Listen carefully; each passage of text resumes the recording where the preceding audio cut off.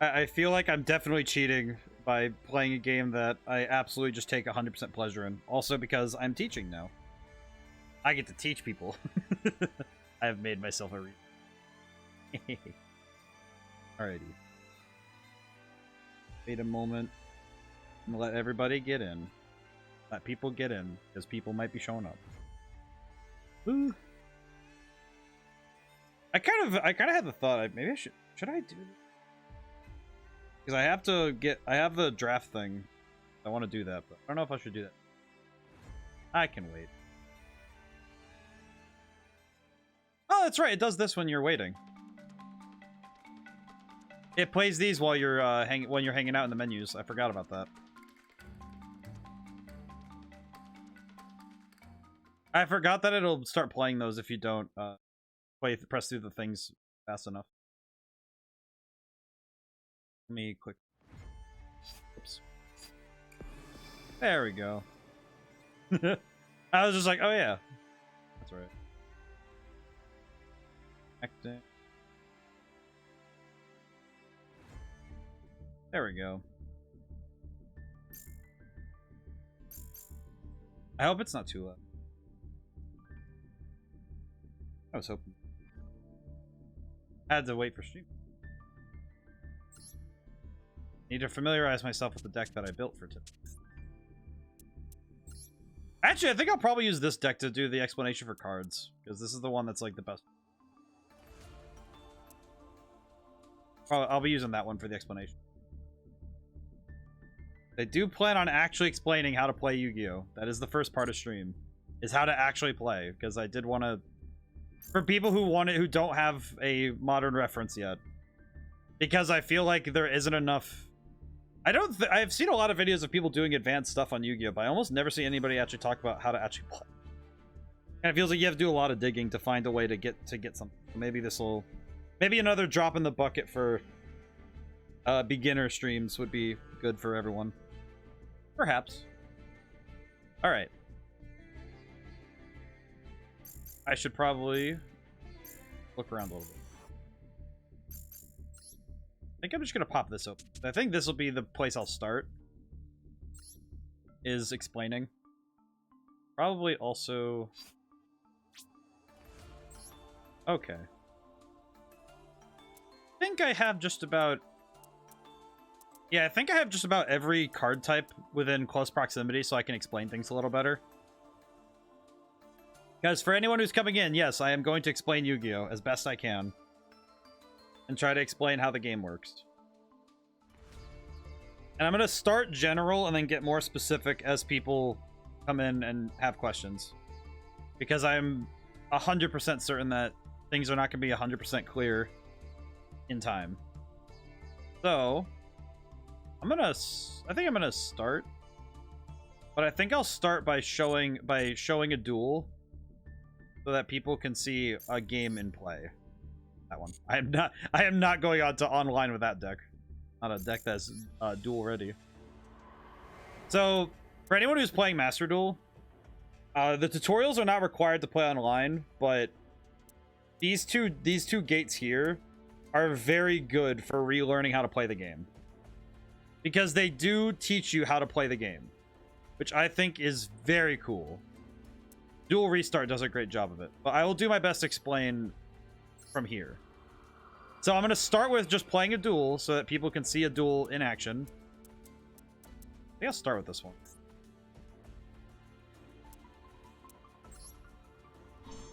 So I can explain how to play the game. So, the point of Yu-Gi-Oh! Is that your goal is to reduce your opponent's life points to 0.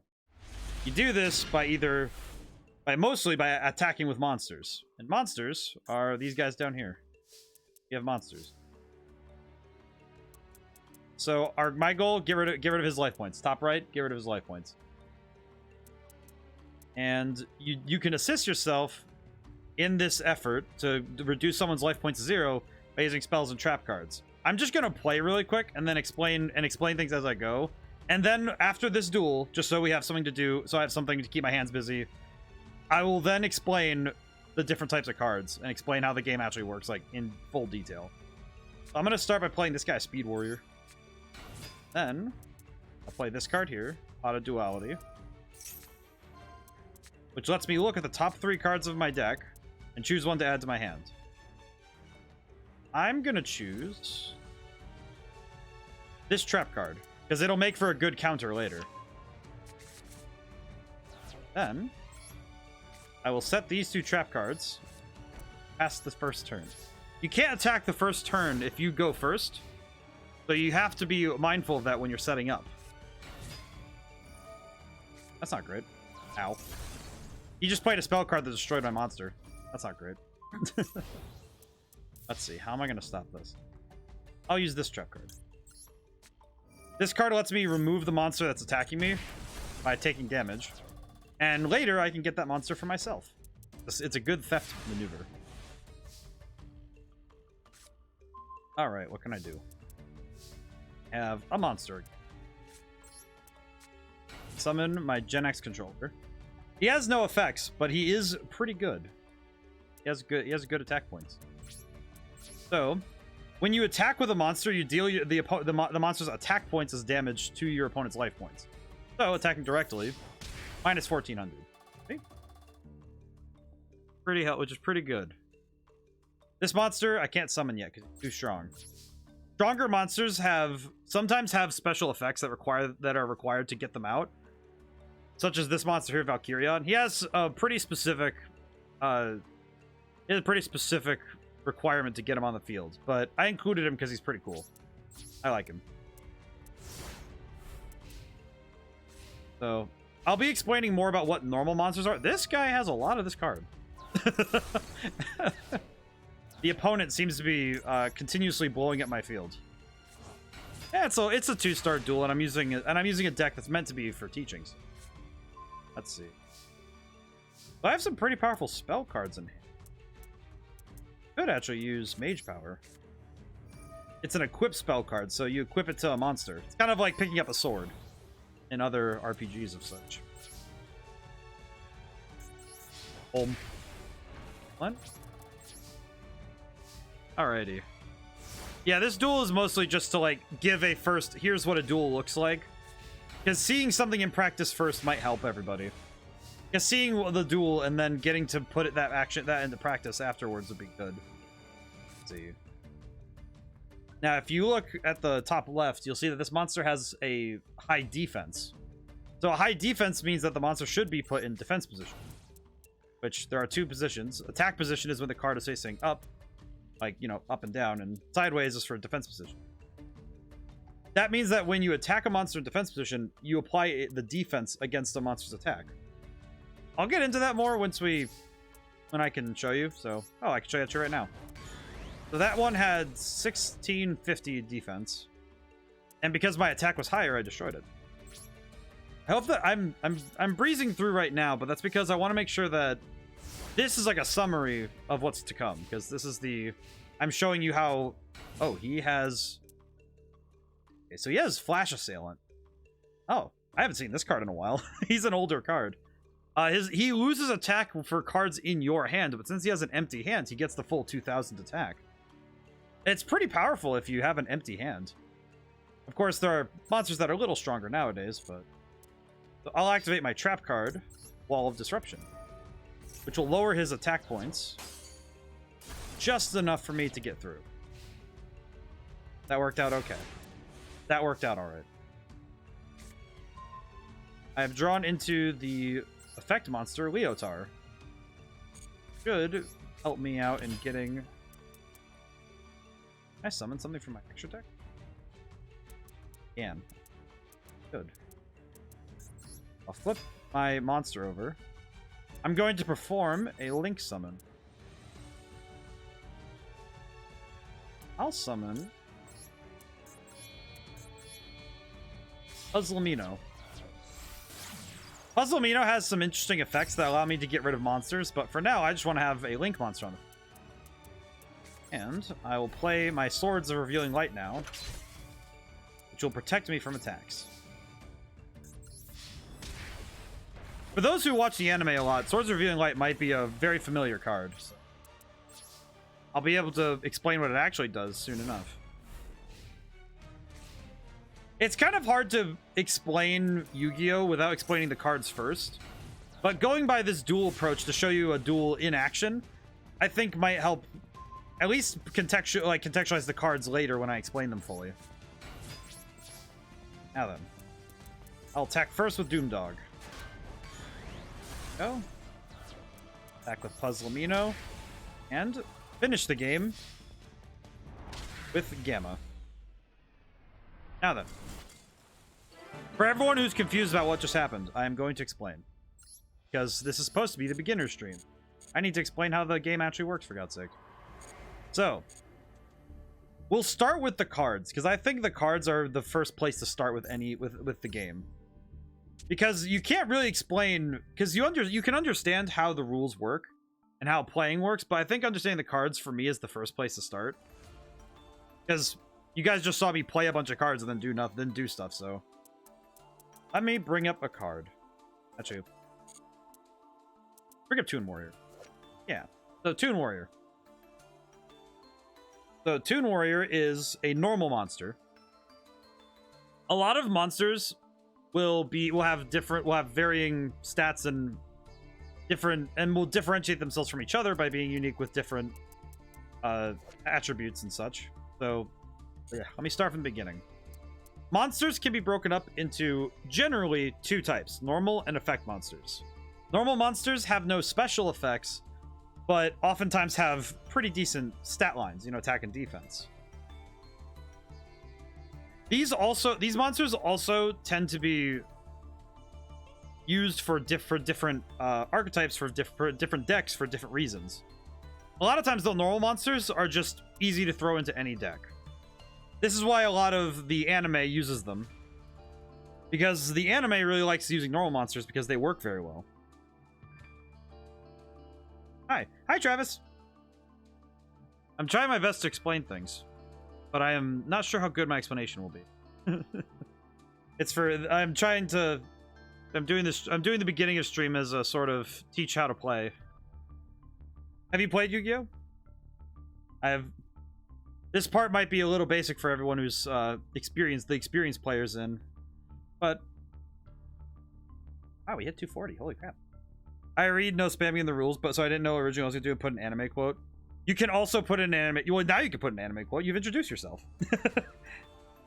No spamming means, like, if you put the same quote in, like, 30 times, then I'd be like, okay, wait, hang on. But if you put it in an anime quote, if you lead with an anime quote, I'll just think you're, like, trying for a good entrance. You're trying for an entrance, not for... It's one thing if you say it 30 times, but saying it once and dropping it like the mic, that's pretty good. He's level 4 of the Knights of Fragile Armor and the Knights of Cloven Helm to build the overlay network. Collected Shadows are relentless in its objective. Call upon the most dangerous of dragons. XZ Summon! Rise up! Rank 4 Dark Rebellion XZ Dragon! Man, it's so funny. The most dangerous of dragons. That's pretty good. It's good. Oh, man. But yeah, so... I like Phantom Knights, you couldn't tell. I recognize that. It's pretty good. The Phantom Knights are pretty cool, though. Yeah, it's like... I thought today would be a good time to, like, actually try to teach how to play Yu-Gi-Oh! Because I think that there's not a lot of beginner, like, nice resources. The most dangerous dragons becomes Zark. The anime is great for that stuff, where it's like, it's the most dangerous, and it's like, alright, have you heard of power creep? But, yeah, so normal monsters are great for this stuff. And in this deck, I have a bunch of normal monsters. Such as, what I used in the last duel was, like, Crowned by the World Chalice. And she's very good, high defense. I also have one copy each of the Magnet Warriors, Alpha, Beta, and Gamma, for those familiar with the... I also have a Royal Zark in this game. That's pretty sick. Royal Zark is very... But normal monsters are great because they can go in a lot of different decks and work very well. Effect monsters are a bit more special because they confer special effects. And depending on what deck you're building, you may want to consider adding certain effect monsters. I have Salamangreats if you want to have a Link Monster Clash. Ooh. I think I have... What do I have? What do I have for a Link Monster archetype? I don't know how many I have for that. I don't know how many Link Monster decks I have. I know I have a lot of weird decks. I'll have to I'll show off the decks later when I'm going through more in-depth explanations for the people. That's a Speed Warrior. Yes, we have a Speed Warrior. This deck, so the deck I'm showing off right now is the Sparring Partner deck. So for everybody who's like just starting the game, I built a deck specifically so that people could remake this deck. Not for some Link monsters. No, not at all. Some Link monsters are pretty easy. Which, like, this starter deck I've built, I actually, the big monster is Gaia Saber, because he's very cool.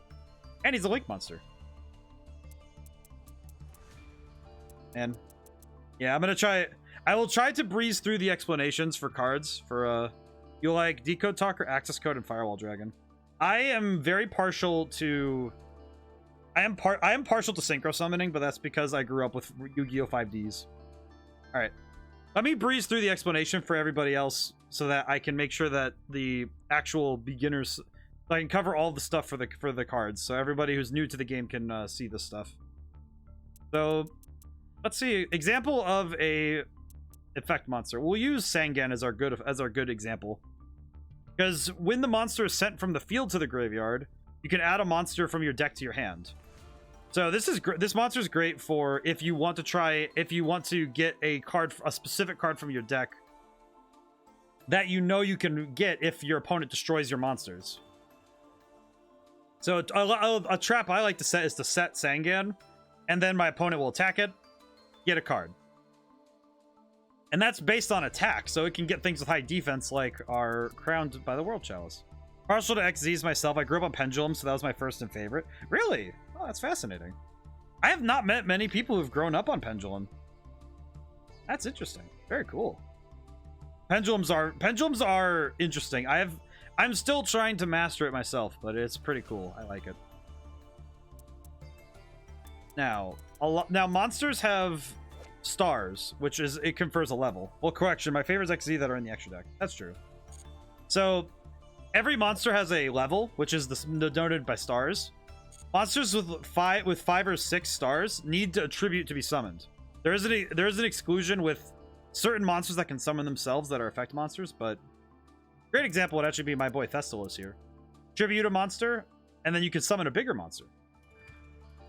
Pretty young. That's fair. That's reasonable. Yeah, I actually could guess because you said that you grew up on Pendulum Summoning, and that's a relatively new style summoning. But there are also other types within monsters, so let me see if I can bring up sorting thingy. Let's see. I need the thing. Need flip. I'll ignore these three for now, but let me bring out tuner monsters so I can explain tuners. Link monsters have link ratings, and XC's monsters have ranks. Yep. The process of tribute is like you intentionally sacrificing another monster or waiting for your opponent to take one out. It is intentionally sacrificing a creature. So you sacrifice a monster. So you have to have a monster on the field. So say I have my Tourmaline here. If I have him on the field, I can then sacrifice him to summon a stronger monster. Tribute summoning requires things on the field in order to bring them outward. Intentionally sacrifice. Yes. Good question, Cricket. And also, hi, how's it going? And some monsters that are 7 stars or higher, level 7 or higher, require 2. There are some cards that tribute opponents' monsters. Yes, but they are specific cases and will be denoted on their effect. Like Kaiju's and Lava Golem. Oh, great example, actually. Some monsters do have effects that allow you to affect opponents' monsters, but that oftentimes, if you're going to use effect monsters, it's important to read the effect of your cards to understand what they do and the intention of the card. I can actually bring up a Kaiju very quickly to explain that effect, so I can explain that particular bit. Because certain monsters are good. I have the game set up. I really needed this explanation about stars. They confused me as a child who looked at Yu-Gi-Oh cards but only knew basic Pokemon. Yeah. So the stars on a Yu-Gi-Oh card refer to the level, and anything that's from levels 1 to 4 does not require any tribute. You can play normal summon 1 a turn, and certain cards have effects that allow them to special summon. A great example of special summoning is Monster Reborn. It's the classic Yu-Gi-Oh anime move. Oh, and with Monster Reborn, you choose a monster in the graveyard, and then you can special summon it. This allows you to get around the one summon a turn rule, and a lot of decks in modern Yu-Gi-Oh will do everything in their power to summon a ton of things at the same time, because they have different ways and effects to do so. In the starter deck I've built, I also have a copy of Call of the Haunted, which works similarly, or some cards like Cyber Dragons. Right, exactly. Cyber Dragon, if your opponent controls a monster and you don't, you can special summon Cyber Dragon. Which is why Cyber Dragon is in a lot of starter decks, because it's a very strong and easy monster to use if you're going second. And the Kaijus are a weird bunch because they do work like that, where you contribute your opponent's monsters and then special summon the Kaiju to your opponent's field. Which seems counterintuitive, but it allows you to... Some cards are harder to get rid of than others, and that works that way. I would really have to find a good example to show how Kaijus work, because I'll need to build something to show how that works, because it's a little difficult to explain. But that's why I'm going for general cards for now, because it's a little easier to explain. And in the normal monsters and effect monsters, like we have normal monsters like Gamma and effect monsters like the Royal Magical Library, we also have the extra deck monsters, and they go down here.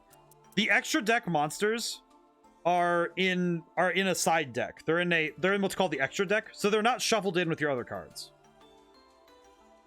Pendulum Summon. I'll explain pendulums soon, Travis. Don't worry. I was going through slowly because pendulums are a bit of a...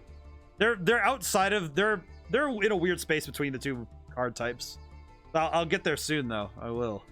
But within the extra deck monsters, there are... Let me bring up the extra deck monsters. So there are fusions, which are summons using polymerization or other cards like it, to take two monsters from either your hand or your field and put them together to make a new one. Black Skull Dragon's a great example, actually. Summon Skull and Red Eyes Black Dragon. Really good in the anime. There are XYZ monsters or XZ monsters. You're forgetting one extra deck type. Am I? Did I forget Synchros? No, I have Synchros. I'm going through them in chronological order. Dead Pendulum monsters. Oh, well, I'll get the pendulums soon, so don't worry. Pendulums are... That's why I said they're kind of weird, because they do weird things. But don't worry, I'll get there. Pendulum monsters are a bit bizarre, but I will... That's why I want to explain them specially, because they are a very specific type. But XYZ monsters, or XZ monsters as they're called, are... They are a monster type that requires you to have two monsters of the same level. So, in order to summon something like, I have my Kachikochi Dragon, it requires two level 4 monsters. There are certain XYZ monsters that require different material, such as, I think, are there any here that need it? No. But some of them require more than 2 monsters, but generally it's 2 monsters. Yeah, no worries, Travis. I'm gonna go through chronologically so I can try and explain it that way. Very simple for me to learn. Yeah, it is. Well, and once I get through the explanation and then I can show it in practice, it'll make a lot of sense for everybody. But with this monster, you take 2 monsters and you overlay them. So if you were playing the real card game, you would take the 2 level 4 monsters and lay them on top of each other, and then you'd put this monster on top of them. XYZ monsters also have a lot of effects. They usually have effects that detach material from them, which the 2 cards that are underneath it become material. Also a monster with the highest base rank as an XZ monster. I think there's a couple that are like that. That's interesting. But XYZ, I think I skipped over Synchros on accident, but that's okay. XYZs are a little easier to explain than Synchros, because Synchros require arithmetic.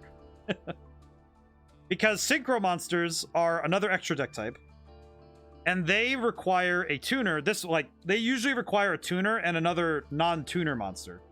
Our boy Toon Warrior here is a tuner monster. It's a secondary type. One card is the only reason there's a 13 in the level ranking filter. Oh, I didn't know that. I'll have to look up that card in a moment. I was unaware of such thing. But you would take a tuner and a non-tuner monster. So let's say we take Gen X controller, and Alpha. And then you add their levels together. So 4 plus 3. So you take their levels, their stars, and then you add them up to create the level of the synchro monster you want. It is basically math. You just need to do basic arithmetic to add these together, and you can create a monster that is stronger than its sums. Hi, user. How's it going today? We're just getting in. We're just getting into it. Let's see. I got fusions. We got XYZs. We have synchros. I will go to pendulums now, because I have a link monster here that I can explain, so I can bring up pendulum monsters. Pendulum monsters are a bit of a... They're the strange in-between, because they can be summoned normally like regular monsters, and they also have this funky color scheme. So they can be summoned to your field normally like other monsters. Some tuners that only tune for certain monsters. Well, they can be used for other monsters, but some tuners require... some monsters require certain tuners. Excuse me. Some monsters are specific about their materials. So again, read the card and understand what it needs to be brought out and what it needs to work. Like Debris Dragon can only synchro summon into dragon types. Interesting. But certain monsters do have effects that need to be considered. You have a D20 chat command. I have a roll D20. Show you how it works. I can show that really quick. Yeah, roll D20. Rolled a 20. That's the first time I've seen a 20 this whole time. That is the first time a 20 has shown up in all the time we've had that command. That is the first time I've seen a 20. It has been, I think, about a year since I made that command, and I've not seen a 20 yet. Must be lucky.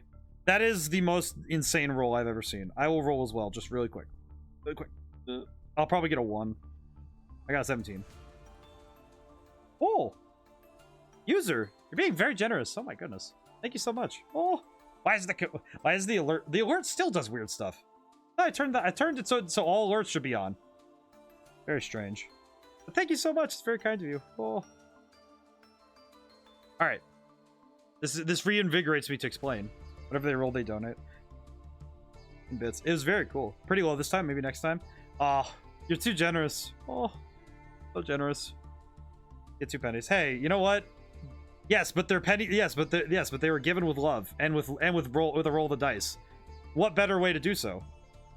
It's beautiful. Love this. I happen to have a fascination with the chance cards in Yu-Gi-Oh, so I really like playing the chance. That's 4 hate pennies. Pretty good though. I appreciate it. But to the point though, many cards have effects that need to be read and understood in order to play. So, of all the advice I can give for Yu-Gi-Oh players, read. It's the greatest advice of all. Because truly, of all the things I've seen that seem to be the enemy of good play is the ability to read. But anyway, but pendulum monsters are normal monsters that also can be played to either of the pendulum zones. To be honest, my luck is either godly or trash. It does swing back and forth, don't it? It always do. But you use the pendulums, you put them on the field as spell cards. I should probably add some pendulum monsters to this deck so I actually can show this myself. I don't think I actually have any in this deck, do I? I don't. I should add 2. I don't know if I'll be able to use them, but I will try. Let's see. This one and this one. Okay. Just so I have some pendulum monsters to show, like a pendulum. I really don't read. So, along with your monsters, you have your monster cards and your extra deck. You also have spells and traps. I'm going over the most consistently used versions. I'll come back to... Actually, no, I should stop at Link Monsters. Hang on. Link Monsters are a bit weird because they are just like with... a little bit easier than the other extra deck monsters. I forgot a method. Did I? Because I did Fusion. I got Fusion. Let's see. Fusion. Ritual. We'll ignore Ritual monsters for now. For now. But only because Ritual monsters are like a little specific. But I'll come back to it. I'll come back to it only because Ritual monsters they are good. They do exist. I just need to. I should probably. Actually, no, you're right. I should probably cover. Crap. I should cover that. No, you're right. No, you're right. All right, let me go back. Ritual monsters. Okay. So, no, you're right. You're right, Travis. I should go back. So, ritual monsters also. Ugh, I almost shot my controller. Ritual monsters go in your normal deck, like other monsters. To summon a ritual monster, you must have the spell card that goes with it. So, oftentimes they are paired with a certain spell card. Like if you look at our Angel of Oblivion here, it is summoned through the ritual card Cycle of the World. So you have to sacrifice a monster of, I think it's level 4 or so. Rituals are basically play spells, levels add to match level of ritual monster, boom, summoned. That's actually a succinct explanation. Yeah. So you need to have monsters in your hand to sacrifice in order to bring out a ritual monster. The most famous ritual monster, I believe, is Blackluster Soldier, which I will go find really quick. Yeah, just type in the word black and it'll get me to Blackluster Soldier. Yep, there he is. Blackluster Soldier. So you can summon him by tributing monsters that equal or go over 8 levels. So take like 2 level 4 monsters, sacrifice them using the spell card, bring out Blackluster Soldier. Ritual monsters are... The only tough thing with them is that you need to also have the required field spell. Or, not field spell, the ritual spell card. So, read the card and make sure you also have the spell card that goes with it. So, make sure you have Blackluster Ritual. Or for stuff with Chaos Form, you can banish from Grave 2 or shuffle into... Certain ritual spell cards are different like that. So, if I go in search of a ritual spell... The ritual spell will explain how to use it. So as long as you read through the cards and understand what you're getting into, you should be able to make use of the cards. A good example would be of what... Chaos Form is a great example of a very specific requirement. Chaos Form does do weird, funky stuff. So just make sure you read through your ritual spells if you're going to use them. Let's see. Link monsters. We went over link monsters a little bit. Link monsters require just numbers of monsters. So, let's see. Let's say Linkerbell is a great example. Linkerbell just needs, you need 2 monsters on the field that are face up. You can then tribute them and send them away from the field, and then bring out this little guy here. He's also adorable. I mean, look at him. Great. All sorts of Link monsters have special requirements. Thunder, like the Thunder Dragon that I have. Thunder Dragon requires Thunder monsters, so you can't just... Don't forget to explain arrows. Yes, I will do so. So you require specific things. Again, the card itself will explain most of the requirements. Oh, Crooked got first today. Excellent. So every Link monster has arrows, which are not like any other card in the game. The arrows denote where you can summon other Link monsters. When Link monsters first came out, fun fact, in the last rule set, arrows were also denoting where you could summon other extra deck monsters, but that was too complicated and they got rid of it. However, it is important to know that when you summon a Link monster, it has to go to the extra monster zone. The first one you summon has to go to the extra monster zone, which is, there are 2 zones in the middle of the field now, which I'll explain when we play through. Not sure with stuff like Beyond the Pendulum. It does, well, again, I will note that there are a lot of cards that can also bend the rules a tiny bit. And that is the notion of effects, because some effects will sort of quote unquote break the rules. But in reality, they're just using effects that do certain things that allow you to move around in your turn a little bit more flexibly. But say with this monster, I summon this monster out. If I wanted to summon another Link monster, it would have to go to where one of the arrows is pointing. So it would have to be in the zones. I'll explain when we do a practice duel so I can showcase how the cards work. Hopefully I'll be able to showcase all of them, but we'll see.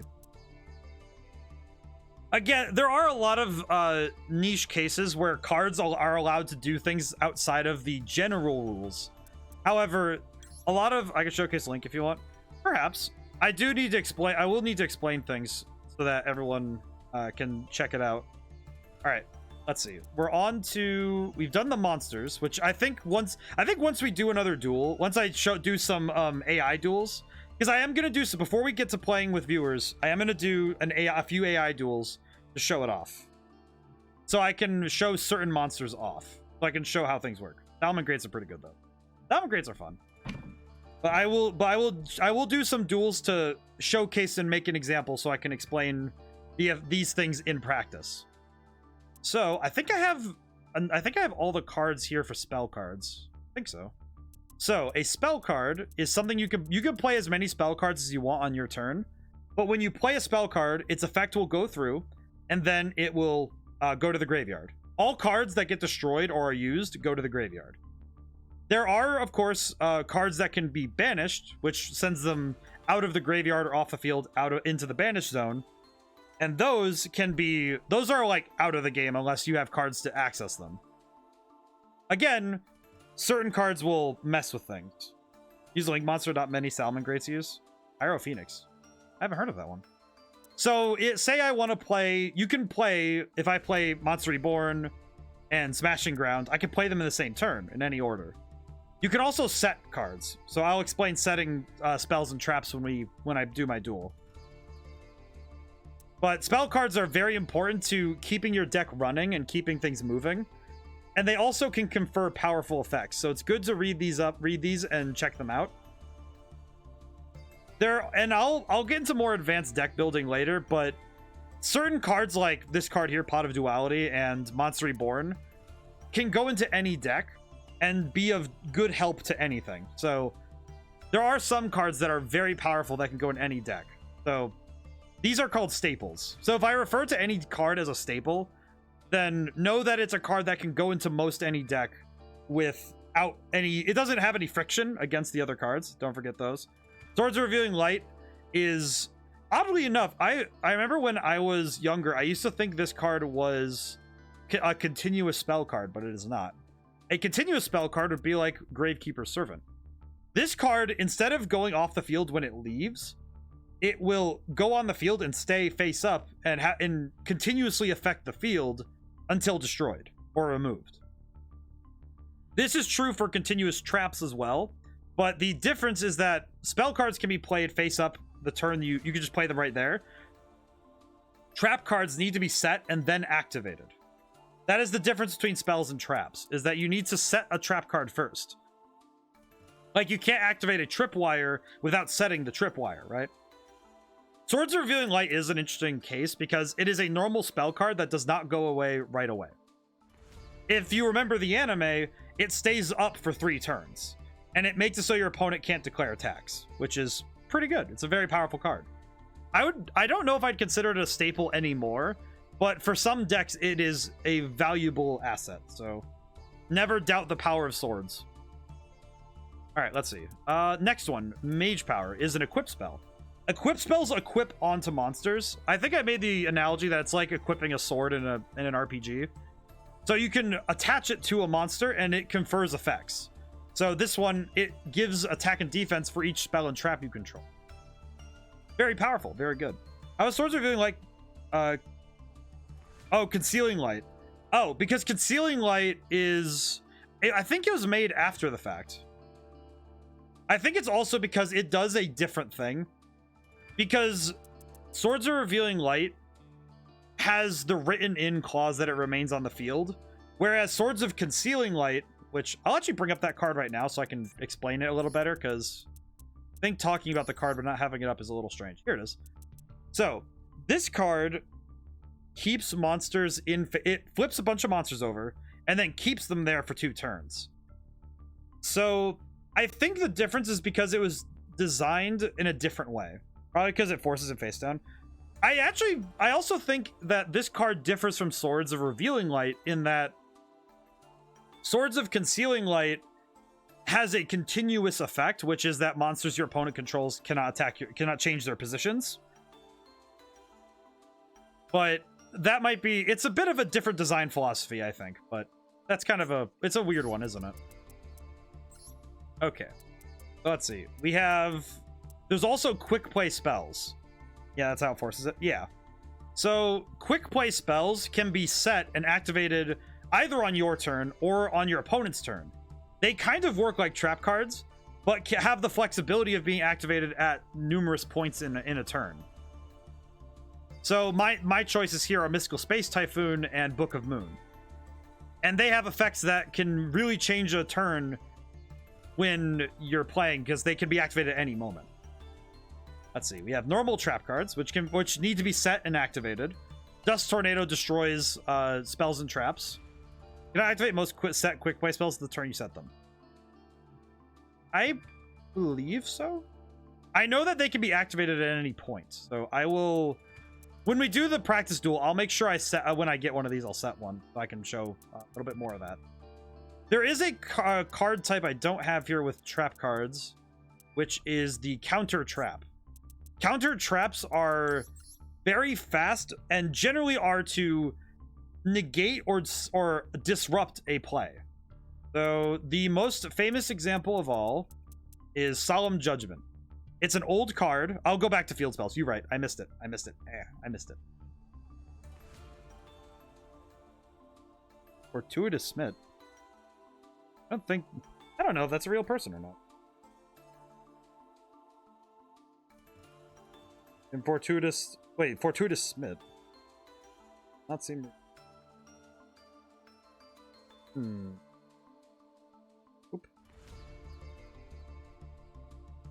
I'm gonna check that really quick. Moment. We'll check that.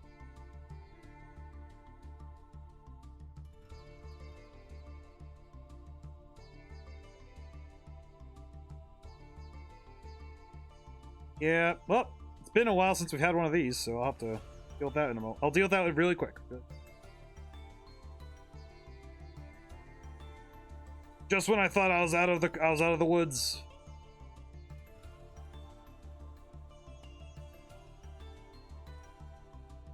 There we go. All right, handled it. Handled it. Anyway, but counter traps are always activated in response to something. So it's good to understand that counter traps are going to be, like Solemn Judgment will negate the activation of a card or the summon of a monster. So understanding that counter traps they're a bit niche, they're a bit strange, but they are an important piece because they've become more prevalent in the last 10 years, which is amazing to say that this game has been around for that long. Alrighty, I need to go back and do field spells because I've been going back and forth. So field spells go in a special zone called the field spell zone, and they confer effects to all monsters on the field. And a great example of a field spell that would be really good for explaining this, like how it affects everybody, is, I think, where is he? Here it is. Well, that one's a little. Here it is, Zombie World. So Zombie World forces all monsters on the field and graveyards to be zombies. It changes their type, which monster type is that thing there that says spellcaster. We look at Royal Magical Library. It is the type is the word that comes before if it says effect. There's some spells that only affect you though. Yes. Field spells are again another one where they have very specific effects depending on the card you're looking at. So it's good to read them over. Alrighty. Let's see. Is there anything else I forgot to explain? I feel like I missed something. I think I missed attribute. But attribute is also... I have found that attribute factors less than type. So understanding the type is good. Because the type of your card can really change how a card works. Like Flute of Summoning Dragon summons dragons. If you have the card Lord of D on the field. So Luster Dragon would be able to be special summoned from the hand if you use this, but something like Gamma would not. It's good to know the type of your monsters, because it may factor into how you build your decks. Some monsters make types very attributes. Yes, the attributes. So attributes are these here. They're the symbols in the top right of a card. So see on Royal Magical Library again how it's a light attribute. It's the thing on the top right. There are 7 attributes in total. And as Travis actually said, certain cards do make attributes important. such as the barrier statue cards, as these cards will negate special summons of things that aren't matching of the type, that don't match their type. So say you have the fire barrier statue, then only fire attribute monsters could be special summoned. They are excellent floodgates. I think I should probably... Let me bring up the barrier statue, because I don't know if I have any myself. But barrier statue. Do I own one? I don't think I own any of them. I don't. Here's a good example. So a barrier statue is a good example of this. Correction, not a gate, only allow. Yes. But these cards do take attribute into account. And it's actually good to make sure you understand if a card affects attributes. I also think there is a card, one of my favorite cards that does account for attributes, which would be Caius. Because it has an additional effect if you use its effect to target a dark monster. So it is something that is important. So attributes are very important. So it's good to keep track of that. All right, let's see. Let's see. Have I done... How much have I covered? Covered all the card types. I think I've covered most of... I've covered most everything. I feel like it'd be best to... The best thing I could do now is to take you guys into a few practice duels to highlight how these work so I can show in practice. And also explain the format of a duel. So I'm going to use the solo gate for now. We're going to go to real duels in a moment. But I am going to use these gates to explain a little better. Again, also, these duels, very good to play if you wish to learn the game. I'll go first. Thankfully, these things let me choose, so I can explain the game when we get in. So a turn is broken up into phases. We start with, well, we would start with the, okay, we'll skip that. But we usually start with the draw phase. Unless you're the player going first, such as I am here, every turn you draw one card from the top of your deck, and that is your turn. And then that's how you start your turn. There's a standby phase, which comes after drawing, which is where certain effects will take place, and certain things will happen. Let's see. And now we're in main phase 1. I'll bring up the phase thing to explain. Main phase 1 is where you'll play most of your cards. So, say like for this turn, I'm going to play Sangan in defense mode. So I just set him face down. You can summon monsters in generally normal summoning. You can only either normal summon, which is putting them in face up attack position, or you can set them, which is putting them in face down defense position. When they're in defense position, most of the time, you won't take damage if someone attacks you. So if you're going first, it's never a poor decision if you have no other options to set a monster and put down some trap cards like I'm doing. I got my ever faithful Wall of Disruption again. So I have set my card, and I have I've put down my trap cards. Now, if I were playing if it wasn't my first turn, I could go into my battle phase and I could attack monsters, because the battle phase is when you can attack once each per monster. So I think we'll go into the end phase, which is ending my turn, and we will let the opponent do some things and see what happens. So he draws, standby phase, main phase 1. He's going to start by activating, what is that? What did he activate? D-Spell. So his card here would target a face-up spell or a set card, and if it's a spell card, it'll destroy it. But mine is not a spell card, and in response, I will activate the card he has targeted, called Soul Levy.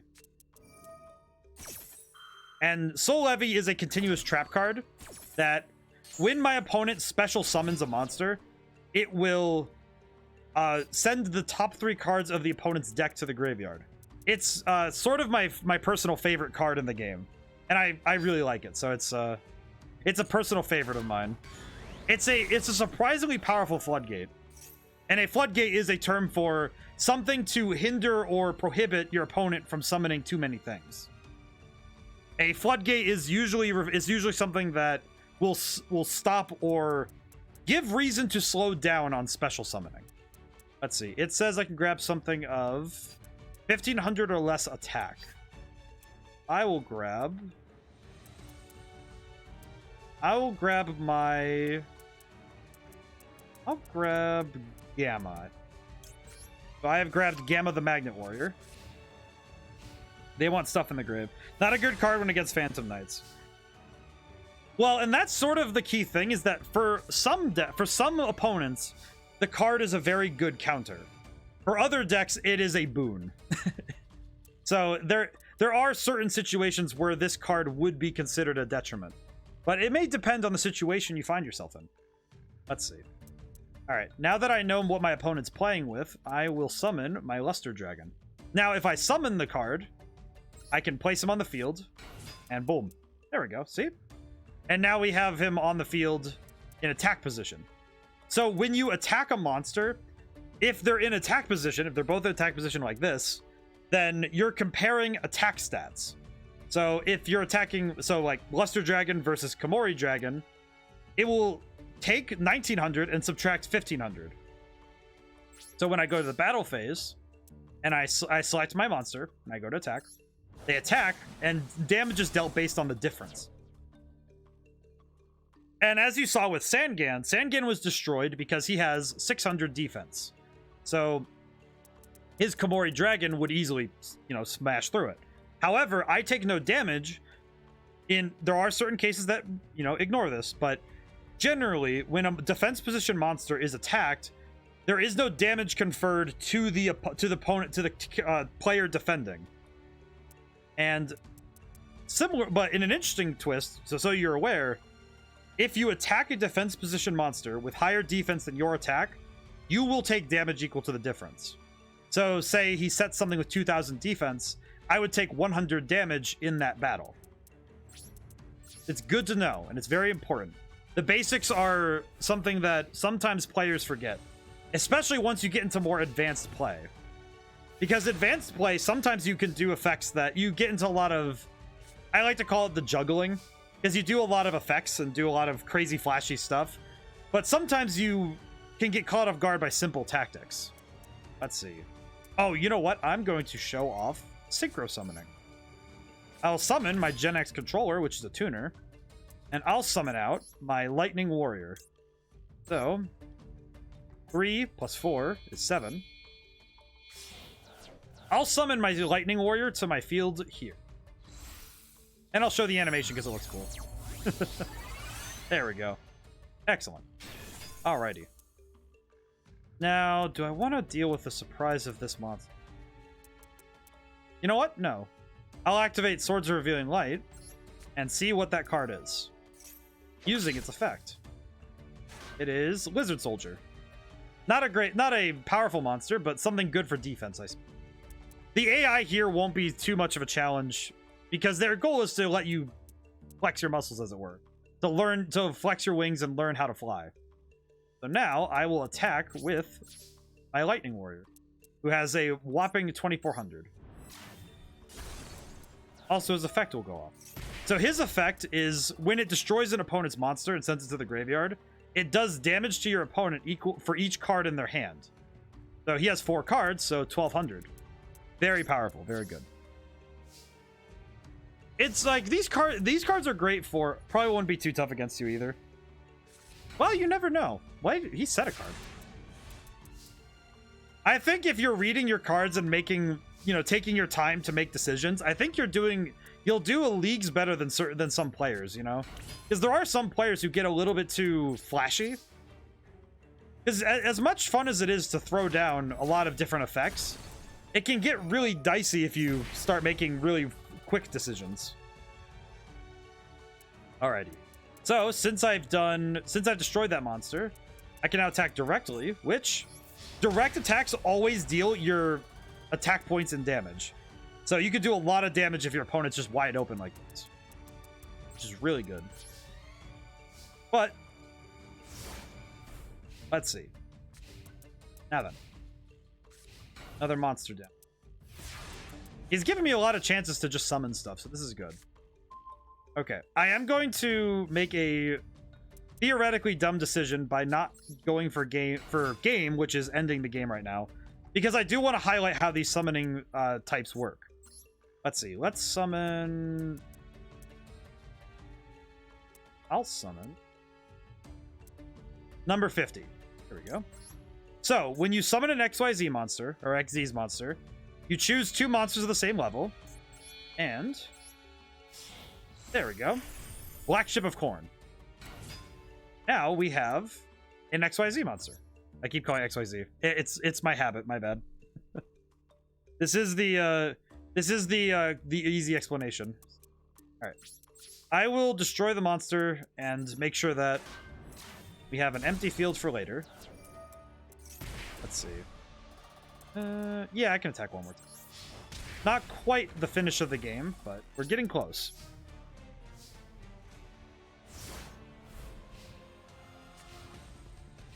Alrighty. E-spell. Ah, he targeted the face-down trap instead of swords.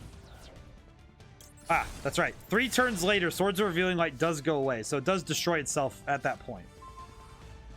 This card does not do anything right now. However, let's see. Can I use this? I can summon something. Okay. Now, to showcase Link summoning, I will summon Gaia Saber. I will let you guys know, this isn't the best play I have. A play is basically just your moves. You know, the moves you're going to make in turn. So, I could, right now, just go for game. Like, I go attack with all 3 of my monsters, just crush through. I do want to show you guys Link summoning, though, so I am going to do this anyway. So, let's do Gaia Saber. So, Gaia Saber requires 3 monsters, at least. So, by tributing all 3 of my monsters... I can then summon Gaia Saber to the extra monster zone. I've fused 16 material together for Cyberload. Oh my god. That's a lot of monsters for one. That's insane. Alright. Now attack. Boom. Gaia Saber is a normal Link monster, so there's no crazy effects, just 2600 attack. Pretty cool. He looks cool too. 12,800 attack. Oh. I wish I could get something that powerful. The only summon type I wasn't able to show right now was Pendulums. So, let's attack and end this game. Have before. Ooh, very good. Alrighty. Now that I've shown the basics, I will very quickly show a fusion. Never fused. Oh, I didn't fuse either. You're right. You are correct. So now to highlight. I do want to show a little bit of deck building so I can explain how some of the more complex decks work. So I will bring up a deck that I've worked on recently that I really like so that people can, so I can explain generally how deck building works. So deck building, to build a deck in Yu-Gi-Oh, you need to have 40 to 60 cards. Different decks will have different goals. And depending on the goal your deck has, you may want to build your deck with different cards. So I'm going to use the example of my Dark Factory deck. That Dragon Maids. This, well, I have a Dragon Maids deck. That would be where... Dragon Maids is down here. The deck I have here is actually a weird one. This is a weird one. This one's a weird one. This is my Dark Factory. Dark Factory uses cards like Barrel Dragon and Dark Machine. It's mostly Dark Machine monsters. Is there a reason cards are positioned the way they are? Both you and the CPU place your first monsters front and center. Is there a disadvantage of placing your first at the side? Actually, Crooked, there is a good reason to do so. There is a good reason to do so. And that's if you can anticipate your opponent's moves. I'm going to show you a trap card that is really relevant nowadays that does actually matter what position, yes. Actually, well, here's the good example. Infinite Impermanence is a trap card that if your opponent sets it before you take your turn, this card can negate the spells and traps of your like in a column. So, and certain cards do affect columns, which is like the vertical rows between that, like from your opponent to you. So it is important to consider columns. So say you play your first monster way off to the right side, all the way to the right, and your opponent does Infinite Impermanence to negate the effect. Because this will negate your monster's effects. It will then negate the column of spells and traps on the far right side. This will make it so that your center zone will not be negated later, which is really nice because then you won't make that mistake. So it is actually it is important sometimes to play your cards to other zones. I generally play front and center because I'm generally direct as a player, but there is no inherent disadvantage. In fact, actually, there is a card that is, if I remember correctly, there is a card that does get a special effect if there... Oh, you know what? No, there is a card that's better for this. Here we are. Okay, you guys. So, there is a card that does require they have very weird special summoning conditions. The Mech Lords actually use... If there are two cards in the same column, so say your opponent sets a trap card, and if you set a trap card in the same column, you can actually special summon the Mech Knights into that zone, which can really speed up your deck if you're playing something like that and you just start dropping cards out of nowhere. It gets really freaky. So these cards do matter about columns. So it is actually important to note columns with certain decks. And Mech Lords are a great example of making sure you're not lining things up for your opponent to summon on. So it is something to consider. But the goal of this deck, the deck I've built, and that's something to consider, is consider your goal with your deck. What is the end of the game going to look like when you're building it? With this deck, my goal is to get Desperado Barrel Dragon, which is this really shiny monster here. My goal is to get one of them on the field as soon as possible. Because once it's on the field, I can start going off with different combinations and using different effects. Namely, the effect of my Proton Blast, which is this trap card here. Because it can do a lot of things when I'm flipping coins. Because this card flips a lot of coins and it goes crazy. So, and in this deck, I included a lot of staple cards. Raigeki and Harpy's Feather Duster. Okay, Bandit Keith. Yes! This deck is a Bandit Keith deck, basically. It even has probably one of the weirdest things in it, which is Cyberstein, which is a card people don't play often now. Which lets you special summon any one fusion monster from your deck in extra deck in attack position. It does have some restrictions in that if you can't just bring out the monster, then it can't bring it out. So I got the default dragon deck. I got Blue Eyes, and that's all I understand about it. I'm going to learn more about my cards as I play. Yes. So I'm going to get right into playing because I think we should just get to it. Let's see. So I have this deck. So the general idea is you want to understand what the goal of your deck is when you play it. Funny thing, I actually also recopied the dragon deck so I could use it myself. So if I were to analyze this deck, like the dragon deck that was given, your goal is to get Blue Eyes White Dragon on the field, generally. Because I think it's the best card to get out, because it's very strong, very powerful. And there are a lot of ways to get Blue Eyes out. Either by Lord of D with Flutus Summoning Dragon, or... Oh, wait, whoops. Or by some of the other methods in the deck, which maybe we'll get to explain soon. So sit down and play it. Alrighty. Now then. It is time for us to duel. Let me set up an open room. Let's see. Duel room. Here we go. Create a room. I'll make sure the occupancy... How high can I make this? How high can I make this? Okay, I don't think we need 30 people, but I'll make the room big enough for 16. I think that should be enough for now. All right. Standard, duel time. Yep. Okay. And good. Oh, wait, no. I should have probably added a room comment, but room D. Actually, wait. Let me go back really quick and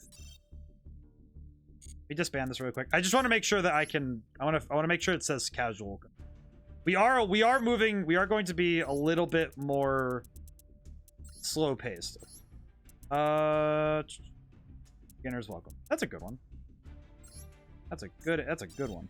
Both of our levels. I'm level 25. Both our levels in the 20. I have played this game a fair bit. I play a lot of Yu-Gi-Oh! Master Duel when I can. Alrighty. Gotta sit there like, all right. Let's see. Room details. How do I get you guys in? Room ID. Okay, cool.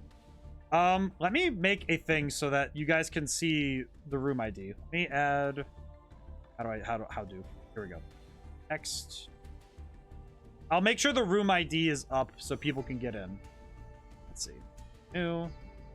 Let's see. Make it public, by the way. Is it not public already? Is it not public?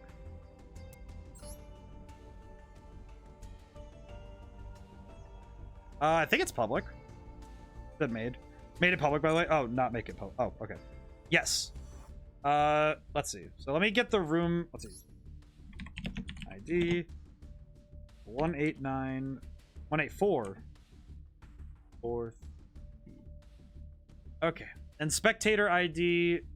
I'll include spectator ID. It might be important. 789 120. Ready? And I'll bring this. Let me make sure it's legible. Bring it down. Let me know when it gets to be unreadable. Oh, I can put it up here. Eh. Is this still readable? Hope it's readable. I'm sorry. Hopefully I can make it a little bigger. Someone whose name I can't read joined. Did they? Let me see room members. We have a lot of people just joined in right away. Holy crap. Okay, let's see. Let me duel. Oh, whoop. Let's see. There are a lot of people just joined in suddenly. Holy crap. I was like, oh, it's gonna be. Oh, okay. I opened a public room and there's all of a sudden a lot of people. Holy crap. Let's see. Resi Wes TTV. Are they streaming right now? Is there somebody streaming who's in this right now? That's wild. Here, Crooked. I'll play you. Here we go. Oh, wait, no. Not Little Ba- Wait, no. No. Wait, hang on. Not Little Babbies. I saw which deck I had on. Hang on. Ooh, that was close. That deck is not for sparring. Holy crap. All right. There we go. All right. Crooked. All right. I see Crooked is on. I am ready to duel. Are you ready? Mine is kinda. All right. I see you're Dark Prince. Like duel of you. They're gonna duel up there. It's okay. They can duel up there if they want. Dino missed? Ooh. Very cool. Alrighty. Crooked, are you ready?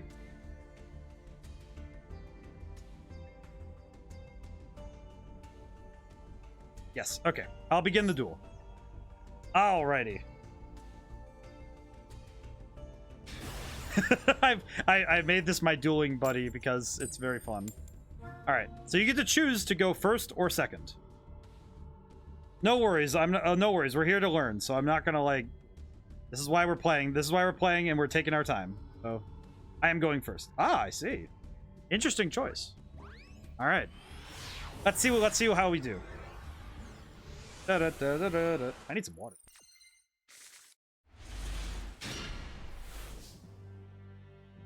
Ah, not a great hand on my on my part. Oh dear, this is gonna be a little rough to work with.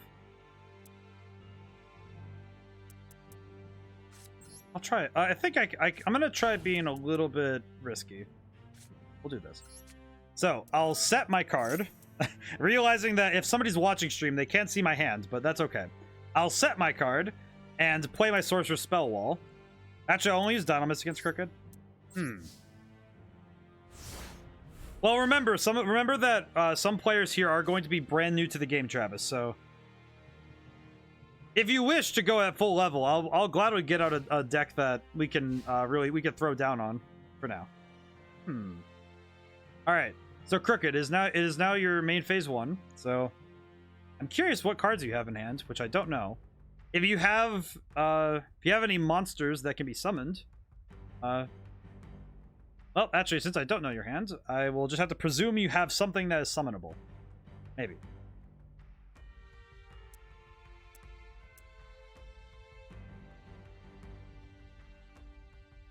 They should be highlighted blue if you can summon. If not summoning, then if there's any spell cards that are usable, that may be where to go next. Ooh, Kid Moto Dragon. Oh, I see. Interesting play. What will you... Powerful card. It lets you special summon a dragon from your hand.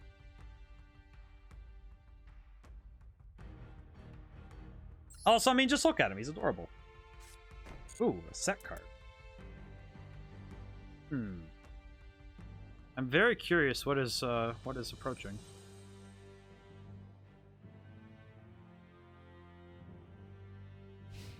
Ooh. You attack the face.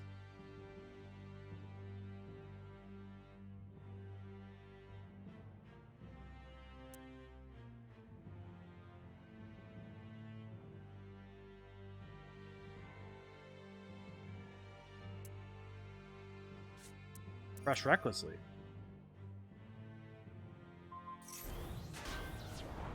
Ah, not quite enough attack points. What an interesting play. Would not have expected that. Alright, so in your main phase 2, if you now with your new information, if you wish to use other spells and traps you may, or spells and monster cards, you could do so right now.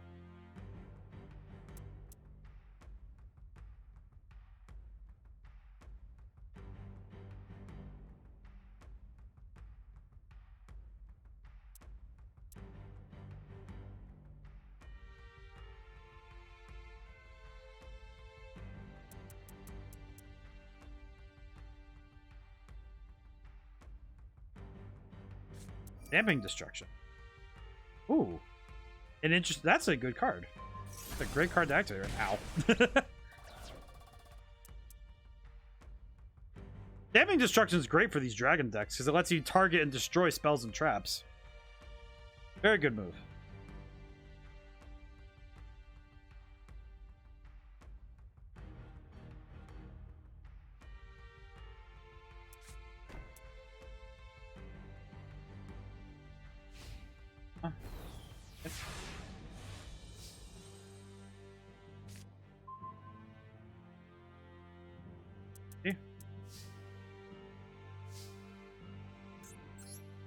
Most dragon decks?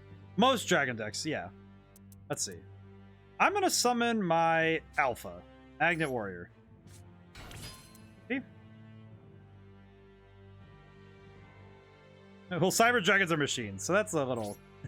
that one doesn't quite count. Alrighty. So I'm going to attack with my Water Spirit.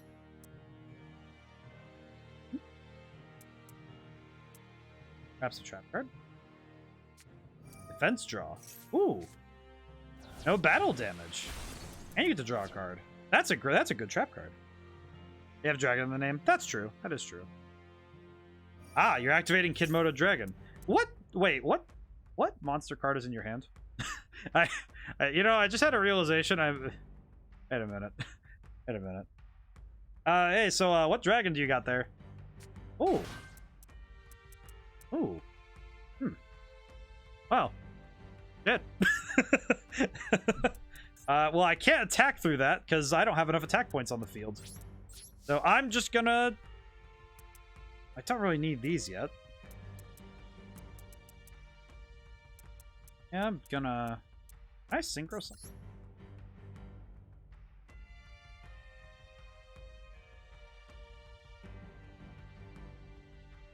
Probably my best move. Alright, I'll do it this way.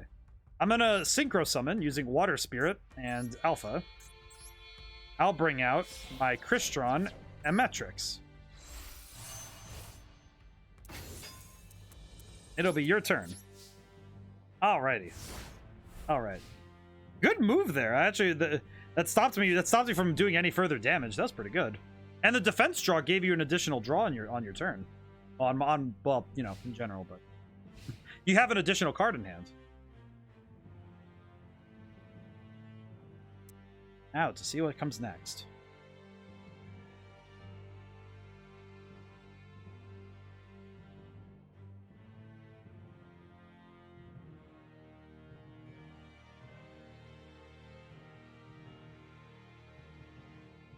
I actually really prefer these kind of duels where there's because I've had a lot of duels online where the back and forth is very limited. And there are some duels where I've watched somebody go for about 10 minutes on a turn, and it's like, it's never like as bad as like, you know, like a 20, it's not as bad as some people say, but it is still a little bit sad when you're just kind of like waiting. Because you want to be involved. You want to be involved in the story of the game. You want to be doing things. So it can be really demoralizing when somebody just kind of does things. Cat approves of this duel. Cat approves. The cat. I appreciate the cat approving. I also appreciate when my boy approves. My boy. Fun.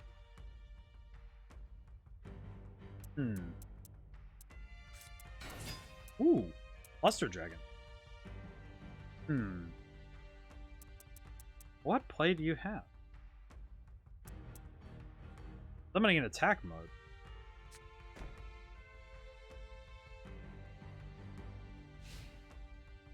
Are you sure you want to attack? I have higher attack points.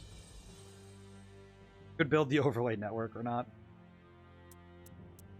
I synchroed into a higher attack point monster. Unless you have a spell card waiting in the way. Can I skip the battle phase? Yes. Press. You can click on this thing and yeah, you can skip the battle phase. Yes. You do not have to go into the battle phase every turn. You can, if you need to, you can skip straight over to the end if you wish to. Not every turn needs a battle phase, but if you wish to get to main phase 2 to play additional cards, it could be helpful. There are also some techniques with certain cards that you could use the battle phase and exit it in order to get a certain effect. I actually have a deck that does that. Very strange. It is a very weird deck, and that was the one I swapped off of, which was, I did not want to play that against you because that deck is bizarre. Like that one trap. But I don't have a way to get more cards, so I guess I'll end. Okay, I see.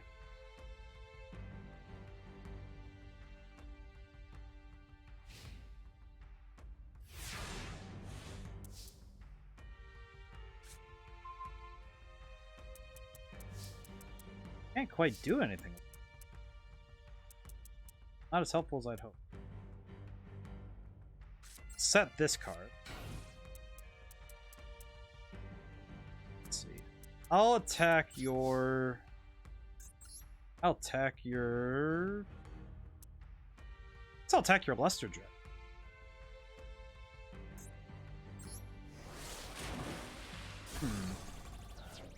So that card there isn't a battle card. What does it do? Very strange.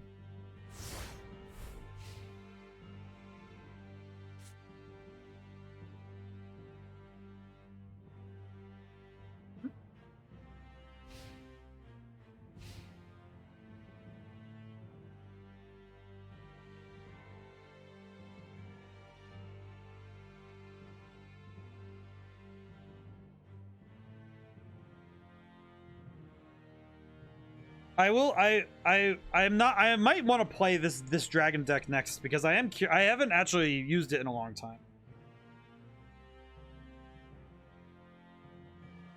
I haven't played it much. Evenly matched. Oh, I see. What is the benefit of setting a monster? You won't take damage in attacks if a monster attacks it, and certain cards will have higher defense than attack. So if you have a monster with high defense, that would be a good idea to set down. And setting a monster also means I can't see it until I attack. So like, say you were playing, you were the one taking the first turn. If you set this Kidmodo Dragon, I wouldn't know what it is until it's too late.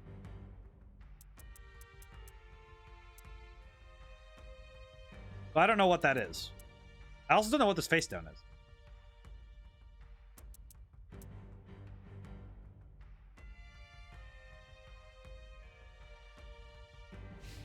I actually have a particular deck that is based around setting monsters. Though I don't think I'm gonna play that one today. I don't think I want to make people upset with me.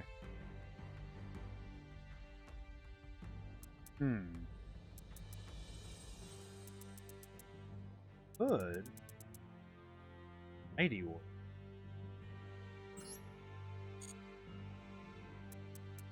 That could be worth it. I'm gonna do that.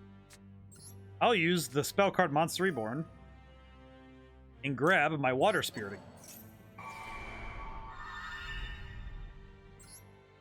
He won't be here long. I'll use him. The Synchro Summon. Oh, I can get my boss. Never mind. I can get my favorite. How to create infinite loot. Play both Swords of Revealing Light and Swords of Concealing Light on the same turn. Sort of. I could get out my boss monster. Iron Chain Dragon. Here we are. Excellent. I kind of just traded one for the other, but that's fine. I'll attack your face down. Ah, it's Lesser Dragon. See. Kind of worrying.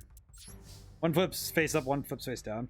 Well, sort of, because you have to activate them at the exact same time, which would be hard to do. Technically, if you wanted something like that, you would have to have a card like Junk Sleep, which does that.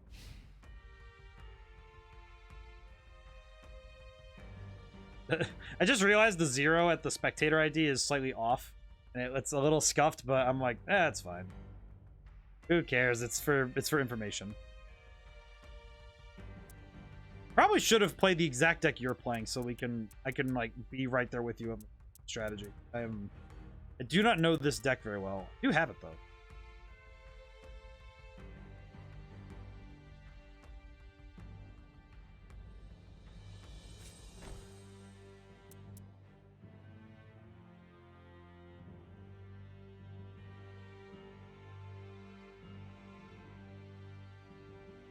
I definitely think you got dealt a strange hand, though.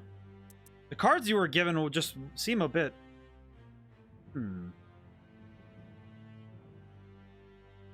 It seems like that you didn't have a huge monster to drop down with Kidmodo Dragon. Ah. You can tell it's being played by the sound. Really?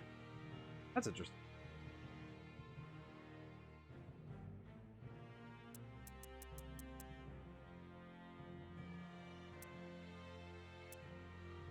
Yeah, I don't know what that card is in your hand, but very curious.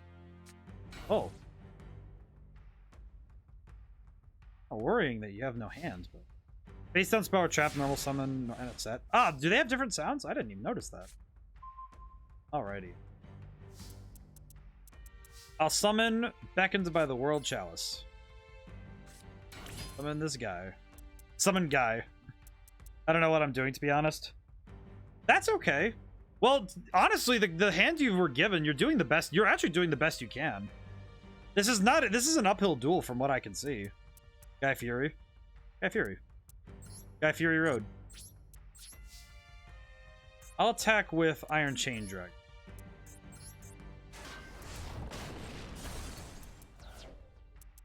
Curious what your face downs must be.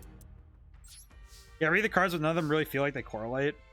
I need to play this deck, because I feel like it's definitely bricking, like...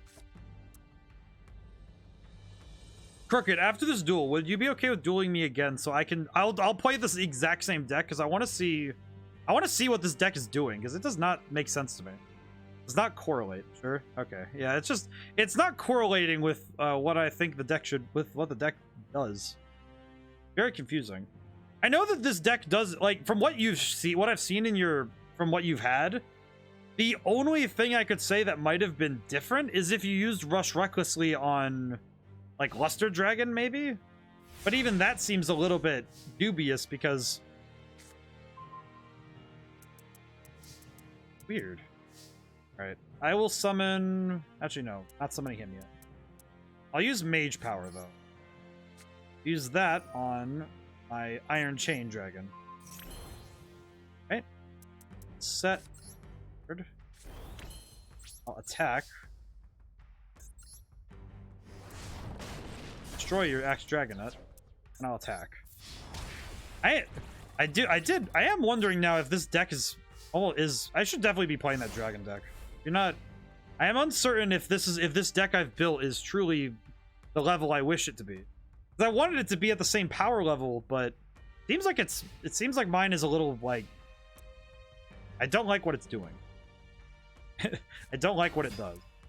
Oh, I don't activate. Let's see.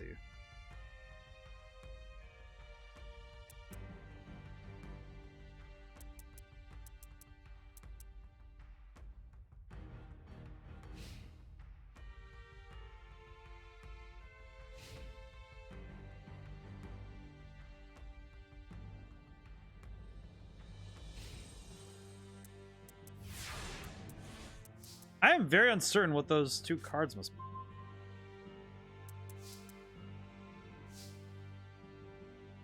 Crooked, I know this is me asking, but I want to ask because I want to make sure I understand what you're working with. What are your 2 face-down cards? My face-downs are so conditional, they have no option to be used yet. What are they? I am curious what their names are. Because I think I know the cards if I can guess properly. I think I know what they might be. But it might be because I'm really curious what they must be if they're this conditional. I am very curious what they are then.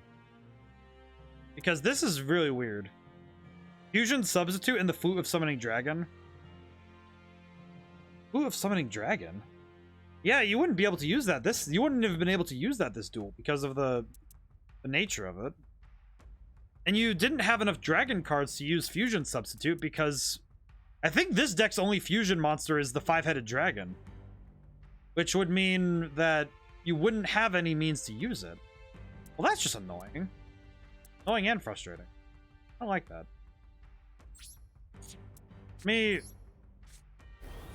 I think I have the means to deal enough damage to end this duel.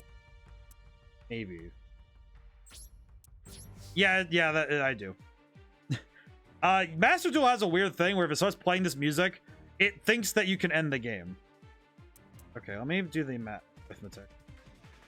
Okay, no, it is possible. Okay. Part of my hand right now is another flute. Ah, jeez. Okay, that's bad. That's bad luck. Let me. I apologize for bringing this abruptly to an end, but let me play that deck with you because I don't like that you got stuck like that. That's not fun. Yeah, there is one thing that is a detriment of playing Yu-Gi-Oh. Cancel. Let me leave the table. Let me use that deck. Yeah, let me use Power of the Dragon myself. Do you have the starting deck? I think that one might be a bit less tricky. That was a good way to put it.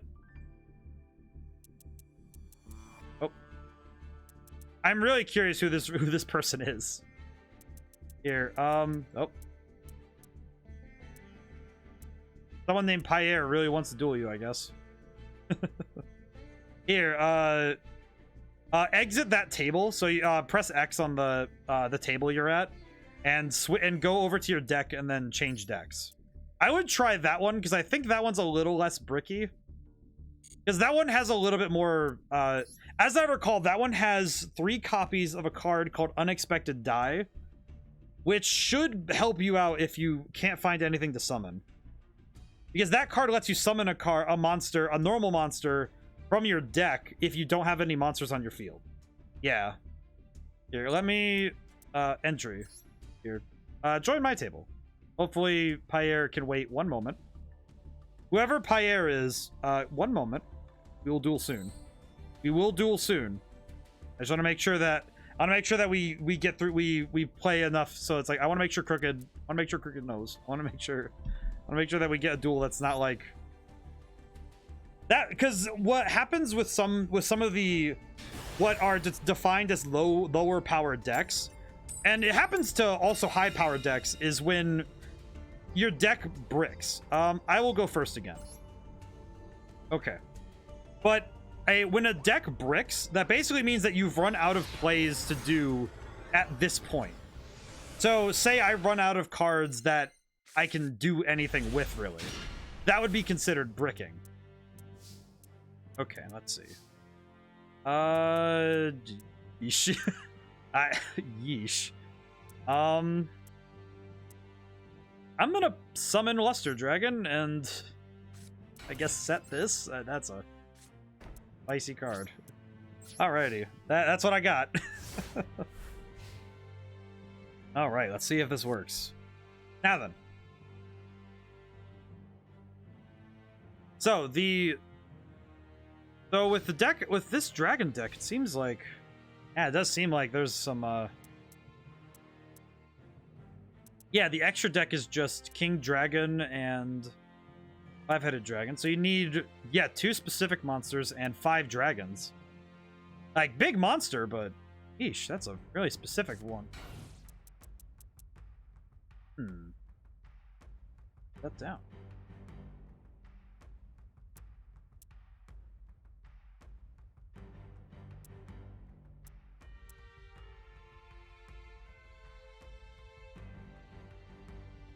I really hope you didn't get a very, like, clunky hand this time, too. Because that would be... I would feel really annoyed. I'd be annoyed on your behalf. Like, boy, why is luck not with me right? Why is luck not here right now?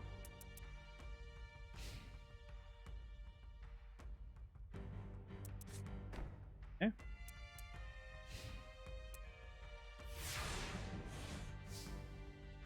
Very curious what your face down. I'm gonna summon Lancer Dragonut. Oh. Trap card. Spell card.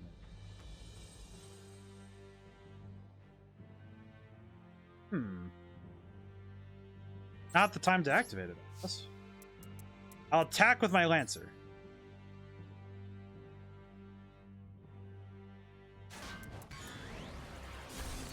Blade Knight.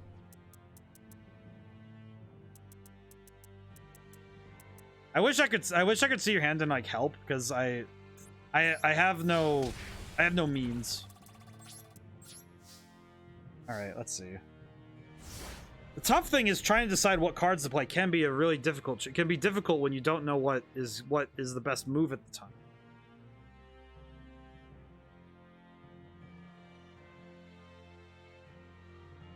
What monsters do you have then?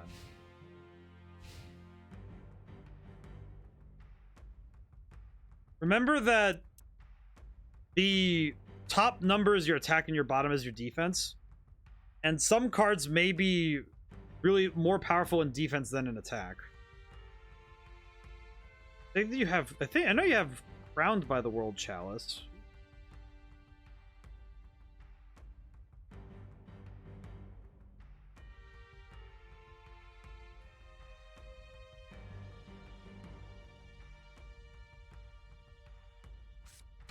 Oh, hey. Do you have any spell cards that could power him up?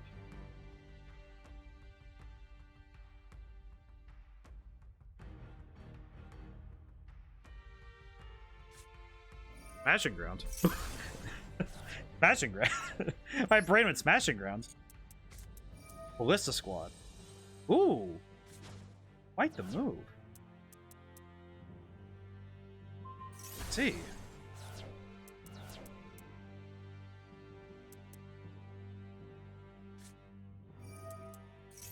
Oh.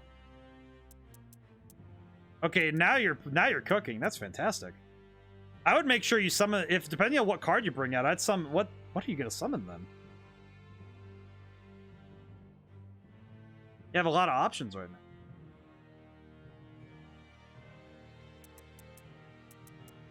So that comes directly from your deck. So that could be a lot of. Oh, it's another copy. It's another copy of Beckoned. It's your boy Ningirsu. Xenoblade Chronicles the game. Ow. That was a good play, by the way. The Ballista Squad move was really good. I like that. That was really cool. Excellent. That's a good play. What do I got? Fusion set. I just said that out loud, didn't I? And this card is not good, is it? This card is not very good, is it? I will summon Luster Dragon. Probably, but I kind of worry you have another unexpected die in your hand, but should attack. So I will say, I have a weird joke with Unexpected Die. I constantly refer to it as Unexpected Guy because the card art shows the Warrior Digrepher being warped in. I like calling it Unexpected Guy. I don't know, it's silly, but I like calling it Unexpected Guy. It's very silly.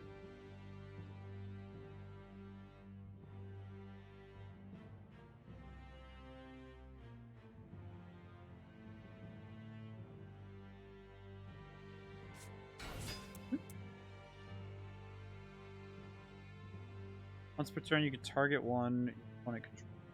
How's it for each? Ah, so I would go and activate that then. You can activate that effect and target my monster. That's a good move. 900. I don't like. I'm kind of scared of that because it's like, okay, wait. Oh, you're still at 500 though. Uh-oh. Well, my attack stays down, so I'm kind of stuck like this.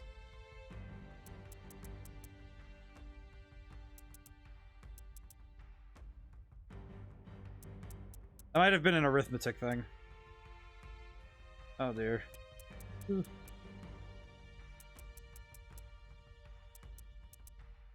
Trying to analyze this duel from the top down to see if...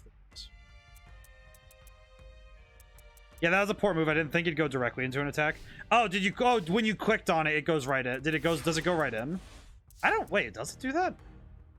That might be a... Hang on. Is there a setting for it? Okay, there is a setting for it. Self chain activate. Is there a setting? Play number of spectators, battle phase detail. I would, if this isn't on to show, I would turn that on. Which is, if you press the select button. Well, for me it's select, but if you go, there's a pause menu button. I don't know what it is on PC because I don't play on PC. It would be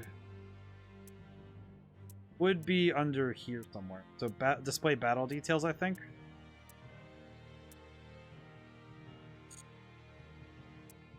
Let's see. I think I'm going to go on the defense. So I'm going to change my monster to defense position and set a card. And then I'm going to end my turn. I think I have a goal in mind.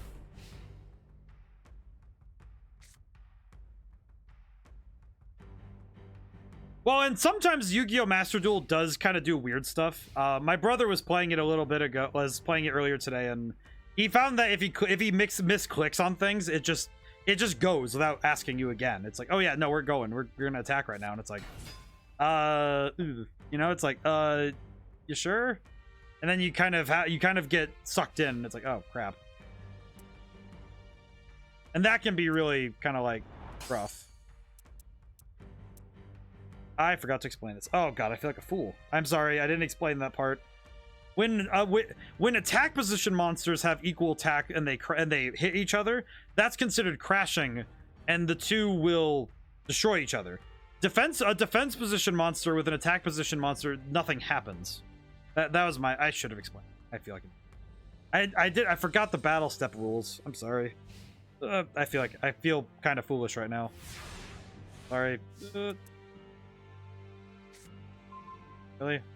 It's all right. Yeah, I feel like I'm not the world's greatest teacher, but I'm like kind of like trying me best. This card is in this deck. It is a Kaiba classic, but that's very bizarre. I'm gonna stay in defense position. No harm done. Yeah, thankfully it wasn't like you attacked a monster that was like way out there, and it was like it didn't change the course of your field.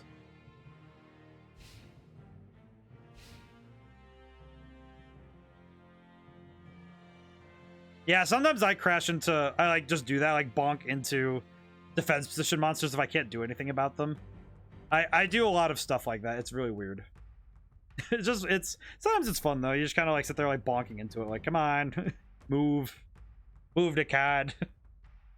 Sit there like honking your horn at it. A second one. Turn that off. You have two of these lads. I remember this guy was in the 5D starter deck, and Toon Warrior is one of my... I feel like it's one of the cooler aesthetic monsters. I mean, look at him. He looks cool. Got the headphone jack high end. He looks cool.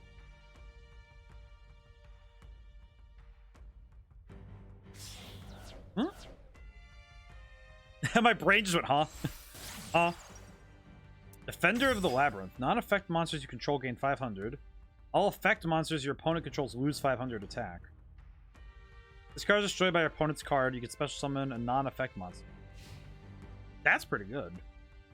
So that means that I can't really I just realized I'm caught in a situation where I can't really destroy him, can I? Huh. That's kind of worrying. If I destroy him, then I'm going to open myself up to deadly counter. Not great.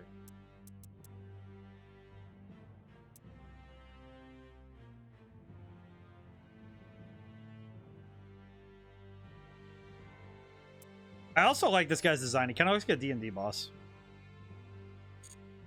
What does it take to destroy a defense card? You have to have higher attack points. Higher defense? No.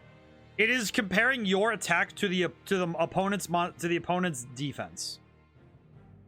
So whatever position you're in determines what stats are being used. So if I'm in defense position, it uses my defense. If my monster is in attack position, it uses my attack points. So right now, I can't really turn into attack position and attack you, but you can't destroy my monsters yet with your current attack points. Guys are good.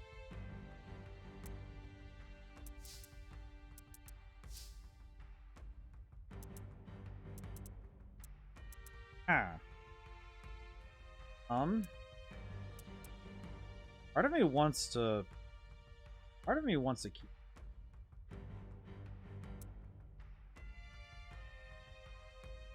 I'm gonna keep that for.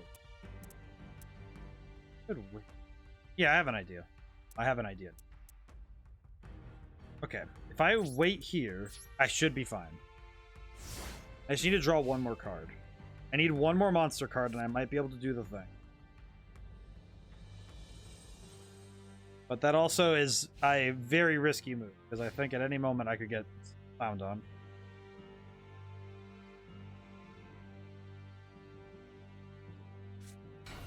Uh-oh. If you have any spell cards, I would recommend setting them, actually.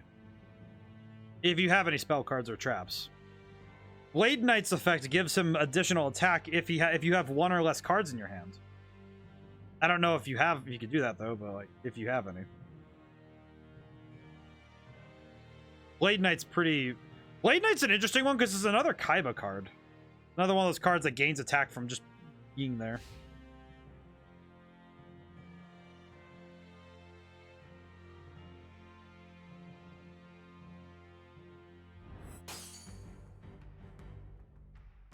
Yeah, I feel like the defense. I do know. I think I know.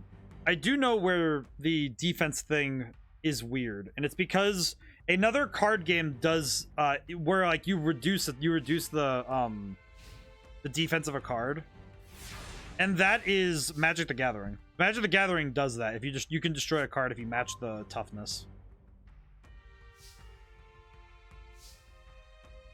Does that work? Monsters. Oh, really? Oh, that is conditional. I just realized. I was like, oh, I have 5 monsters. Why can't I do it? Oh.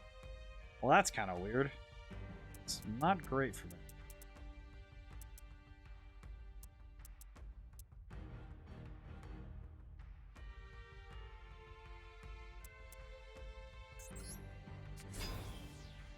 I forgot that did that.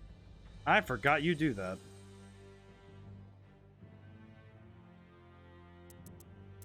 That's 500. Could be.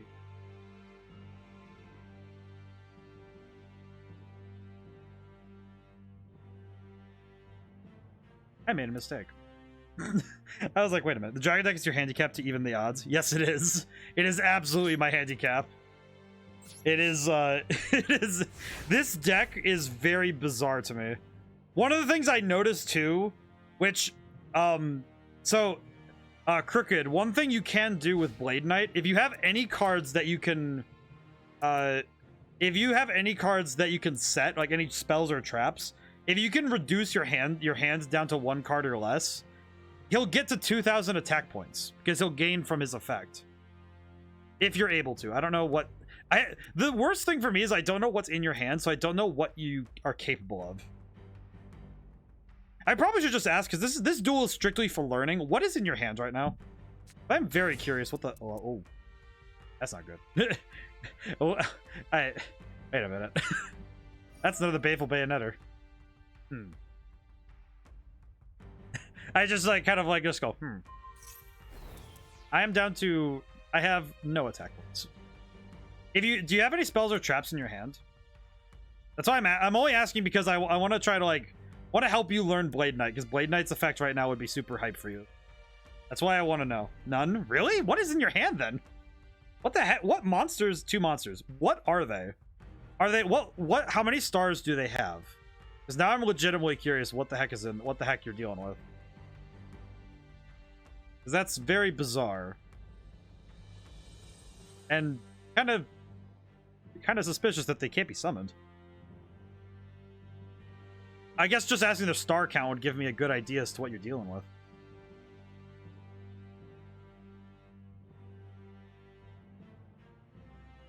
One is the mysterious Viceroy. Oh, whoa, what happened? Oh no, Crooked got disconnected. What happened? What happened? What just happened? Why did it do that? Why does it do this? Toon Warrior and Chosen by the World Chalice at 2 and 3. They can't be summoned by, I just haven't yet. Oh, I see. Oh, that's rough. Time ran out. Okay, hang on. I need to reset the room. I'm resetting the room really quick. One moment. Let me disband the room. I am turning off the... I'll reset the thing really quick. Also, hi, Viceroy. How's it been? It's been a while. Let me create a room. Occupancy 16. Let me recreate the room. Duel time. Long. Please just don't kick... Why does it do that? I don't like it when it does that. It's like, oh, you're sitting there for 5 seconds? Alright, time to die. That's bull. I hate that. I don't like that. It's like, dude, this is... I'm quite literally playing... It's meant to be casual. Enjoy the game, but you should probably play someone else. Okay. I will... Oh, whoops. Move the thing. Meh.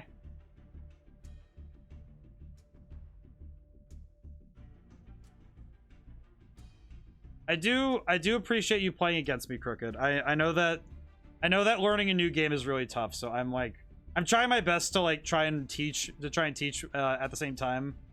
And I know that it can be I definitely know that playing Yu-Gi-Oh for the first time was tough for it was a weird one for me. I can play you again later. Okay. Yeah, I definitely let's see. I definitely think that I definitely don't know if I'm the best teacher for this. I'm just trying my best because I do want to try and... Is this the free-to-play game? Yes, it is. Let's see. 5, 7, 4, 3. Alrighty.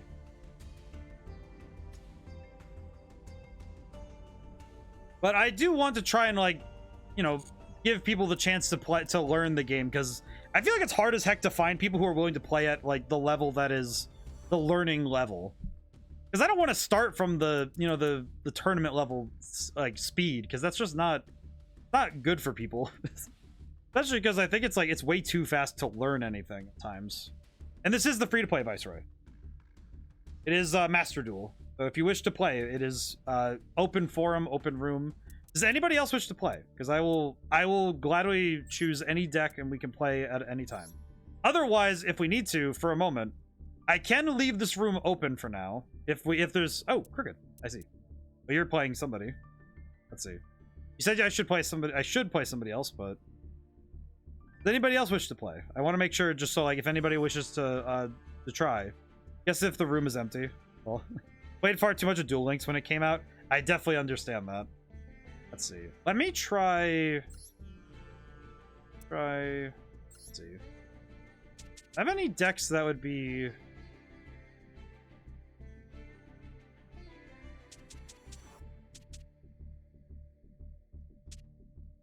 Trying to find if there's any decks that are...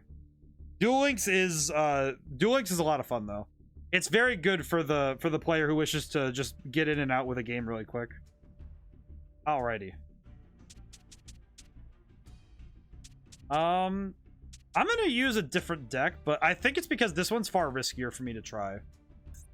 Let me try my Danger Demons. Let's see how this works. You ready, Crooked? If not, we can if after this duel, if we want to, we can break on playing more, and I can go into... I'm good? Alright, let's do it.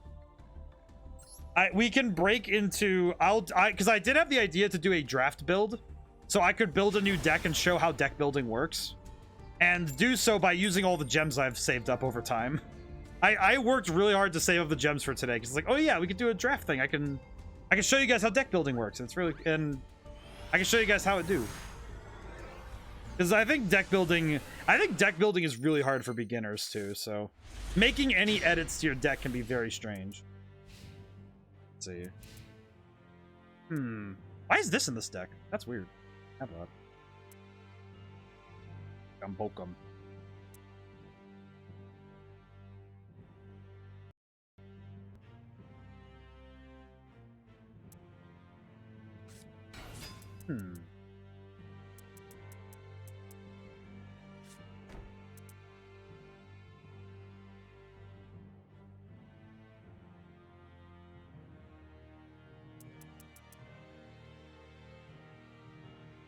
I will say also, if you prefer to play offline, the recent additions to the solo mode on Master Duel have really made it so single player play is a lot more fun.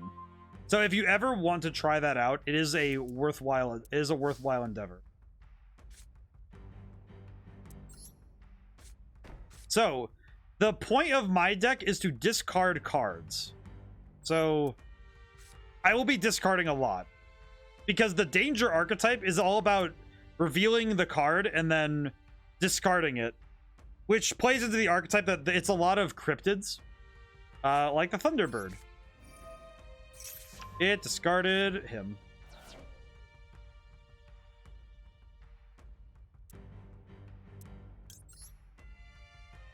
I will summon Thunderbird. Hard to destroy. You have 2 face down set cards. Those cards in trash. Got it. It is a lot of discarding cards to get things out. This one? Memory of an adversary. Oh, that would have been, that's scary. That's scary. That is a very scary card. I'm just gonna attack. This deck is about discarding cards. I name it Uno. It kinda is, actually. Kinda is. I wish I didn't destroy the memory of an adversary now, but this bothers me. Quick, write that down. It is basically the Uno deck, because the downside of this deck is that if I discard everything, I can just go through my hands very quickly.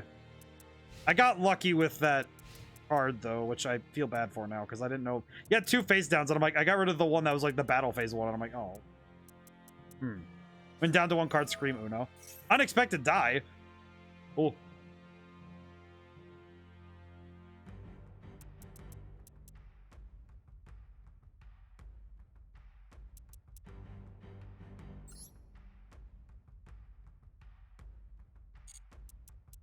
Down to 1 card, scream Uno. I feel like that would be this deck to a nutshell.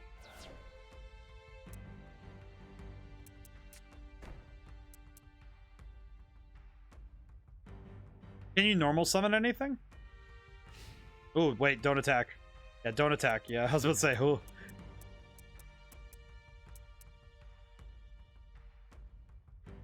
Or, well, normal summon or set. I don't actually know.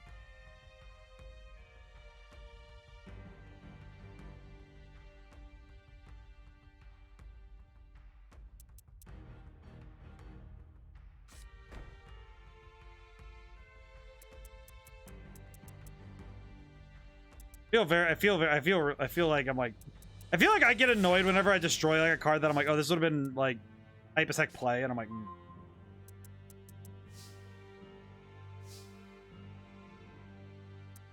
I'm gonna set you. Activate. Really want to activate all these? I feel like they're gonna end up blowing up stuff if I do that, so I'm like, you know what? Yeah, I think I know it. I'm gonna activate Pago Pago. Ogo Pogo. Ikam Bokum. Card.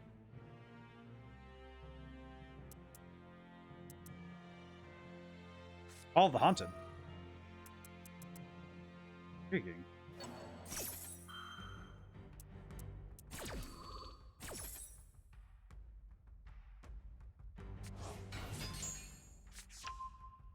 What's that?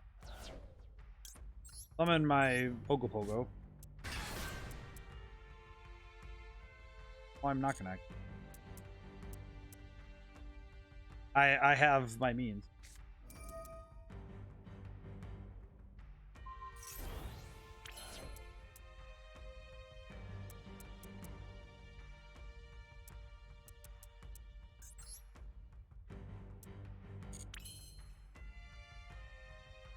You know what's the weirdest thing to me right now?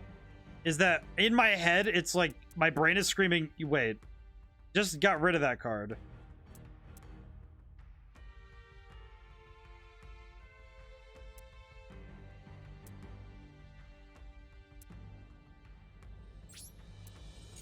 I'm gonna set this and I'm just gonna end my turn.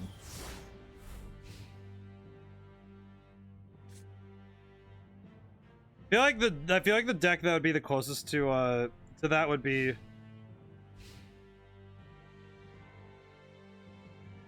like for Uno would also be the Infernities. The Infernity archetype does the same thing, where they discard everything. They want everything out of their hands.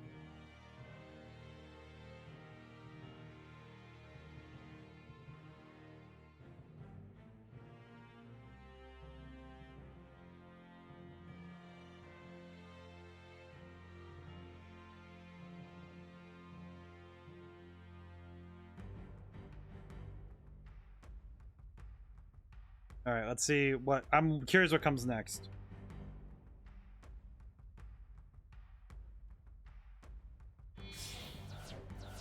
Oh. A synchro summon. Oh. I see. This card is not going to help me right now.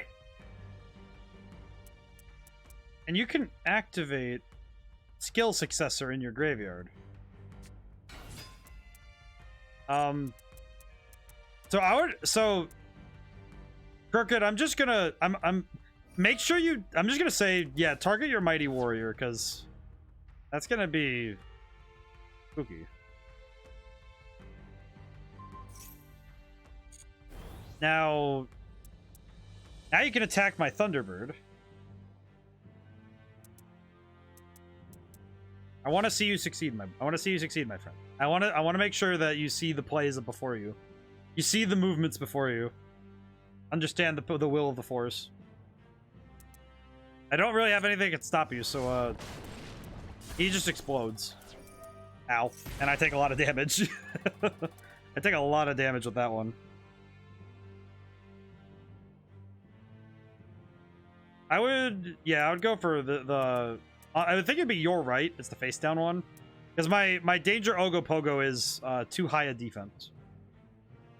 Make sure you target the right monster. I don't have it. Keeps saying I can activate this, and I'm like, I can't do anything with it. I cannot do a thing with it. Just exist.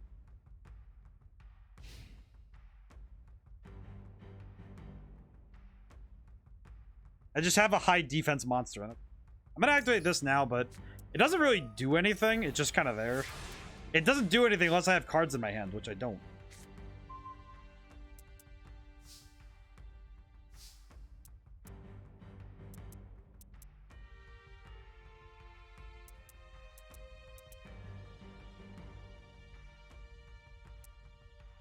I could use Braum. No. You know, I can wait a moment. I'm going to try and draw some better cards. My goal right now is to draw some more cards because my hand is empty. My hand is not full enough to make use of the cards I want. I want to use the cards I have. It does not bode well for me to be stuck like that.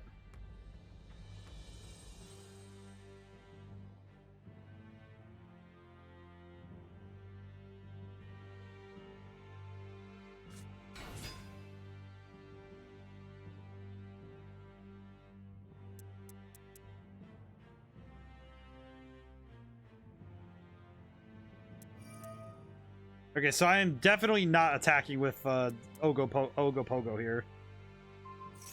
Yeah, his defense doesn't lower, but his attack does, so he is staying this way. He is stuck here. Which is rough for both of us, because it means I can't do anything. Maybe I can... Oh no, I have... Okay, no, I have something I can do. I have something that I can do to make the game move.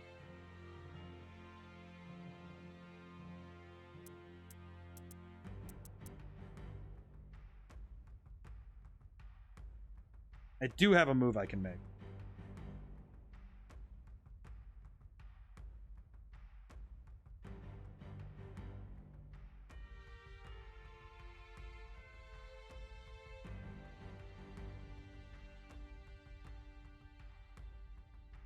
Ow. I had to stretch my arm and it just popped. Heck.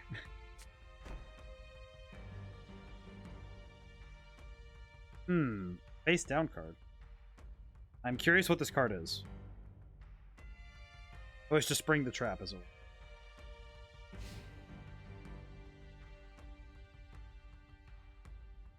I'm kind of concerned you are able to get past this thing, but I don't know how.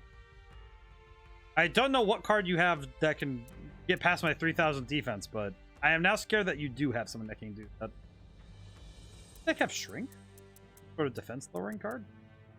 This perturbs me. This perturbs me. Dark Wheel. World Deal.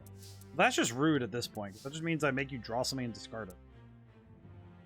Let me use this. Send your Baleful Bayonetter and my Ogopogo back to the hand. Oh, Call the Haunted. I see.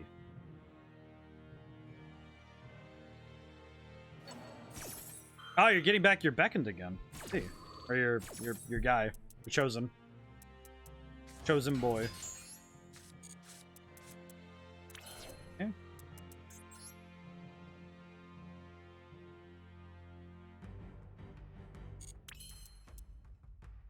gonna summon Brawn. Then I think what I'm gonna do... set a card.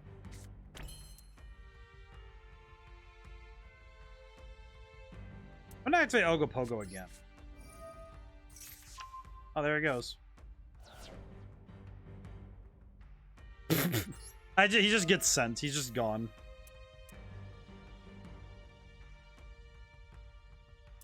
And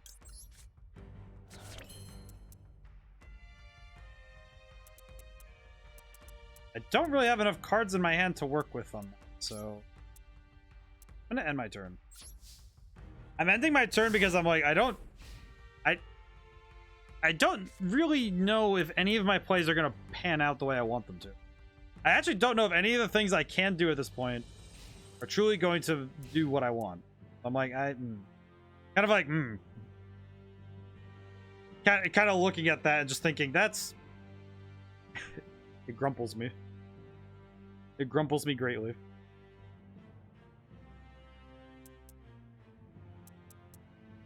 I'm gonna take another sip of water.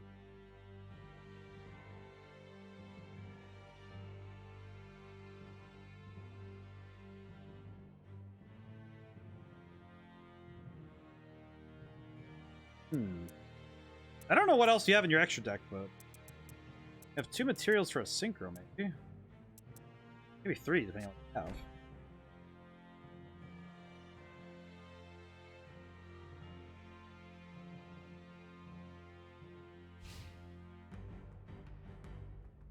Ow.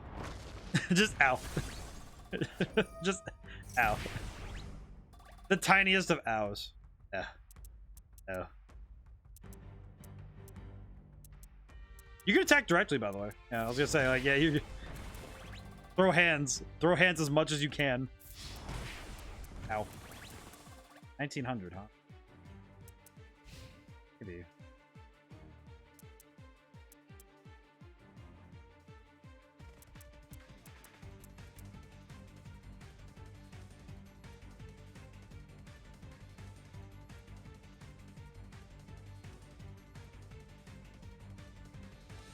Love the music in this game too, by the way. I don't know, just the music does get me hyped for a duel. I feel like this is the music that gets me just going for a duel. 3 monsters though. Oh.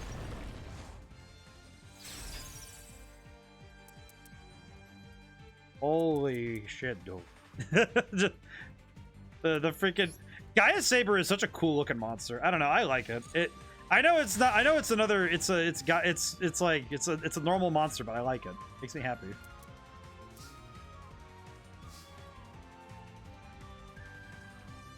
I'm gonna use Dark Will Dealings. So each draw a card and discard a card. I'm gonna discard this one. So we both have to discard 1 card. But we do get to keep one of the cards we have, so. I feel like you drew something good and it's just like crap.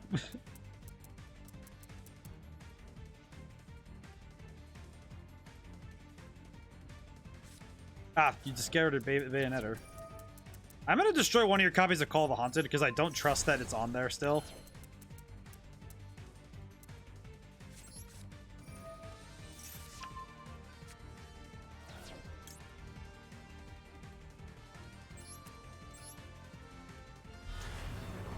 I have a plan. I have a plan for this. I have a plan. I have a plan, Arthur. Oh.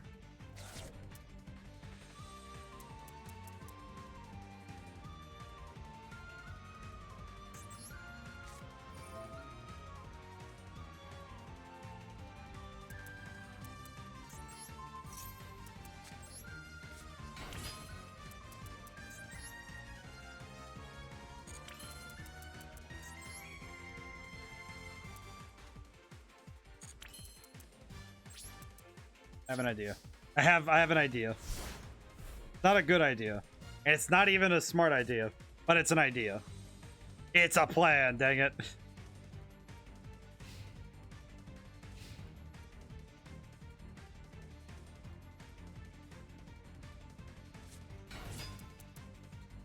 I miscalculated. I miscalculated. Just looked for a moment like, I feel like I made a miscalculation here.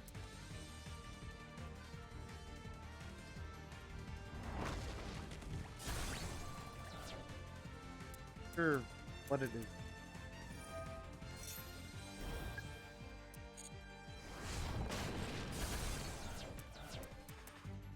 I did not account for it. I did not account for how this duel would go. I did not account for how this duel would go.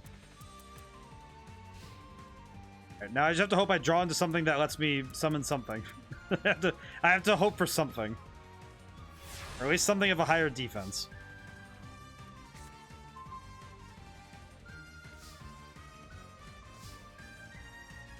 Kind of a pity play, because it's like, not like a pity play, but more of like a, kind of like a, just like a, all right, yeah, I'm just gonna like, I'm gonna kick and scream on the way out. Destroy you, but I'm gonna kick and scream on the way out, but I am going to mauled. I am going to have my dangerous Bigfoot mauled for me, but no, I did not have the cards I needed for this one. My good man. I will confess, there is no further ace for me to play. You may take this victory. Take it with your hands. Yeah. Gets run over by a horse. Very good. Room has been disbanded. What? What? Why does the room keep getting disbanded? Disbanding my room. It's probably a good time for us in any case, neat. Excellent. I think now is as good a time as any for the midstream quote-unquote break for the games. I'm going to use my gems, and we're going to open some cards, because I think that'd be nice, nice and a good relaxing palate cleanser before we get into more play. Because then I can also build something, which would be nice. It will break to feed my cat, who's been staring holes into me. A wise decision. Feed the cat. Feed pets. Excellent. Now we're gonna I'm gonna open cards for a little bit, because I do want to open some stuff. Let's see. So my thought process was that I would do what I call a draft game. So last time I did a Yu-Gi-Oh stream, I actually did this where I bought 10 packs of Master Pack. And then from this, I would choose one of the archetypes that I get. Which archetypes are denoted by these secret packs, really. I'll explain more when we get there, but from what I get with the 3 10-pack openings, I will build a deck based on what I get. So I will start with the Master Pack. It also gives us a chance to just open stuff. I think it scratches that itch in the gacha brain. All right, let's see. There are 5 packs that say they have SR and 2 that have UR. So let us see what we get. It's also nice because opening these is really nice. I think this is one of those things where the pack opening is really satisfying. Ledger of Legerdemain and what is Ledger of Legerdemain? Banish 3 cards from the top of your deck face down. During your 3rd standby phase after this card's activation, add all 3 to your hand. Oh, that's a good card. That's interesting. Like, yeah, it takes a little while, but that's really cool. That's a cool effect. I've never seen this card. I need to write this one down. I need to order one of these. I need one of these for myself. I want one of these for my own domain. So this card would require you'd have to go to your 4th turn to get this effect, but that would be really good if it went off on a good turn, because then you'd get 3 cards later in the duel. It kind of guarantees that you get something later. Bujin, which I don't know this particular deck very well, the Bujin cards, but I do know that I think they have something to do with equipping. They have equip monsters, like equipping monsters to other monsters. And the Gishki cards I know use ritual summoning, which is really cool. So we have some good options already. We've already gotten some good options for our deck, so this is great. Let's see. EES Big Core Mark III and Abyss Actor Evil Heal. I don't know. Also, the Vendread cards are one of the solo gates, so they're very cool. They're zombie superheroes kind of thing. I actually already have a deck for this monster, so I can do that later. I can show that off later. Let's see. Abyss Actor. What does this do? Once per turn, you contribute an Abyss monster. Target one face-up monster your opponent controls. Loses attack equal to the attack of the tributed monster until the end of the... if this card is normal special summoned, target one monster your opponent controls. It loses 1,000 attack for each Abyss Actor you control. That's really strong. When this card destroys a monster, you can target a spell card in your graveyard, set that card. Ah! Oh, pardon. That's really good too. I can see why that's an ultra rare. That is a very strong card. For the deck it's trying to work in, that is very strong. Let's see. White Dragon, Wyver Buster, and Soul Sulfur Cord Grazia. Okay, I will say the Sulfur Cord cards kind of look like VTubers. I don't know why. It's like the ornate dresses. I just kind of think like, yes. I feel like now it's my brain has been tainted by this, so it's like, yes, it's all VTubers. It always has been. Let's see. This card is tributed Armoroid. I don't remember Armoroid. White Dragon, Wyver Buster. Must be special summoned by banishing a dark monster from your graveyard. You can only special summon this card once per turn this way. If sent from the field to the graveyard, you can add on Black Dragon. And that's pretty cool. Another UR pack. Oh, I guess Lady Luck really did just want to give me some good stuff for today. World Soul Carbon and an old favorite. Horus the Black Flame Dragon. I like Horus. Horus is very cool. And also, I don't know, it's just one of my favorite old monsters. World Soul Carbon. Contribute this normal summon set or set card. Add one Earth Fairy monster from your deck to your hand except World Soul Carbon. If a face-up fairy monster you control is sent to the graveyard while this is in your graveyard, you can place this on top of your... That's pretty cool. That's an interesting card. Princessen. I know there's a whole deck around this card and it's basically just the Cinderella story in it's Cinderella the deck, and it is very funny. We're gonna have a lot of cards to work with today. That's gonna be cool. Let's see. A lot of spell cards. Laval Forest Spray. I have a deck for this guy. It's very fun. It's also very stupid. Because the Skull Servants are very goofy. After those duels, I finally understand the heart of the cards. Gambling. You're right. You are correct. A lot of good monsters, at least. That's pretty cool. I like the monsters. Alrighty. I do like opening packs. I definitely always have to watch myself when I go into the game store, because the game store, I always want to get more cards, even though I already have like an army's worth of cards as it is. But there is something nice to me about opening something and getting a surprise. Oh, I like this card, Gingerbread House. I don't know why. It's just very silly. I like this one. During your opponent's standby phase, you can have as many monsters they control as possible, gain 600 attack, and then you destroy as many monsters as possible with 2,500 or more attack. This card can be really annoying, and it's very funny. I don't know. It's a very funny card because there's Gingerbread House. Like, you're going to beat somebody with a Gingerbread House. Yes.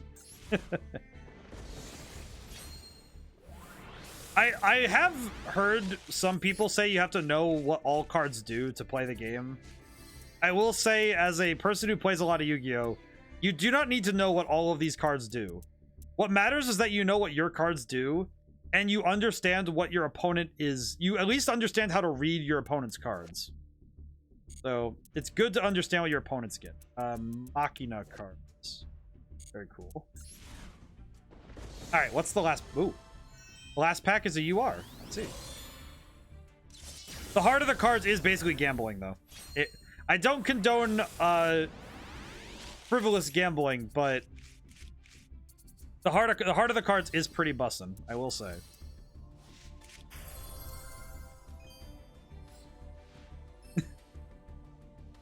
All right, so I'm just putting this down. I know how good this card is for all the serious people who play Yu-Gi-Oh! I will never use it. I understand how good this card can be. I understand this power very well. I refuse it. I would rather be a little ding-dong who uses flip effect monsters and mess with people with that than ever stoop to this. Like, granted, is he cool? Yes. Is he very strong? Yes. I hate him.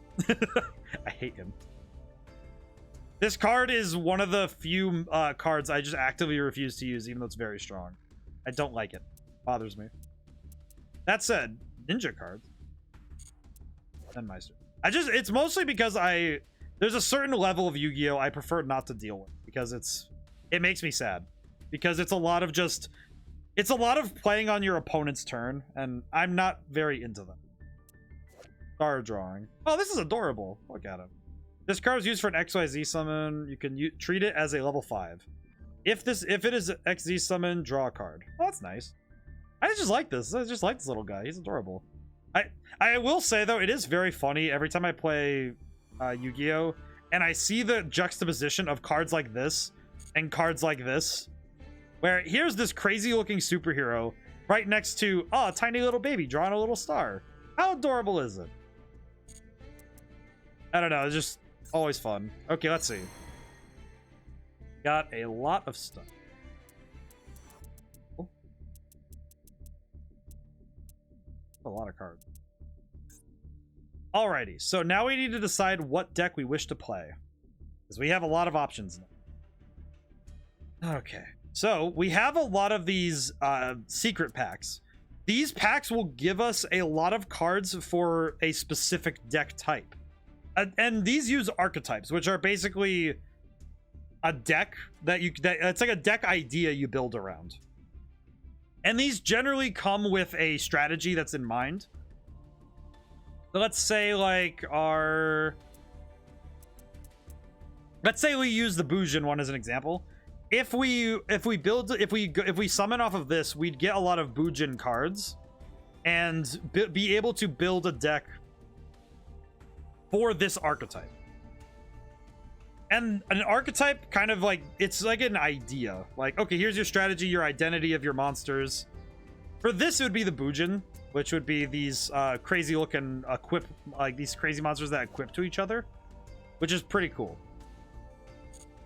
And I think the best example of an archetype would be Jaden Yuki's Elemental Heroes in the anime, where you have a bunch of superhero looking monsters whose whole deal is to fuse with each other and create stronger fusion monsters and make these really cool superheroes. Let's see. We have a lot of options. I will say, however, sadly, Galaxy War is one I won't do because I've already built a BES deck. So that one, I already have the deck, so I do not need to build it again. Whoops. So let's see. We have ninjas. We have Abyss Actors, which is pretty cool. I think this one's only Abyss Actors. It's Abyss Actors and Amazement, which, yeah, pretty much. We have ninjas. Yeah, we have ninjas and ninjutsu spells and traps. So, pretty cool. Don't know that deck very well. Monster Overdrive is all leveled monsters. So it's these level monsters. I see. Which would be Horus the Black Flame Dragon. We got Mecha Phantom Beast and Machina. You could build a machine deck. Artistic Angel, which is the weather cards and sulfa chords. So these weather painters and the sulfa chord monsters. Does anybody... Let's see, what else is there? We also have the wind-up monsters. So these are machines, but they're more like the wind-up monsters and the despots. Look hilarious. And the Laval monsters. Very cool. Oh, and the Gishki. And Necros. Okay. Does anybody have any preference to what they want to see? In terms of aesthetic or just deck in general? I am personally impartial because all of these look really fun. So I could see myself building any of these and just seeing what we can do with what we get. Because whatever my 2,000 gems will be going into buying 20 packs of whatever we choose. So we will likely have a playable deck by the time we're done. It's a lot of packs, so we should be able to do something with it. Does anybody have a preference? I will gladly build and then play with whatever we build, because that will be fun. Ow. I think last time I built the Nordics, which was like Norse mythology cards, which was very cool. No, that's what I built the last time I did a draft thing like this. You stretch more. Ow. Neck and shoulders are really mad at me for taking it easy this weekend early. I'm gonna drink some water while I wait. The heart of the cards. I feel like a lot of Yu-Gi-Oh! The thing that gets people... I know that with competitive play, a lot of people find it frustrating when they're beholden to a level of random chance or RNG. And I do think that while RNG can be frustrating for some, I think when it comes to competitive games, having an X factor element, I think adds a bit of fun to it. So I don't know. I think I'm also a little bit more optimistic with it, because I think having the ability for a game to suddenly swing one way or the other is a lot of fun, because it's more like an actual duel or a battle than just having it so that it's pure skill. And I think having that chance in there is fun. I mean, there's inherently chance when you build a deck because you don't choose what your hand is. Your starting hand does change. But yeah, opening card packs is really nice. I think opening the card packs is part of my favorite in this game, because it's just like, oh, cool, I get to just get stuff. I think this is where gacha games are kind of like, geez, man, I understand now why these games can hook people in, because the gacha element really does just keep you hooked in. I think my current favors to go forward are the artistic angel cards. I think the soulful chords would be fun because it's a pendulum archetype that I would like to try. And I think the ninjas are funny. I feel like these could be fun. What else is in this pack actually? Featured card. What is in here? Blade armor ninja. You do. Okay. Grandmaster Saizo. Kind of looks like he looks off topic, but I just noticed your follow counter is full. Blue 40 of 240 on the road to 300. Ooh, you're right. Let me adjust that then. Let me adjust that very quickly. I will. We just hit that with Travis following, so I should probably adjust that. Let me adjust our goal. No, that is not the button I pressed. Start new.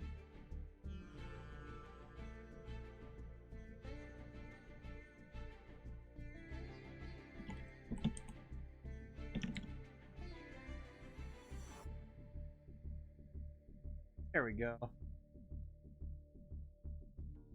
Amazing. We have set it up once more.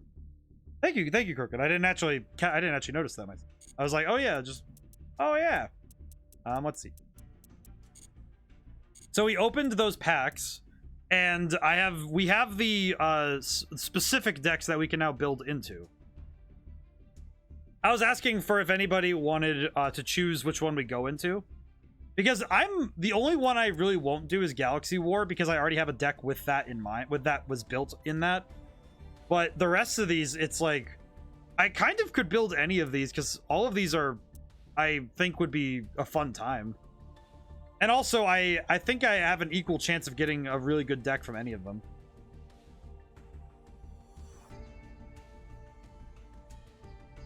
So, Crooked, do you wish to choose? Because I will build whichever ones we get. Because we have level monsters, which has a lot of high power monsters. The Abyss Actor cards, which I don't really know these very well, but I know there are a lot of pendulum monsters. As a stage play appearance. There's ninjas. There is the wind-up soldiers, which are machines that kind of look like big gear monsters. And they come with... There's also the desk bots in this one, which are like very small looking... These guys are like kind of adorable. The desk bots. And let's see. We have the Mecha Phantoms and the Machina cards, which are just kind of big monsters. I like the wind-up soldiers. Ooh. I wonder how this deck will turn out. Yeah, let's do this one. I have never built a wind-up deck, so why not? Let's try it. Let's do it. Let us see what we get. Ooh. Oh, baby, that's a lot of cards. All right, let's see what we get.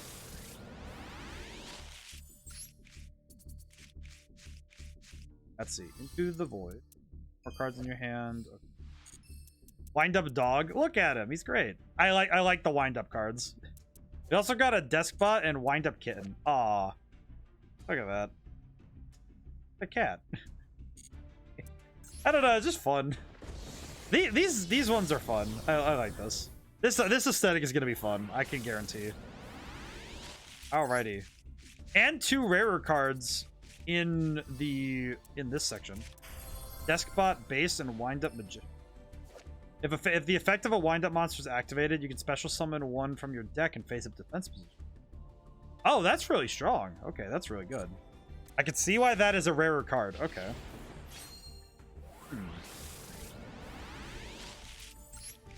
Archfiends. By the way, how do you come to view the secret packs? Once you go for what would be like a summon, or you go to open packs from the master pack or any of the other ones, the secret packs will be available to you if you get an SR or UR card of that archetype. So in this case, I think I got a wind-up card that was SR, I think. And you have to open packs to open these up. The other way is if you I'll show you how to craft when we go into when we go back to the deck building menu. If you craft a card of SR or UR rarity, the same thing will happen. Oh, we got the UR. We got the Zen maintenance. I'll explain more how to get secret packs, but you do get them. You also get them from getting UR or SR cards. Like this one, I just got the Crystal Beast one, I think. Yes. I'll make sure I show it when we get out of this, when we have finished opening these ones, because this one I can actually show pretty well. Vickers. Oh, we got a second copy. Okay, that's really good. We have extra copies. White weights and Zen measures. Target 2 with different levels. Chooses one of them, and the level of the other becomes the same as the... Interesting. Wonder why junk sleep is... I can see how this becomes addictive. Yeah, I'm grateful that because I don't spend money on this game, I can only do this once every, like, couple months. It does take me a little while to get to this point. Also, we now have 3 copies of Wind Up Magician, so any extra is just... That's amazing. That's great. Any extra copies is good. But that's going to be really good. Overload Fusion. Wind Up Kitten, Wind Up Knight. Oh, look at Wind Up Knight. He looks really cool. And Wind Up Snail. Look at Wind Up Snail. Oh, she's actually cute. Look at that. Aw, she's adorable. The artwork in this in Yu-Gi-Oh is very funny because you can have monsters that look like... Actually, yeah, great example, actually. So, Predaplant, Darlingtonia Cobra. This monster here. This, like, weird-ass, like, looking crazy snake thing. Next to a Final Fantasy character. Next to Bat. Wind Up Soldier Bat. And this tin goldfish. And this goldfish. I actually really like the Guardian cards, but fun fact about this card. So you see this card here, this Guardian Elma. Did you know? So the ban list of Yu-Gi-Oh has Butterfly Dagger Elma on the ban list because it is capable of creating infinite loops. Meaning this card, Guardian Elma, cannot be summoned because you cannot have Butterfly Dagger Elma. You can play this. You can also play without the ban list on, but yeah, it's kind of weird. It's also just kind of funny because it's like you can't even use the card anymore. There's actually another card like that. Elemental Hero Neo Bubbleman also is in the same spot. What? What? So I got the UR of one of the most powerful trap decks in the game. I also got Arcana. Hey, buddy. I know you because I own you in real life. We did also get Wind Up Carrier Zen Mighty. That's pretty nice. Oh, it summons from the deck. So summon one Wind Up monster from your hand or deck. When a face-up Wind Up monster is destroyed, is on the field, destroyed and sent to the graveyard. You can return that target to the hand by discarding. That's pretty good. Okay, so we already have a lot of good cards, but I am going to do more because I want more cards. Wind Up Factory. Once per turn, if the effect of a Wind Up monster is activated, add 1 level 4 or lower from your deck to your hand. Let's see. All right. So in order to ensure that we have enough for... Okay, so great example. So we just got this Trap Tricks monster. So we unlocked the secret pack for Trap Tricks because we got a UR or SR card from that type. So just like that, also the Gravekeeper Shaman, we now have Guardian of Kings available. So we can also get Gravekeeper monsters if we wanted them. I think we got this one is one I was thinking about was because we got Ultimate Crystal Magic and we unlocked the secret pack for Crystal Septenary. The only downside is that these will only stay active for 24 hours, which is probably how they get people to spend money.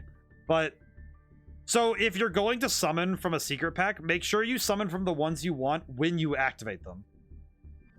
So I am gonna summon again for the wind-up soldiers because I do want the second set. So we're gonna do more because why not? Oh my god. Lady Luck was a little bit rough with me earlier today, but now she's just like, all right, listen, I got you, buddy. Wind up Arsenal Zenmayo. Oh, this is one we needed. That's a good one. There is a funny thing about that. The reason I say that Lady Luck was a little mean to me today was I did play a practice run of Kingdom Hearts Chain of Memories, the speed run I want to do.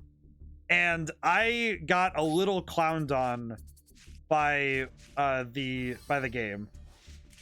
BEF Zelos. I got another one of you? What the? I have you. I know I own you. I have the deck. I have 3 of you. Dramaturge of Despia is interesting, but I'm not. I do not play the Despia cards either.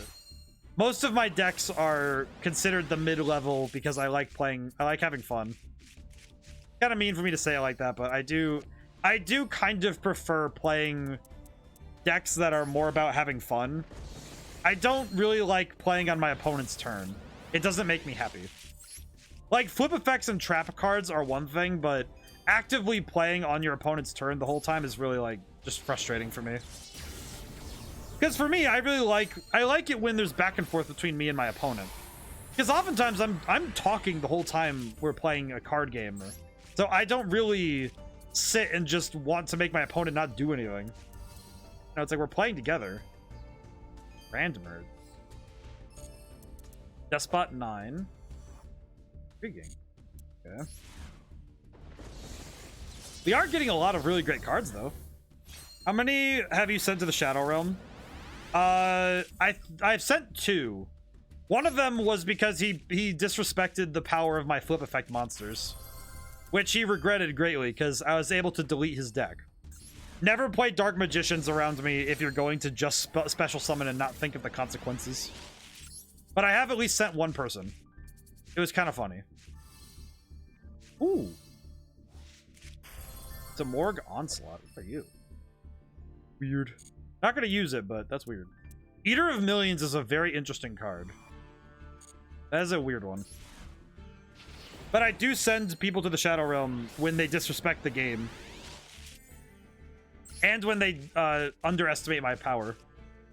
Okay, I just want to say, also, like, look at the artwork of these boys. Look at him. Look at the little baby. I love him. Wind Up Honeybee. Wind Up Rabbit. Ah, we have good cards. We have good babies here. I do have a deck that is the most meta-relevant deck I have. Is also the most adorable looking one. And it's very funny putting it next to other archetypes. Like, okay, actually, wait. Another example of the different art styles. Look at this monster, Stegos Cyber. It looks like a mountain-sized, like, Zord. Is there actually a Shadow Realm mechanic, or is it just the way of saying utterly defeated? There is no Shadow Realm mechanic in game, but it sometimes feels like you get sent there when it's if you get clowned on really hard, it does feel like it. It does really feel like it. Oh yeah, I think we have enough to build a good deck, I think. Alrighty. Now, let's see what we can do with what we got, shall we? I am going to spend, let's see, what is this one? Eternity. Okay. I am going to throw my last 100 gems at one deck that I do want to get some cards for. Actually, wait. I want to. Actually, yes, I do. I do need a pack of those. I'm gonna throw one at. Actually, wait. No, I don't. Let me throw one more at. I'll throw one more at the gear. Throw more gear. Just so I can see what we got. I may send one more at it. The Cyber Stego reminds me of some D&D Tarrasque illustrations. Yes, it really does. I like that. I really like the artwork. Are you serious? I get 1 pack and it hands me an ultra rare. What are you giving me, game? What are you doing with me? What is that? What is this? What card could you have done? It gave me another copy of one of the URs in the set, didn't it? Huh. Holy crap. Yeah, see, like, again, look at the difference between this, right? Like, look at this guy. Look at this little, like, cockatrice looking dude. And then look at this. Like, just... It's wild to me to look at these and put them in the same game. Alrighty. Now it's time for deck building tips. Because I will try my best to explain how deck building works. So... I am of the mind that building a deck is a this is gonna sound really corny. Not on the level of Digimon though. Not quite, but it gets close. Okay, so I'm going to first dismantle extra cards because I can. Okay, so let me sort by obtained order. There we go. So this is gonna sound corny when I say it, but building a deck in Yu-Gi-Oh! It's a personal decision and a level of, in my mind, expression. Also, I'm gonna dismantle this because I have 3 copies and I don't really need the shiny version. So, but building a deck, generally you want to know the strategy of the deck you're building. So I'm gonna grab some of these wind-up cards and then take a look at what their general vibe is. So I do want 3 of this monster because Wind-Up Magician has an effect that lets me special summon cards and works very well with the deck. It is a very important piece of the deck. So I'm going to say that it is really important I have it. So I have 3 of these. You are allowed up to 3 copies of any card, except for cards that are on the limited or semi-limited list. Which in Yu-Gi-Oh! Master Duel, they thankfully denote by putting a number next to it, like a 2 or a 1. So it does become a little easier to find what you're looking for. Okay, I'm gonna look up Wind-Up so I can find what we... Actually, no. I'm gonna stick to this because this might help. Okay. But it is... So, generally, you want to build with a goal in mind. Like, what is your boss monster, as it were? Like, what's your objective? And with this deck, it seems to be that the objective is getting one of your big extra deck monsters out. So, like, Wind-Up Zen Maintenance would be a good monster to get into. So, let's see. If this card is Link summoned, you can add 1 Wind-Up card from your deck to your hand. You can banish 1 face-up Wind-Up monster you control face down. Special summon 1 monster from your deck with the same name that card had on the field. Okay, this card is absolutely a must because it lets me get a bunch of things out on the field. It can be risky, though, if I keep banishing cards off of my field, because it could get dangerous if I end up accidentally running out of resources. So I should be aware of that. I have 3 copies of Wind-Up Zenmeister. It gains attack equal for each material attached to it. Okay. So attaching a lot of things to it would be important. Interesting.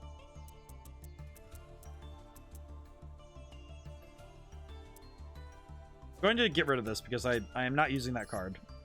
I am not using that card. Change all wind-up cards to face down. All wind-up monsters to face down defense. Okay.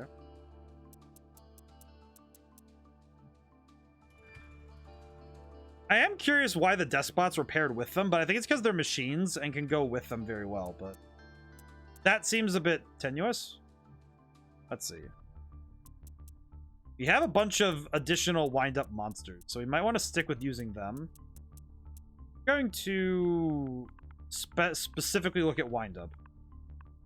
See what other monsters we have for wind-up. Let's see. And this deck is going to be a little weird because I do want to build with what I got from the summoning, rather than going with explicitly building the best deck possible with these cards. Let's see. Wind Up Rabbit and Wind Up Rat seem to be very good. I think Wind Up Rat's really good because it lets us get things back from the graveyard, which is very good. And Wind Up Rabbit lets us so one thing you might have noticed with Wind Up Rat is its effect says this effect can only be used once while this card is face up on the field. However, if we use Wind Up Rabbit to banish a monster we control, we can actually reset that effect by returning it to the field, because when it returns to the field, it's technically been put back on the field and can be used again. So we can actually reuse that. So Wind Up Rabbit's important for that. Similarly with Wind Up Magician, it also needs to be activated like that. So, okay. Once while face up on the field, and Wind Up Kitten would allow us to return monsters to the field. Or from the field to the hand, which is a weirdly powerful way to remove an opponent's monsters. So I'm going to add 3 of these. Okay, do we have any level 4 monsters? Not really. But, as I recall, we have this card here, Waits and Zen Meisters, which would allow us... Yeah, because that allows us to change the monsters' levels, which might allow us to get these monsters... Let me add... I'll add 2 of these, because this would allow us to go into that. Let's see. Wind Up Carrier. We do need this one, because we only have 1 copy of it. Okay. Oh, yeah, so... Oh, interesting. I didn't know that. There's 2 cards we didn't get. Wind Up Zen Mains and Wind Up Shark. So, if I were to build... So at the top left, I have those points. If I were to generate Wind Up Shark, it would actually unlock the secret pack for this archetype again. So if you need more cards, what I would do is if you run out of the ability to open packs from this particular secret pack, if you want to get them again, I would wait until you run out. Like if you run out and you need to, save up your crafting material to do so. You do get a lot of crafting material when you dismantle cards. So if you find a card you definitely don't use, you can actually dismantle them for more points. So like, I'm not going to do it, but you can dismantle this card for 10. Generating takes more though, but that's because you're generally generating new cards from a bunch of ones you don't need, which I'm probably going to go through later after stream or, later this week. And if I find any cards I'm definitely not going to use, I can dismantle them and turn them into other cards. So it does actually work very well to do so. I am going to bring Wind Up Factory. I think this one I should probably get...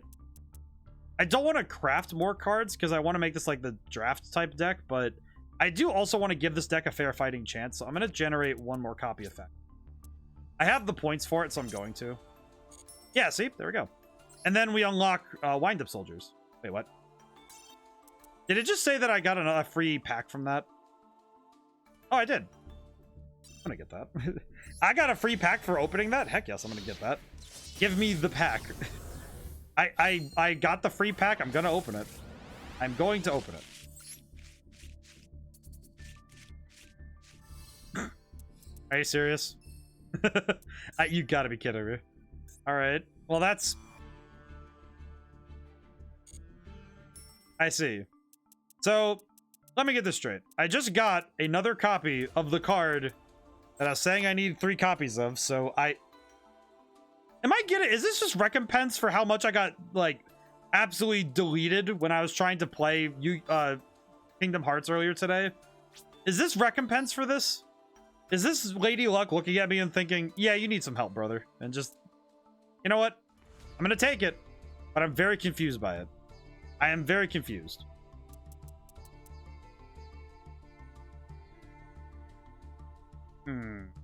Okay, so I don't know if I can build this as a combo Deskbot and wind up deck, but Deskbots sound interesting. I might need to build that later as well, because these Deskbot monsters seem interesting. Not now. Wind up. I'm gonna try and build with what we got.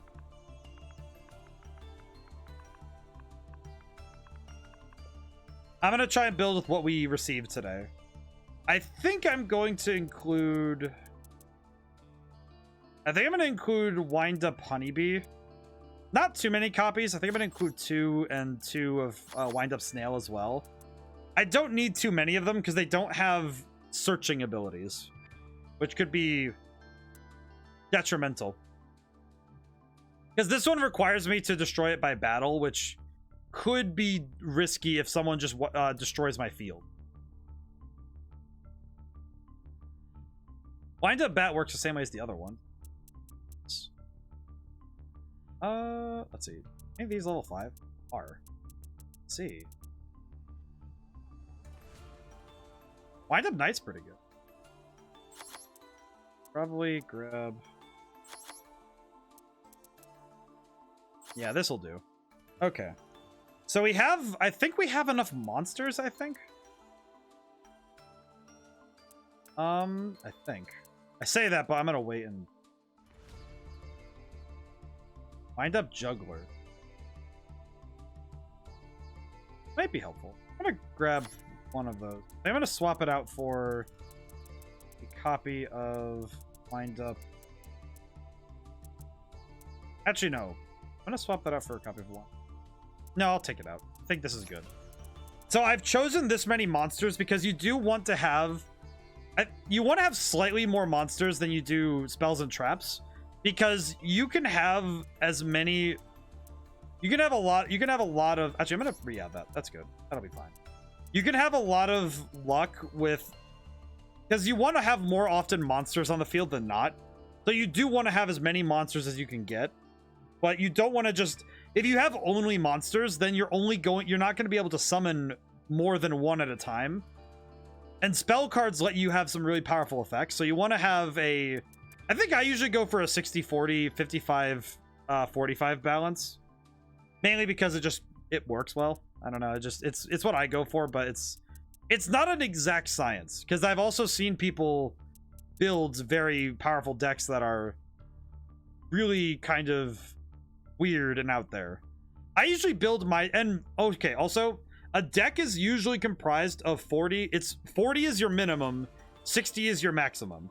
Most people try to keep as close to 40 as possible because 40 cards guarantees you'll draw your most important cards more often. But a 60 card deck does have its benefits, but it's very weird. But if you know your deck well enough and you build a good strategy around it, you could build a larger deck and have it do something interesting, but you just need to be aware of what you're doing. And also, of course, you should probably build to your strengths, because you could do some cool stuff with it. You can do some cool stuff with deck building, but it is important that you understand how it works. I think I am going to include a copy of Wind Up Key, because I think it's... I do see what it's doing, though, because it says that when a card is face up on the field.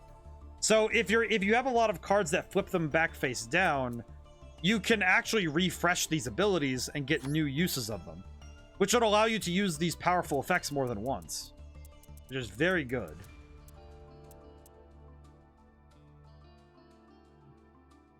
Okay, Zen March. Oh.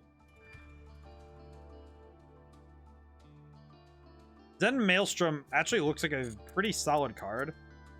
Does mean I have to have a monster with 1500 or more attack, which I think I have a couple. I have a couple that could get there, so that would be kind of specific though. So I'll include just one of those. That'll be, I think. Let's see. Have a lot of the cards we need. Okay. I think this deck is solid, but we do need some additional support. So, oh, we can use this. So this card came with the set, and Tin Goldfish. Actually, I'm gonna put in 3 copies of Tin Goldfish and replace the. I think I'm gonna replace one of the. I think I'm gonna. Actually, no, I'll make it 2. But Tin Goldfish is gonna be really good because it will allow us to summon in a lot of other monsters from our hand, which is very good. Do you have any other machine support in the arms? Guru at Igniter. Not. I have a lot of cards, but we need to see what we got.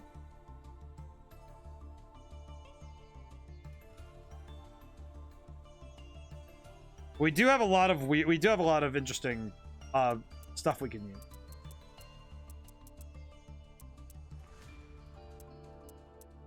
We have a lot of cards. We got a lot of cards from that set, so we're... Wait, Detonator Circle A. Oh, I should put that in my... I could put that in one of my other decks. Let's see. Void Seer, Soul. Let's see. I could probably go grab some staples if we want to like just add them to this deck, but I don't know. That feels like cheating from the draft part of it all. I don't know. Just like, oh yeah, well, I could do that, but true. I could do that though. You know what? Yeah, I'm gonna do that. Just because I want to see this deck at its full power. Let's see. Let's grab. I'll grab. Let's see. Let's see about machine support. I have any machine support that's really good? Why is this card here? Let's see. Machine support. Do we have any machine cards that would be particularly helpful for? Ironically, I actually think this might be the part where it's like, yeah, I don't think there's a whole lot we have left.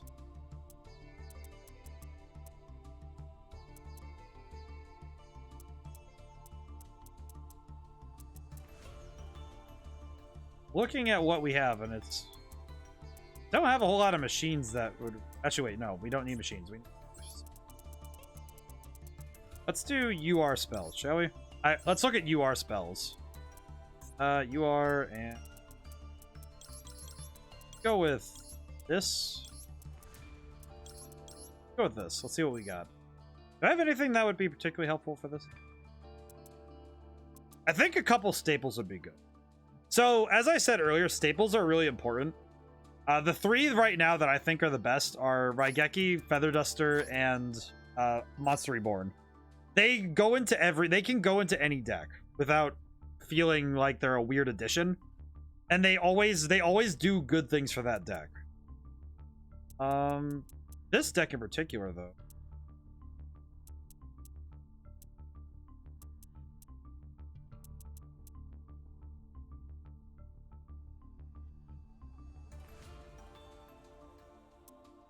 I think I'm gonna add. Let's see. I think I'm gonna leave those three, but I think I know what I need instead.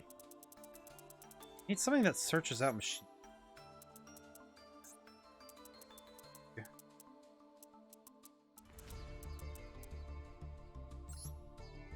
Isn't there a machine? I'm gonna look up machine cards and see if I can get any SRs that are of machines. Maybe I can get something.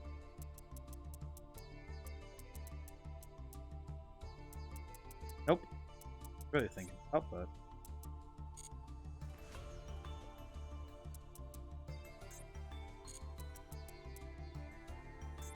This deck building stuff is tough. It's like, I feel like when it comes to building a deck, the toughest part is trying to make sure that it fits the strategy you want to go for.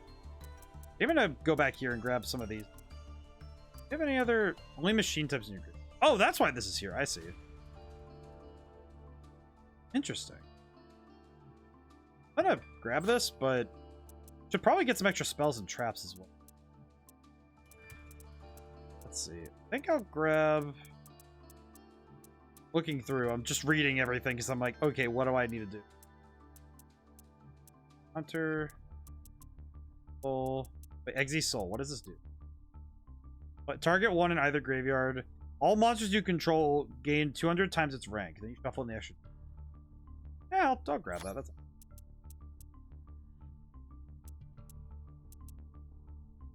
Oh, I see. I can Junk Sleep would let me reset my my wind-up cards. Okay. Well, let me rename this to. I'm gonna rename it to wind up. Actually, wait. I want to make it a fun name. What was the name of those dogs? The ones that have like the wind up. That have like the wind up thing. Wind up keys. What were they called again? Were they were like Robo Pets or something. I had one. I had like the blue ears. Were those Robo Dogs? I need to look this up now because now I'm curious.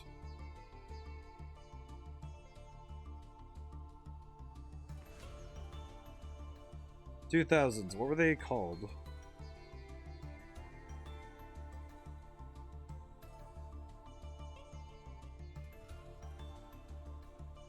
Bucci the robot dog. Aw. Ochi.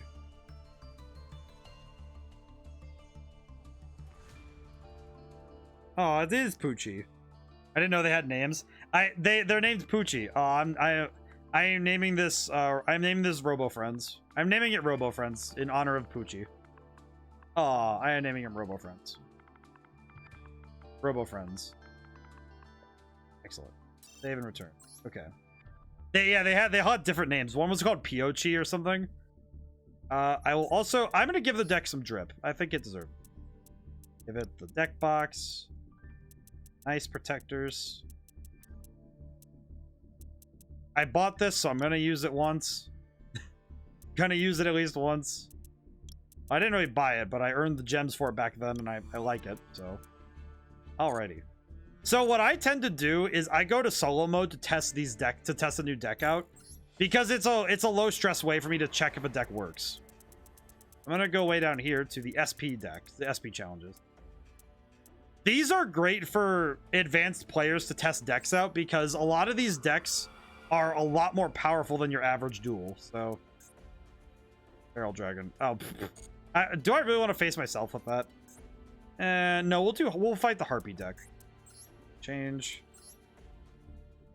Robo Friends. All right, let's see if this deck can be put into action. All right, I'll choose random. Going first, eh? Alrighty, let's see if I can make this work. I like testing them here because it's a low stress way for me to figure out if a deck works.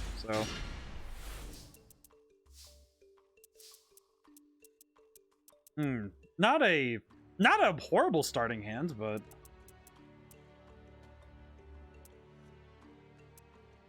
let's start with this, and we'll set this in case I can use it. The fact that they all had names is kind of adorable, though. I actually have two of them. I have the green ear one and the blue ear one, and they're very cute. Ah, that's not great. Ah. Summon. All right, let's summon out something that can stop this. Oh, wind up snail. There we go. Okay. Summoning a lot of stuff out here, but all right, well, that's fair. So she returned my cards to my hand.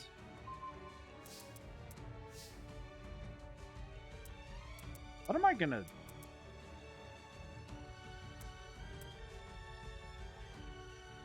I guess my best bet is still to keep Wind Up Snail in defense position. I don't really have a lot of options outside of being able to just keep summoning, but it's gonna be a little rough if I can't get a foothold in yet. But of course, they haven't destroyed any of my resources yet. I just lost one honeybee, which got me an extra card. What the? Why do that? I will say sometimes the AI does weird stuff, so. Oh. If this card is summoned, I see. Interesting. Lightning Chidori, huh? Intriguing card. Oh, you don't work with these because none of these are machines. I see. That's not helpful. That's not helpful. Okay.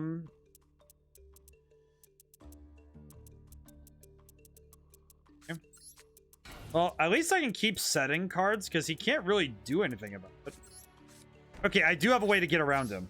All right, I figured out a way around him, but it's going to require my wind-up key. All right. So, what is that? I'll add one Elegant Egotist. If this card's in the graveyard, because it's sent there from the hand or field this turn. Add it to 3 Harpy cards with 3 different names. Intriguing.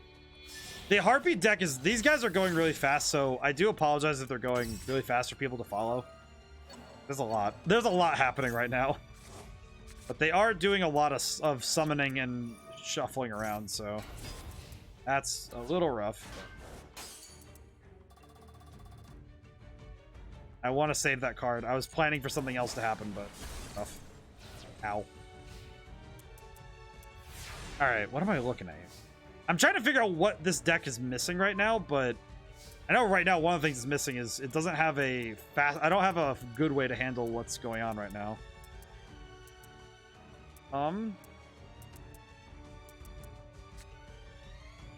Yeah, yikes. I don't have a good option for this one.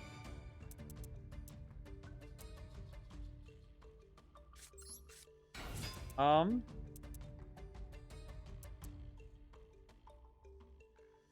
gonna do this, actually. I'm gonna do that, actually. I kind of just have to take the damage this next turn because I don't have an option. I do not have the choice to be able to stop that from happening. Uh-oh. What? Oh, because if it gets destroyed, it lets him summon a bunch of stuff. Uh-oh. Oh, I lost. Oh, crap. All right, that did not go very well. All right, well, that just tells me I need to adjust my deck a little bit. Okay. Change. Or not change. What went wrong? All right, first thing I need to do is take out this, because this Gearspring Spirit was not as helpful as I thought it'd be. Because I didn't realize that a lot of these are not actually machines. Despite being called wind-up monsters, they're not actually machines. In fact, the only machines we have are tin goldfish. So we don't actually have machines. Were there any cards that didn't turn out to be particularly helpful? In this duel, Wind-Up Snail was kind of just being the best defender she could be. And I do not fault her for being stuck like that. Zen Maelstrom was kind of... I couldn't really do anything with it. So actually, Junk Sleep was the one I really couldn't do anything with.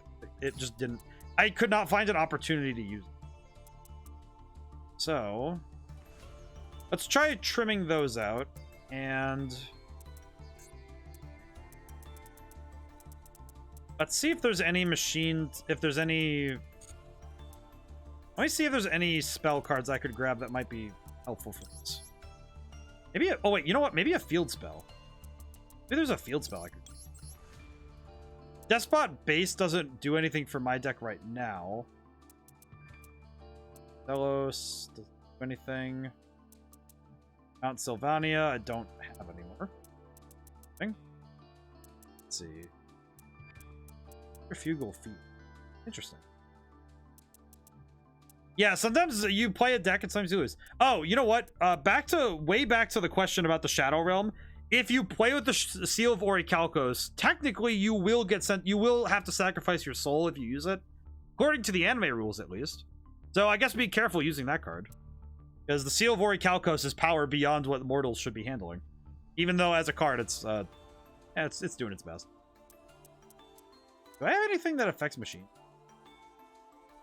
Do I have any field spells that specifically affect machine? Not really. I do it. Well, Union Hangers for something else, but... oh, crap. You know what I could do is I could grab Sorcerer's Spell Wall. That'll help. Sorcerer's Spell Wall should, in theory, be helpful. Definitely one of the better field spells we have in general. What the heck is it? Put in Sork. Will that help? Is that written on the card? Which part? Which part? Because my brain just my brain just exited my brain was talking about. Which part? The name of the card or the type? Oh, machine, right. Oh, okay. So I tried to explain this earlier, but I don't think my explanation was very good. Each monster has a type. And that is determined by if we look at the card, see where it says beast / effect? That is, the type is beast. So Wind Up Rat is actually a beast monster. The 440 your soul thinger for the Seal of Orichalcos. Oh, I don't think so, but I can double check. It was because it's in the anime. In the anime, it did that, but it's I'm sorry for memeing with a serious tone. I was kind of memeing with a serious tone, but no, it's really just a field spell that's kind of good. But it's in the anime, the Seal of Orichalcos was used by a group of bad guys, and it stole people's souls when you lose a duel when it's played. It was a magic card filled with Orichalcum or something. What if I made cards with superstitious but unprovable consequences? Like, as a consequence of using this card, do you lose 5 years of your life? technically that does exist, and it's called playing tier limit. And that does technically take years off your life. But that is much more of a personal and philosophical idea than a literal effect of the card. Though, kind of true. But we will bring Sorcerer Spell Wall, because that might help. Okay, let us save. It's much more of a, do you wish to play tier 0? Perhaps. Alright, we will go first again. The seal, I have wanted to build a Seal of Orichalcos deck because it's funny. But I am not ready to turn in my soul yet. I haven't found somebody who's good enough for me to turn my soul over for yet. I will specify. There is always the possibility that somebody could turn around and be like, hey, and I'd be like, that'd be me. You know that picture of the emoji holding up the ring and like blushing really hard? That'd be me if like the right person comes up and just like, wife. Just, my soul is forfeit. Simply put, my soul is forfeit. What is happening? That's not great. That's not fantastic. Oh god, there's so much happening at the same time.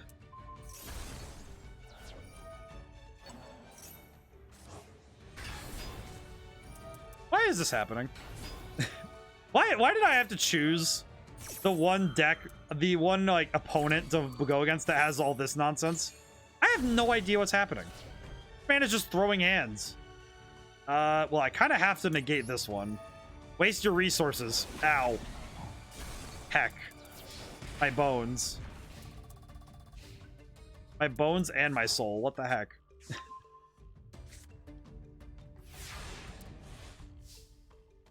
What can I do? Okay, well, that's actually not bad. Okay, wind up rat. Activate the rat. Summon my dude. Okay. What can I summon? Oh! I can do that. This card is link summoned. I don't wind up. Okay. I can summon. Get Zen Maintenance. Oh. Okay. Now get out. What can I summon right now? What do I have? What truly do I have? Oh god. What do I get?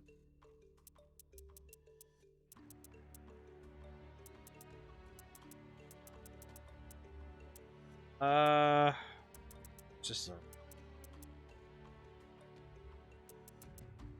looking at the opponent's cards. What I'm thinking of. Okay, I do have at least. It's not a great solution, but I can do this. I think. And battle.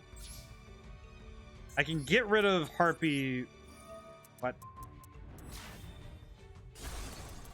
Oh, that's not great. That's not great for me. I see.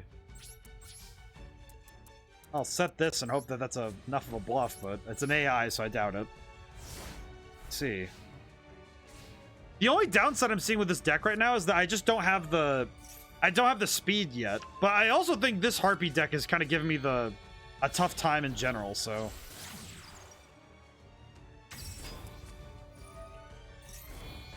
What are they doing?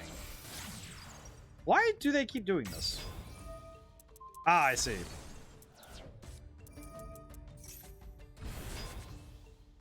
Man, this deck is wild to look at. This is weird. It's very weird watching the AI play because they sometimes do very strange plays. So it can be very weird to look at and see what they're doing. Got a super rare first pull from the Master Pack. It's Weather Paint or Snow from the Autistic Angel Pack, so I can get those from the Secret Pack section. Ooh, very cool. Cloudy, how's it going today? That's a good pull. I think the Weather Painter cards are a lot of fun. So they are very cool, at least in my opinion. I think they're very cool, even if they're a little strange. I do like them. Let's see. I don't know, what's the best option? Oh wait, no, I could do this. Wait, does this target set? Oh no, it doesn't target set. Oh, okay, that's good. Ooh, How goes the dueling? Very good. We just bought some extra cards, and I'm doing some testing to see how it works. Because I'm trying to learn how this deck I got works. Which is a bunch of wind-up cards. Like a wind-up kitten, which looks adorable. Or a wind-up magician. Looks cool. Yeah. We're testing this out because I wanted to... I did want to test out the... Oh, crap baskets. Ow. Okay. That's not fantastic. They destroyed my spell card, but... Ow. But we are testing the deck out, so I'm still learning how it works, so I'm not too worried about losing.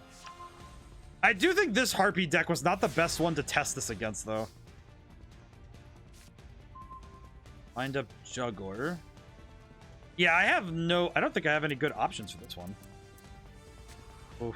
Yeah, I think I lose. I'll play, I'll play to the end. I see no reason not to.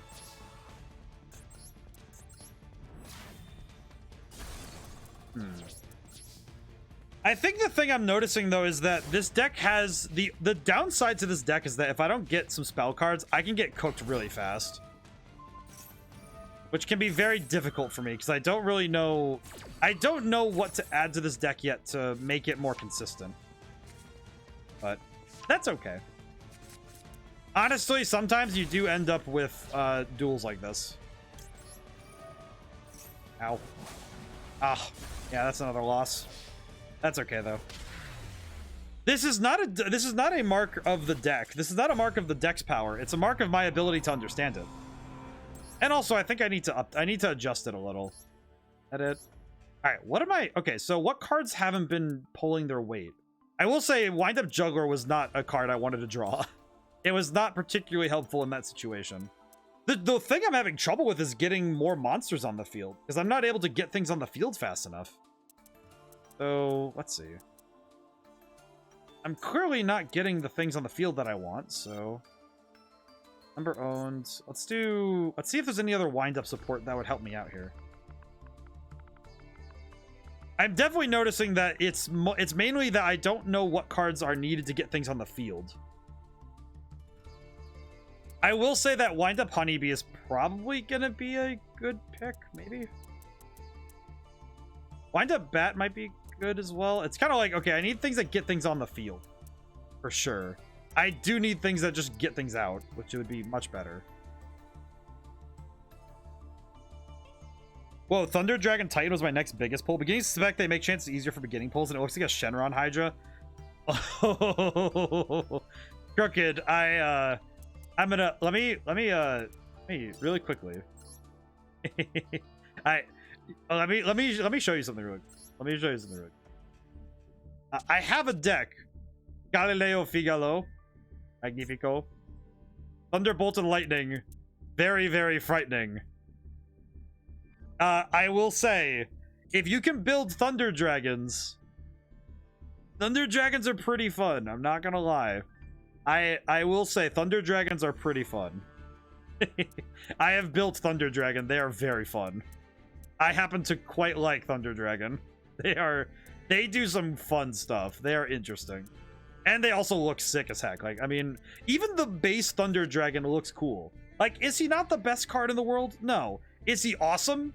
Look at him. Looks great. But yeah, no, why do I have Armatile?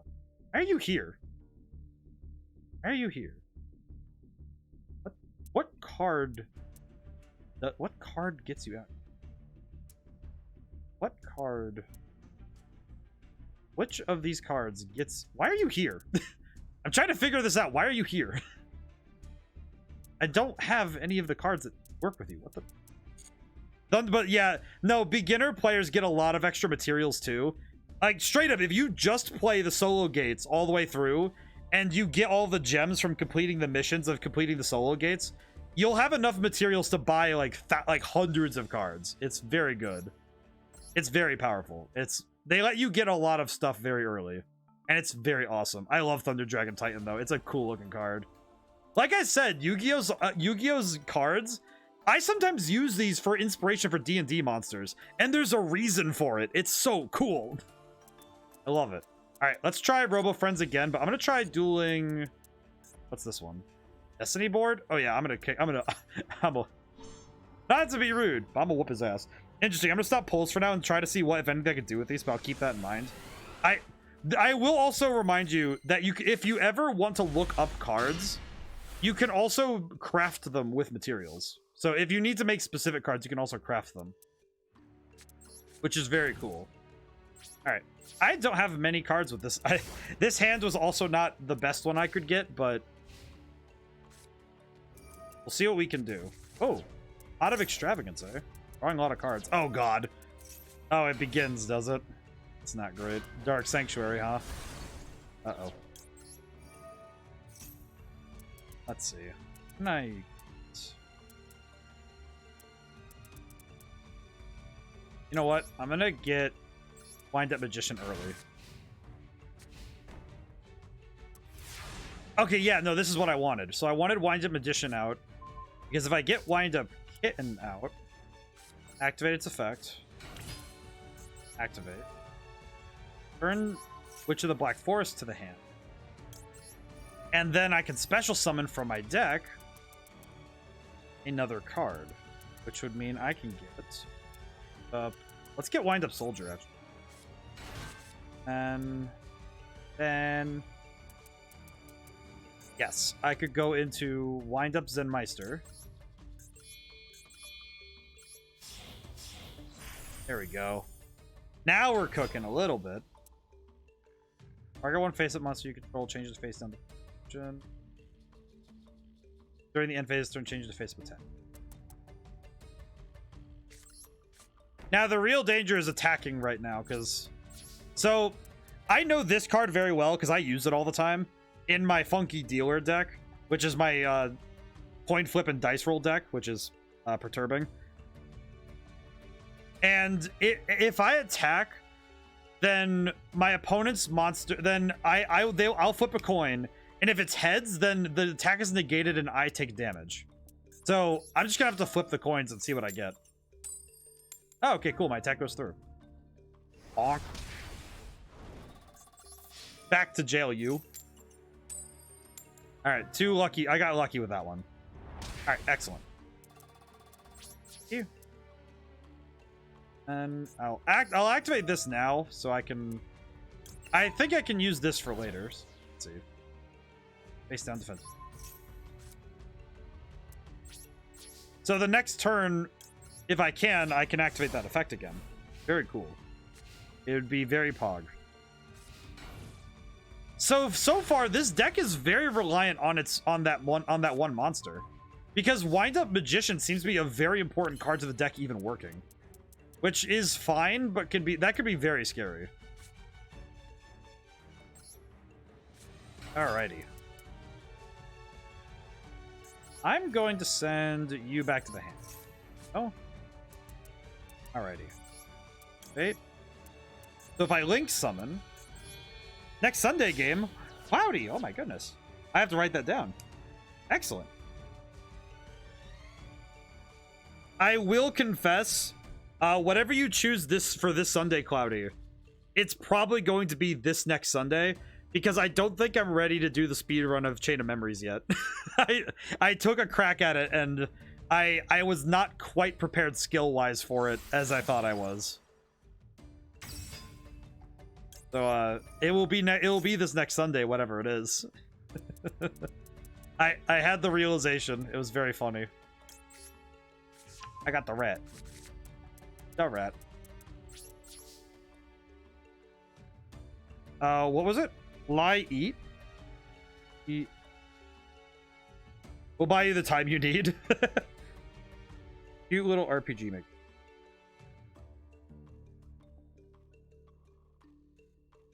Lie, eat. I will take a quick gander and see what I can do. I will see what I can do. Ah, my attack got negated. Alright, I will try again though, because I need to. There we go.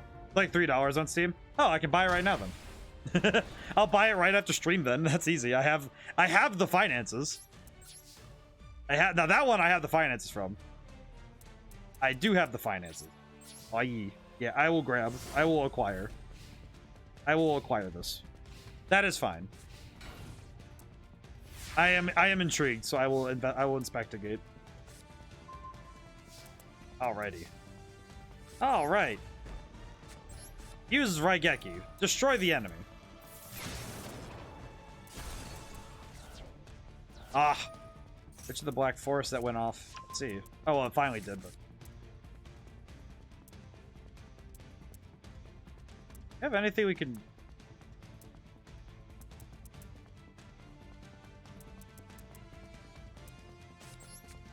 The rat. Alright, use the rat to summon... Snail. Then activate Snail. Send this back to the hand. Oh! Interesting move. I see. But it did nothing. Intriguing. Okay, let's... I'm just gonna try and go for the end of game, I guess. Probably not the best idea to just go swinging like this, but I'm not super worried he's gonna do anything. Oh yeah, we did it. Okay, that is one win for that's a win for windups. Yes. All right. So from what I've learned, the windup deck is very reliant on getting out windup magician, but specifically it needs to get out windup magician when it's like before it starts doing its combos. So I do think I need to add something to the deck. Go back to Robo Friends. I do need to add. I think I'm going to take out Overwind and XYZ Soul, and I'm going to look up a card that I know will be helpful for me. All of the Haunted. I need 2 of these. Can I get anything else? I cannot. But in that case, I will also add... You know what? I'm going to grab Swords. Swords of Revealing Light is going to be really nice for this deck. I'll throw 2 of them in this B. I need that card. This is necessary. I do need a copy of this. Alrighty. Now, I am going to open... I'm going to open the room back up if it's still open. And if anybody wishes to duel me with any deck I have, I will gladly play them in any capacity. Let me remake the room. Hit a room. Room comment. All welcome. 16. I'm gonna make duel time long again. I'm gonna make duel time long again because I don't want people getting decked out because they get stuck. Alrighty.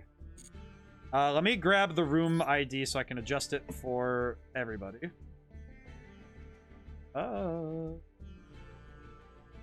Property. Oh. 707. Spectator ID.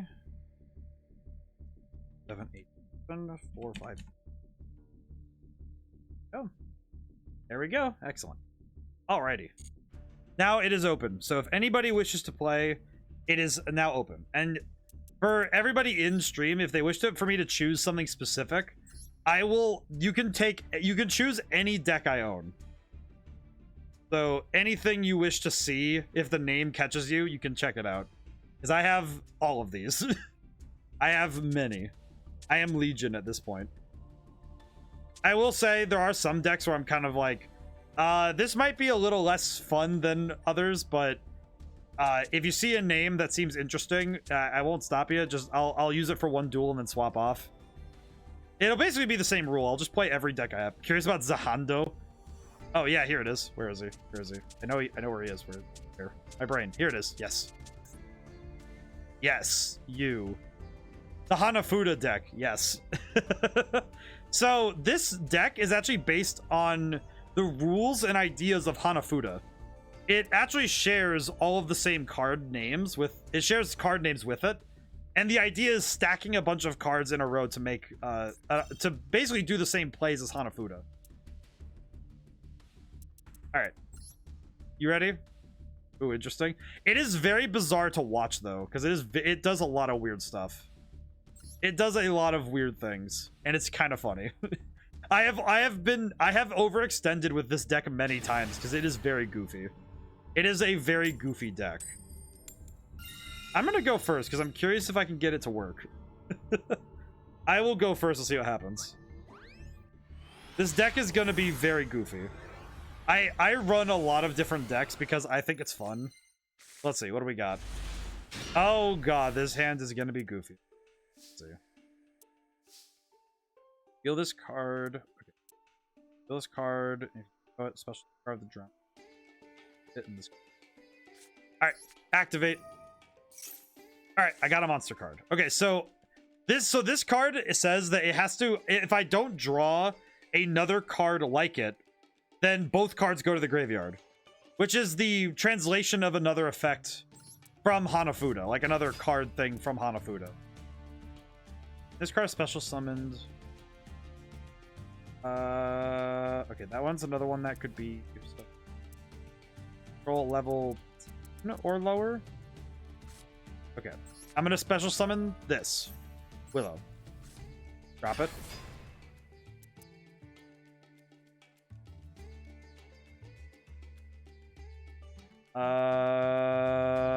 Looking at, I'm reading. I'm thinking. I'm braining. Oh, flower stacking. I will use this. Choose 3 different ones. Grab this. Let's go.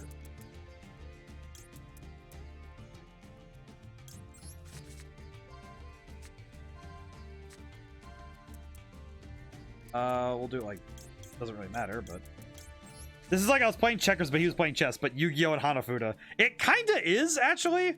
And now I shall super Koi Koi, which is actually a move. Which is actually a move in Hanafuda. Fun fact is calling Koi Koi lets you.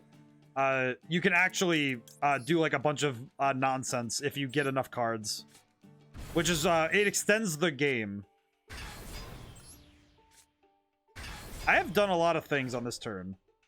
Mandatory effect. This. And I think they're all negated, so this doesn't matter. This is a lot of stuff that is just like this really is the I'm playing Hanafuda. Oh man, now I want to play Summer Wars. Want to watch Summer Wars again? You know, reasonable. All right, and now, what can I summon? I can get Moon. Yeah, I can get Moonflower. Moonflower. Get Moonflower. This is what I mean when I say this deck is weird. I have summoned Moonflower Viewing. What am I doing? Uh-huh. All right. My brain is just taking this in. Like, what am I doing? Really? Once returning, target one, shuffle your deck, and draw one. Sure. I'll do that really quick. That sounds nice. Yeah, that makes sense. Reincarnation. Add it to your hand. Special summon one. Down. Grab. Down. This really is like the I'm playing Hanafuda in Yu-Gi-Oh! Deck. It's very bizarre. Okay. Flower gathering. Alright, it's gone. What can I do now? Flower Guardian Lights. This is one of those things where watching this is just like, what am I dealing with? I'm beginning to understand those Pro ZD sketches. Yes. No, this is one of those decks that makes you think that. I am very sorry. I am just like, I just want to show this deck because I never get to play it. It is one of the goofiest things I've ever seen. This deck is one of the goofiest things I've ever seen. And you know what's the... I fucked up. I should not have done that. Oh, please, I don't. I fucked up. Oh, that's not great. Oh, thank you, game. I forgot what I was doing. I pressed buttons. Uh-huh, thank you. Bottom of the deck, please. Thank you. Oh, thank you. Yep. I did all of that, and then I accidentally messed up because I activated a thing in the graveyard because I forgot that it said tribute. So, I may or may not have just accidentally deleted my own boss monster.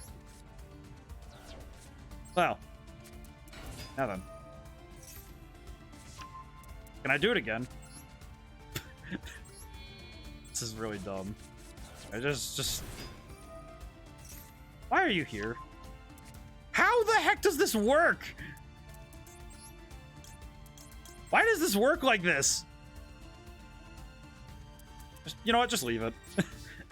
I spent all that time to make my boss monster, and then I blew it up on accident because I forgot what I was doing. There are 10 cards in my graveyard already. How did I mess up this badly? I swear, this is the problem with this deck is it is like slap, slap, slap, slap, slap, slap, slap. It is just me slapping the button like, okay, yeah, this will work. Yeah, that makes sense. This deck is so bizarre. It's just like it looped around from being really impressive to absolutely stupid. I spent that whole time making my boss monster, killed it in the same turn, and then could in theory go for it again, which is dumb. It's so dumb.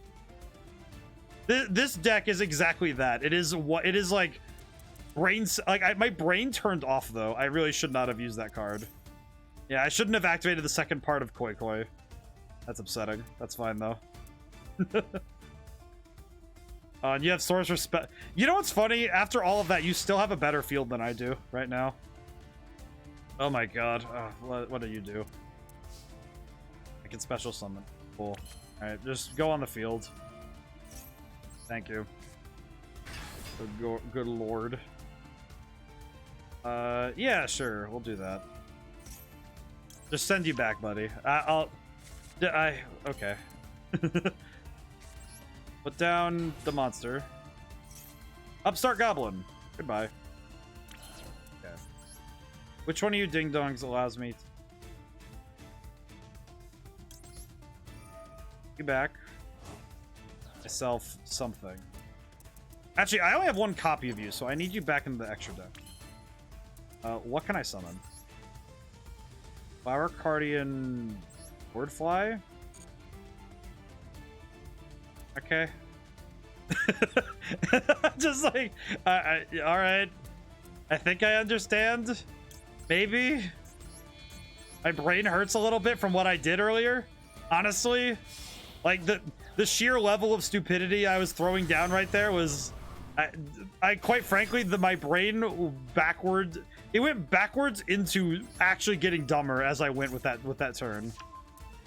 Special summon, yeah, sure. Just get out here, buddy. This is this deck really did just turn my like head empty, no thoughts. Ow. I did all of that and now I'm stuck. There's just something so comedic about, yes, I did a million things and I did all these backflips. And it's like, you see like me doing all these ninja moves and then Crooked just kind of like holds an arm out and I just like clothesline myself into his arm. And that's kind of what happened. Was like Crooked just held an arm out and clotheslined me because he was present. That if that doesn't just describe what modern Yu-Gi-Oh turns into sometimes. That's actually what happens to some people when I play my jar deck, because the jar deck is very, if the opponent isn't reading, it can turn into an oopsie daisy on their behalf. Oh my god. I find it so comedic that I went through half of my that is about a third of my deck in the graveyard right now. Because I just did not think about it. Head empty, no thoughts, press the A button. Just go.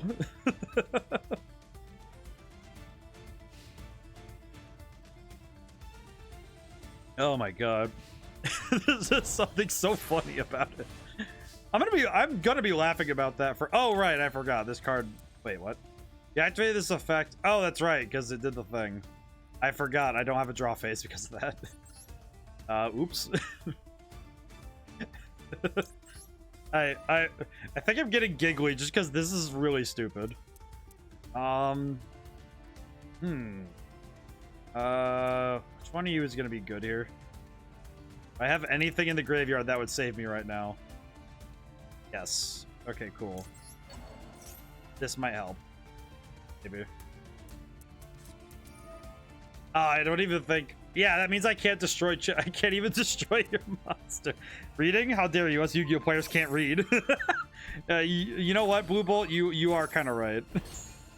I did give the advice for people to read, and it seems like Crooked is taking that advice very well because he read and now I can't do anything yet.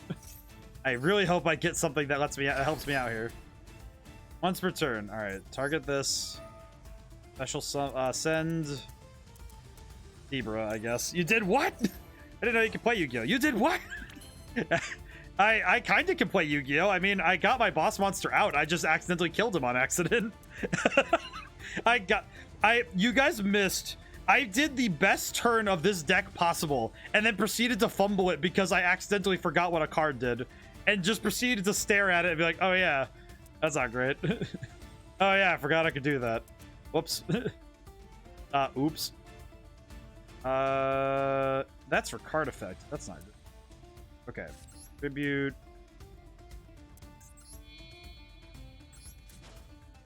There we go. Excellent. We have destroy a card. Oh! Yeah, I'll do that. Get rid of spell wall, I guess. I got an out. Crap. But yeah, I do play Yu-Gi-Oh. I did a stream a long time ago with it, but I just didn't. I have not played specifically like this in a while. 1 tuner plus 1 non-tuner. Do this again. We stop special summoning them in attack mode. I would, but I have no self-control. Also because I'm gonna do this. Check this out. Maybe. Yes, I can do it again. Yes. The amount of times I've accidentally destroyed one of my cards when that I needed is way too many. Yes. Don't worry, Silver. This is why I did it. Because I can do this. I finally have him. Now I just need... Wait a minute. Wait. I know how hard you... No, I just realized something. Crooked. I'm gonna attack you. But I just want to know. Is that memory of an adversary? Oh, no. Okay, it's not.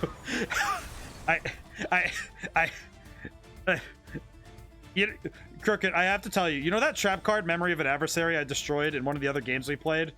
You have no idea how terrified I was that your face down right there was that card. Because I just had the realization. Oh, wait, no, that's right. Light shower works. I forgot how that works. I forgot that light shower is a thing. Once per turn, activate. Oh, God. I just realized what's going to happen to me.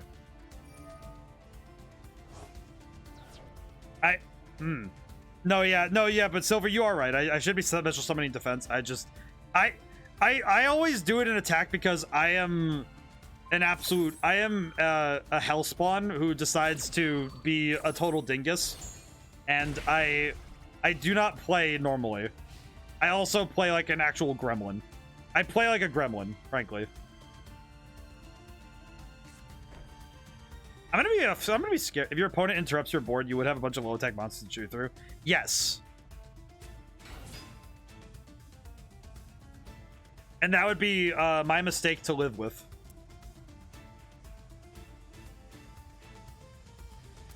I also play I do play like an idiot, but I also play I think it's also because I have played a lot of there's a certain point where I've played a lot of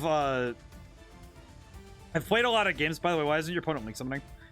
Because I don't know, Crooked's new to the game. He can decide what to do.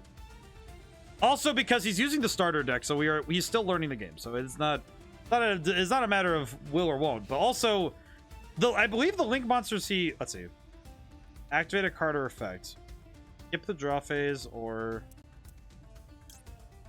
eat this. I'll negate the other. Oh, those are... Yeah, well, I mean, it's for learning. This is the beginner stream. It's supposed to be for learning. We are trying our best here. Let's see. I am not... Okay, I can't activate. Okay, I'm gonna attack...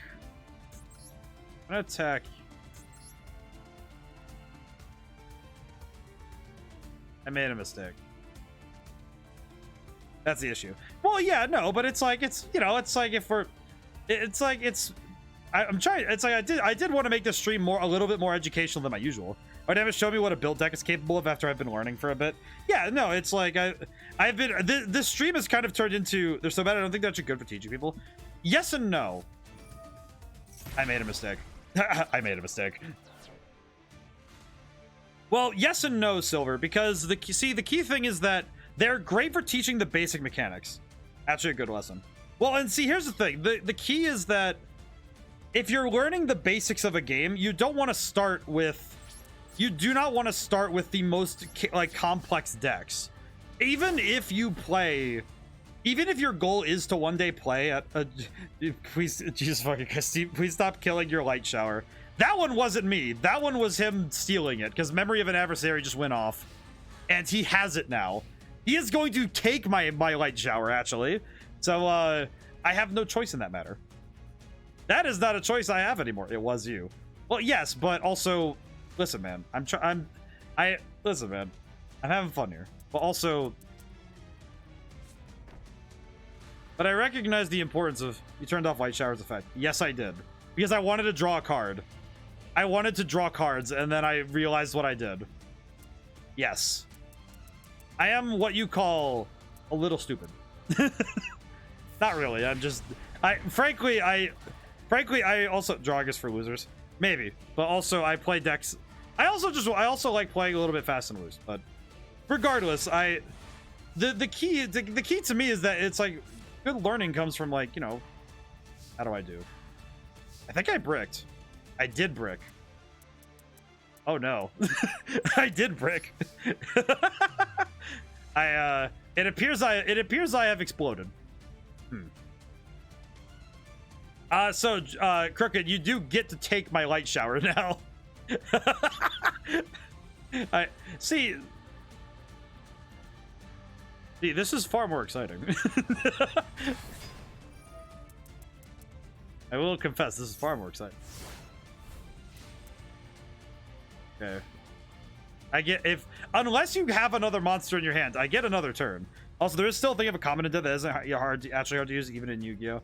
No, there is. It's just like the key thing is that you still need to understand how to build it. Just because you can look it up and, you know, net deck and build it that way, that doesn't necessarily mean that it will become immediately apparent how to use it. Which is something I've run into a lot with Dark Magician players. Sorry to say that, but there's a lot of Dark Magician players on Yu-Gi-Oh! Master Duel who need to know that just running Dark Magician doesn't make you good.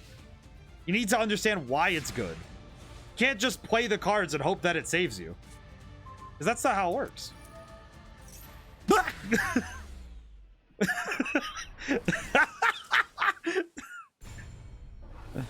Yeah, Dark Magicians are kind of like... Dark Magicians are tough, but it's like... But what is your favorite card? Here, let me change decks really quick. I'm gonna change again, because this is fun. I'm having fun changing. I have so many.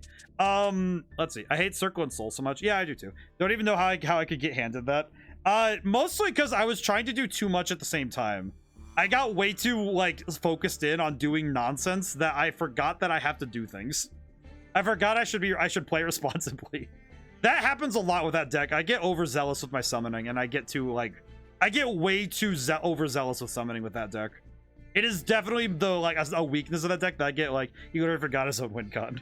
I got really distracted. But Blue Bolt, to answer your question, I do know what my favorite card is. I can show it really quick, actually.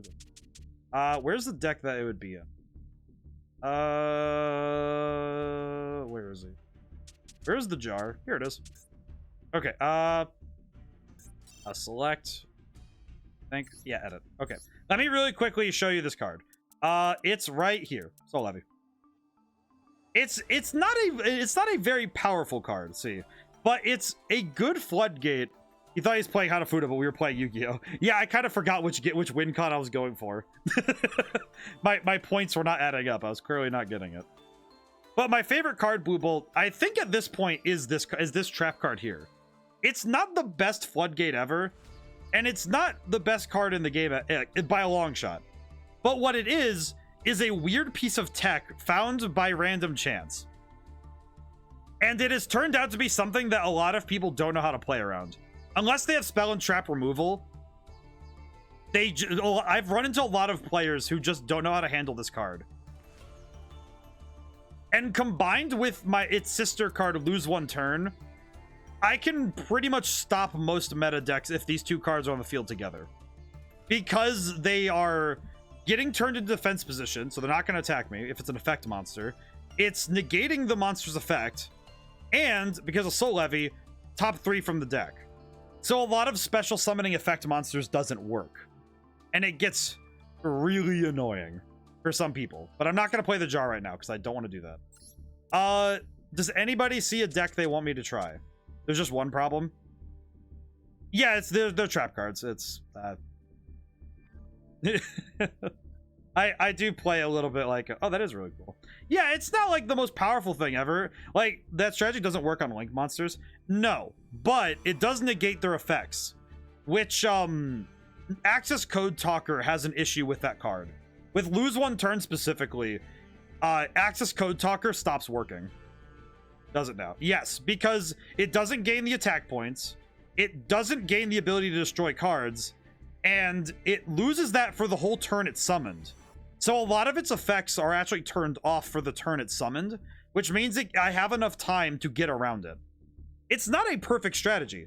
In fact, most of my decks are built with the Death Star Vent idea, where every single one of my decks does have a major fatal flaw on purpose. Because to me, if an opponent is able to exploit that strategy specifically, to me, they deserve that win. And also, it's more fun. If there's back and forth between me and my opponent, that's a story, that's interesting, it's fun. You know, we get to have the punchies. It's not fun when I just sit there and... Have you tried not having a fatal flaw? I do. I do have 2 decks that do that. Technically 3, but Alright, so do you want to guess which one of these decks does not have a problem? Man, don't take advice from this man. Monarch Stormforth also works similarly, where anything that's not tributes is negated. He's trying to let his opponent play the game. Well, if you're gonna play competitively, I will agree with you, Silver. If you're gonna play like at the highest level, yeah, don't let your opponent play the game. However, if you're there to have fun with your friends, let them play the game, just a tiny bit. That said, the meta deck I have is this. This is my most meta relevant deck. Little babies with the bunnies. This is my most meta relevant deck. I'm not even joking with you. This deck right here is the most meta relevant thing I've built, and it's not even on purpose. This thing is Fluanderies on roids, and I don't know why. Melfies. Yes. Melfies. Bunnies. Bunny. And it's because of one of their boss monsters. It's because of the boss monsters and because of Staring Contest. You just start deleting your opponent. It's very, very annoying. Also, I have Alpha the Master of Beasts in here because I thought it was funny. But yeah. No, yeah. This deck. This is the most powerful thing I own. The only thing that comes close is my Dark Factory, maybe. But even then, it's freaking Barrel Dragon. So, I mean, I don't know if it's that powerful, but good. You know what? I do have a deck that I know I can't get too overzealous with. Okay. It contains cards I don't own. What are you talking about? What do you mean? What do I not own in this deck? Oh, right. I forgot. Alright, cool. Save. We're good. Thank you. Okay. Alright, I am ready. I am ready. But yes, the Melfies are my most powerful deck. Even then, the Thunder Dragons are pretty good, but like, I mean, maybe. The Thunder Dragon deck is pretty good too, but I haven't played it in a while. My personal favorite deck in general is probably the Monarchs, because I do like the Monarchs a lot. Because they were the first deck I got into when I played Master Duel, and I remember I actually own the Monarchs structure deck from way back when. I actually still own it. I have it intact, actually. And it's a very cool deck. It's a lot of fun. Even if it's very silly.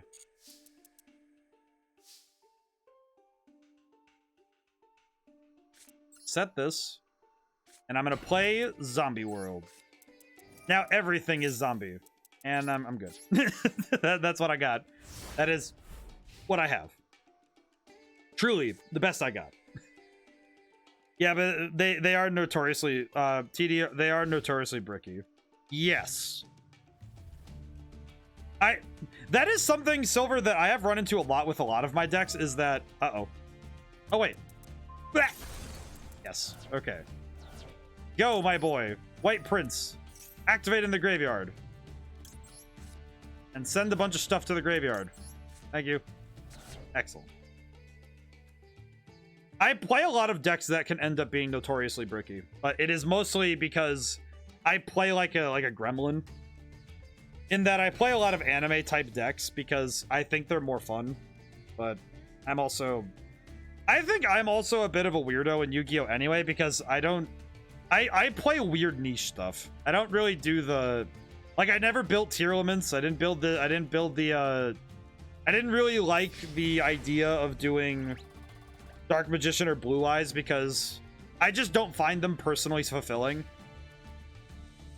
In fact, my favorite archetype is vampires. Looking for a very silly card though, Convocation of Nature tends to be hilarious play against people because it breaks people's brains. Yeah, well, I'm gonna go look that card up. I'm curious what that is. I'm very intrigued. Let's see. Do again. Banish 2 from your graveyard. Special summon 1. That's gonna be a little rough from here. Oh, you know, I know what I can do. Uh-oh. I mean, tiers are honestly fun to interact with. Yeah. All it does is both decks are flipped upside down. Yeah, it's like, it's just not fun for me. I personally don't find it fulfilling. It's mostly just because I don't find it fulfilling in that sense, you know? Because I don't really like the notion of them, but I understand them. Okay. Oh yeah, it's big brain time.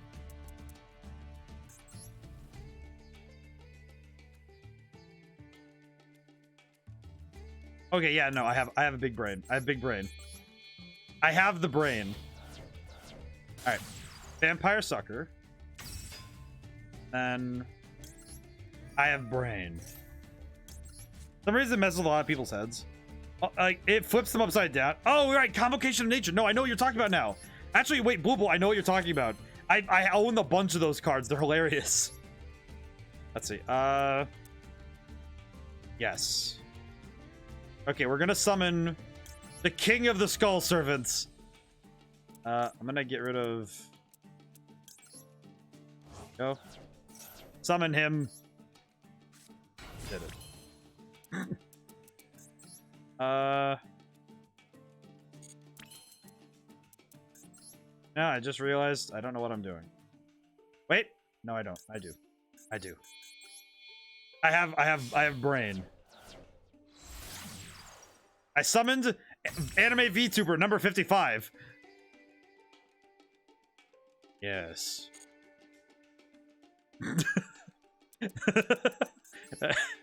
There's something really funny about it. I don't know. Just there's something very silly about the notion. Summon him. Summon him. There we go. Took me like a half an hour, but I did it. Done it. This deck is very... this deck is one of those ones that just gets really stupid. It gets really dumb. Do the thing. Can I do any of the thing? Can. Very cool. Going to not do it now.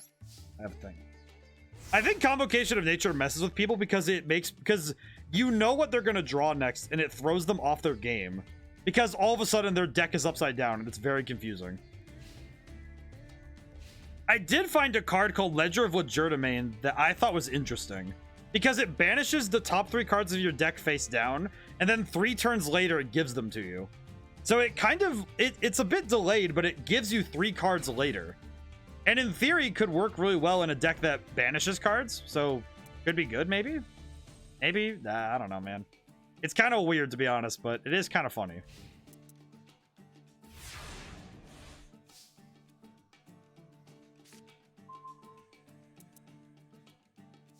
Let's see. Wait, I'm gonna toss this guy into the graveyard. And we're going to get one of my Skull Servants back. Or no. All the Haunted. I am very happy I didn't activate one of my other cards, because holy crap. That would have sucked. I am surprised Call of the Haunted doesn't have an animation. I miss the old wild Yu-Gi-Oh! Card effects. Everything has to be negate 40 times now. Yeah, I don't know. That's why I like playing older decks, because that's what I like about this, is because like King of the Skull Servants is not a deck that people play. It's just kind of like, oh, it's fun. Like, this is a very goofy deck. I'm gonna fight him. Yeah. Like, I don't think this is a deck that most people would consider playing nowadays. But I like it because I like playing these older, I like playing this style, you know what I mean? I actually ran into a Skull Servants deck the last time I played this game. I could imagine somebody being weird, being a whack job and just playing it. I could see it. But I think it's fun. I think I just like the idea of playing older decks because, and especially I like playing decks with unique style because they're fun. And they legitimately let us have some interesting interaction.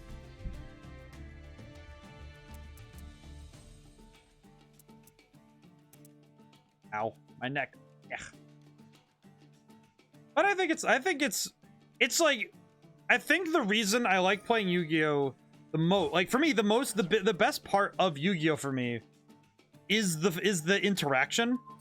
I'm not usually playing Yu-Gi-Oh! With the intent of, oh, I need to win, or oh, I really want to just like dominate. It's like, for me, it's like, no, I'm playing because I want to have fun and have this back and forth. The back and forth to me is the most important piece of Yu-Gi-Oh! I think it's also because a lot of my ideas of it come from the anime. Because I grew up watching Yu-Gi-Oh! And Yu-Gi-Oh! GX.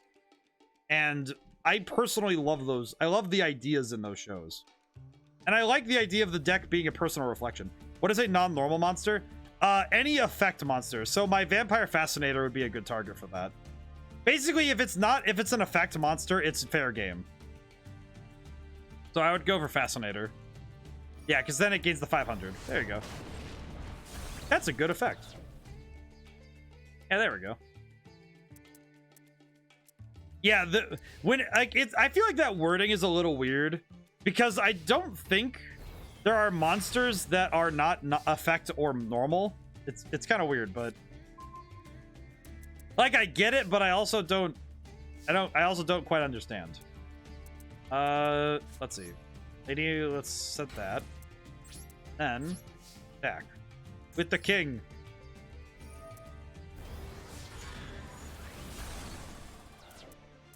I do also like the art for King of the Skull Servants because it looks cool. He's just like, please, I must save my people. Geminis, which are normal monsters, till you summon them a second time and then they become normal. Yes. I will say I kind of left out Geminis and I think I left out Geminis and flip effect monsters when I did my explanation because I kind of realized that there's a lot of people who don't play them often. So I kind of figured I'd wait to explain them until they became relevant, but I don't play Geminis very often. I don't. I used to. I own the Phoenix Gearfried structure deck. I do own that deck. It's very cool. It's also I think Geminis, the trouble they had was that you had to summon them twice, which is just very hard to do if you're trying to play again, if you're playing against an opponent that's moving too fast, you know? Ah, yes.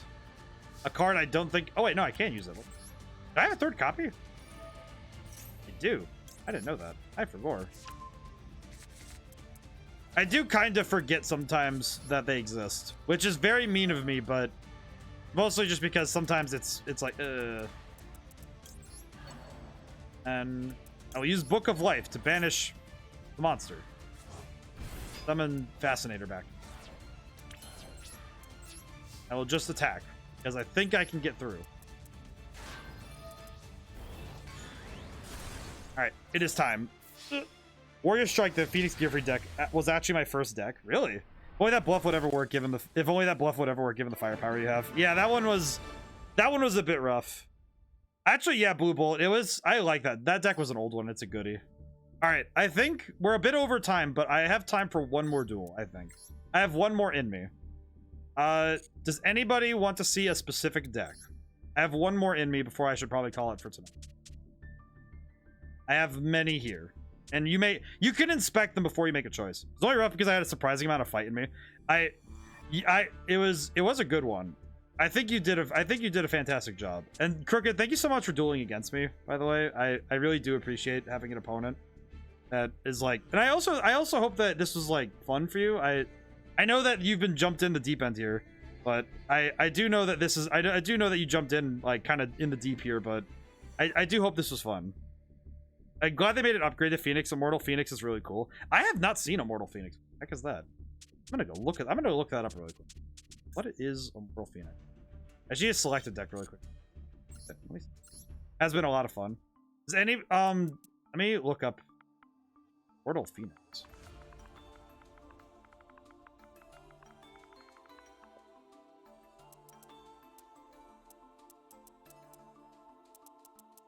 Immortal Phoenix Gearfried. Oh, he's got a lot of cool stuff. Holy crap. Banish a field, equip spell, summon this card from your hand. At the start of the damage step, equip one face-up monster on the field with this card. As an equip card, this card gives this card 500 attack. Send one face-up equipped card you control, negate the effect. Oh, yeah, that's a lot. Does anybody want to, like, Crooked, if you're down for one more game, is there any deck that I have not played yet that you would like to see? I have... I can also inspect them if you wish to see any specifics.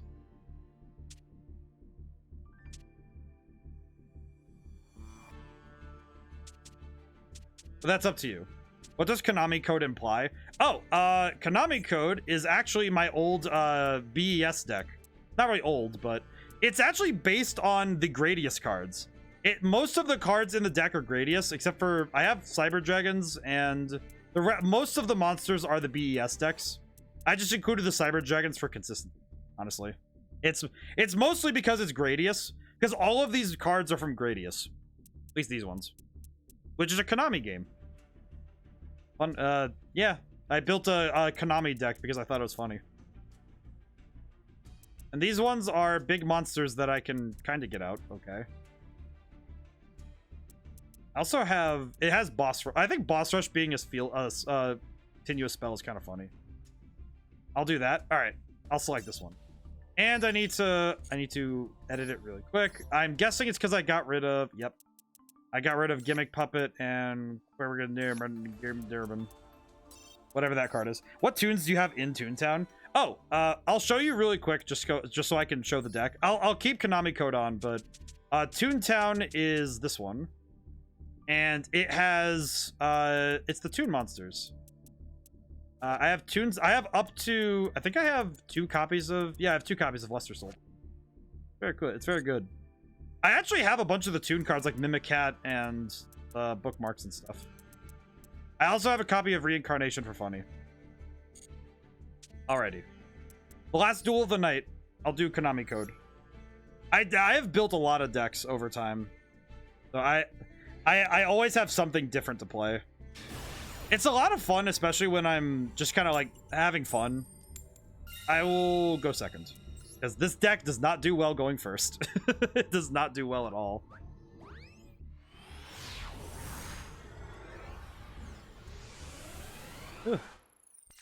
I like Toontown because I like the Toon monsters.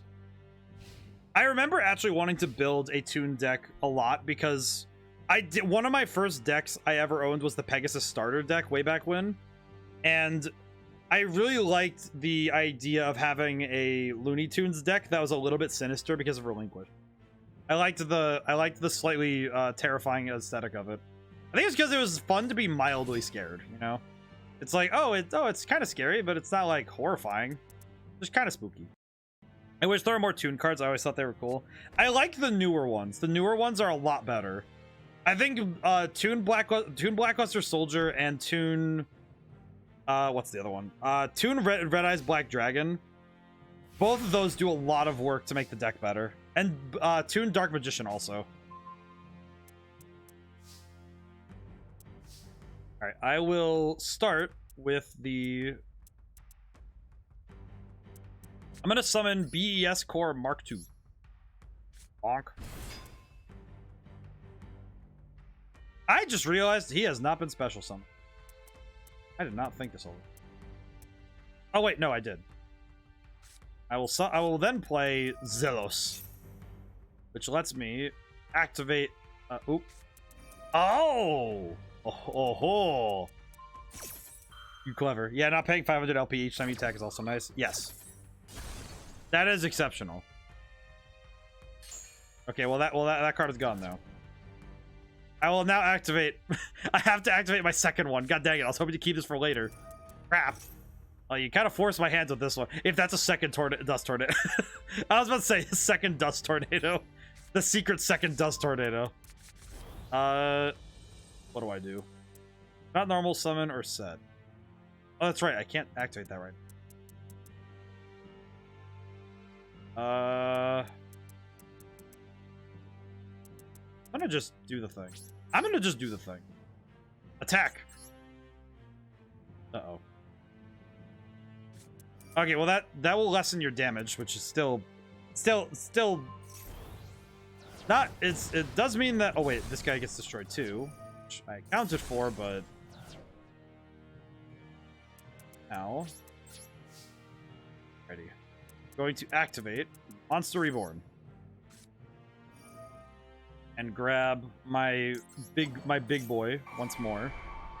I'll grab my Chungus, and I'm gonna summon him in defense mode.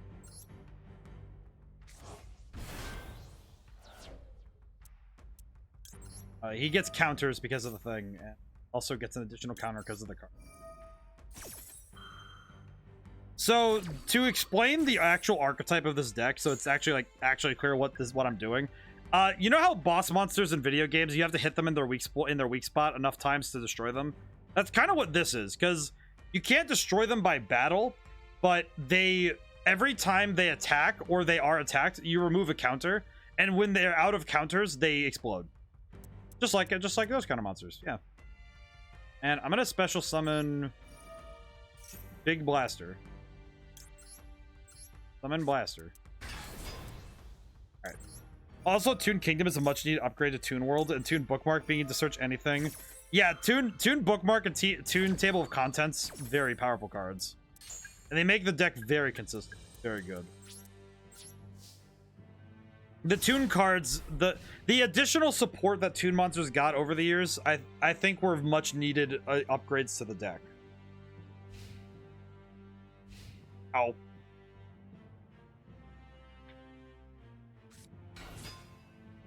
Hmm? Oh! I just realized what's about to happen. Hmm.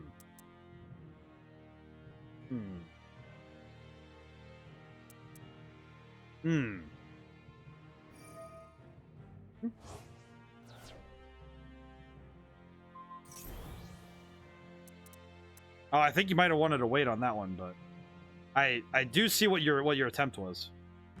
Also, Comic Hand is always funny to use on your opponent's first turn in Modern Yu-Gi. Oh yeah, because Comic Hand just does the thing. Oh yeah, no, you're right. You're right, Blue Bolt.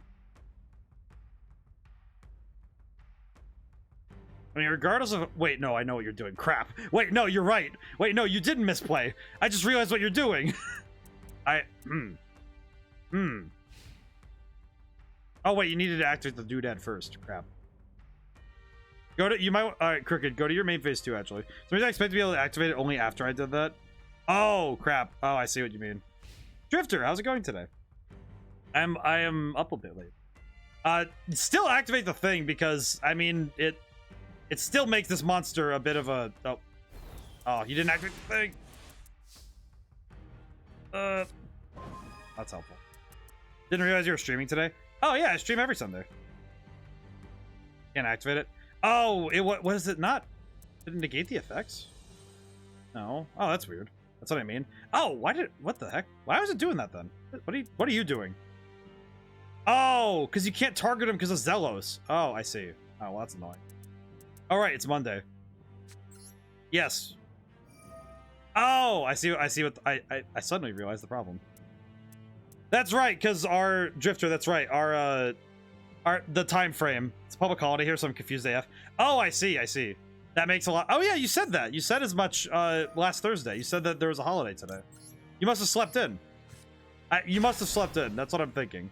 Is that you probably slept in and we're like, oh yeah, I'm gonna sleep in. And then you're like, wait a minute. Yeah, because you're usually awake. Yeah, you're usually awake early, so maybe I'm guessing that you were like, what can I summon? Oh. How did I summon unicorn? Why would I summon unicorns? I don't need that.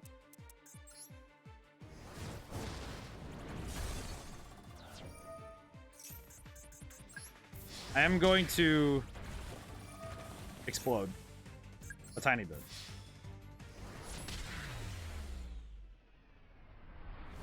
I got a good turn that time.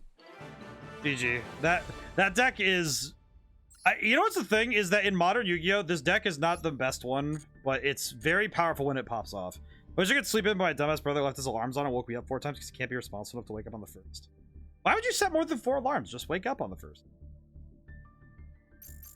Confusion. Alrighty. I am gonna delete the room code for now because we are done for now.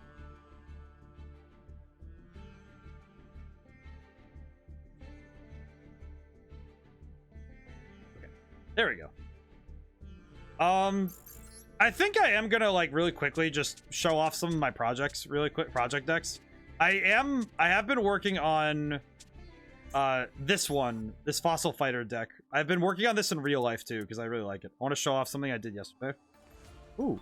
Oh, the orchids. Mounted up my mini orchids. Oh. Yes, yes, yes. Beautiful. Beautiful. I like this. I like this a lot. This is beautiful technique. I like this. Excellent. I like that. That's excellent, Drifter. I like this. This makes me happy. I guess just so I can reaffirm my my support for both the Drifter's plants and also my favorite archetype, the vampires. This deck here is one of my favorites of all time. I like vampire decks. I bought the Vampire Genesis structure deck back when, and I listen. They're not the strongest cards in the world. They're not the best deck. They're my favorite. This stuff makes me happy. I like this one. Just like Drifter's plants make me happy. But like, man, I like this. This makes me happy. There's satisfaction in this. Mainly also because I play this like a gremlin. But yeah, that's just good. I have a lot of deck. You know what's really bizarre to me is that I have less cards in the digital space than I do in real life. I have a lot of cards. I think it's because both me and my mother have determined that we are very much the type, not the hoarder type, but we have collections and we really like stuff. And Yu-Gi-Oh is, for me, Yu-Gi-Oh is my stuff. That is the thing I'm like, yeah, no, I am a gremlin when it comes to cards. And I take very good care of them. I do not like mistreating the cards. I have a lot. I also have a library card catalog specifically for them. Makes me very happy.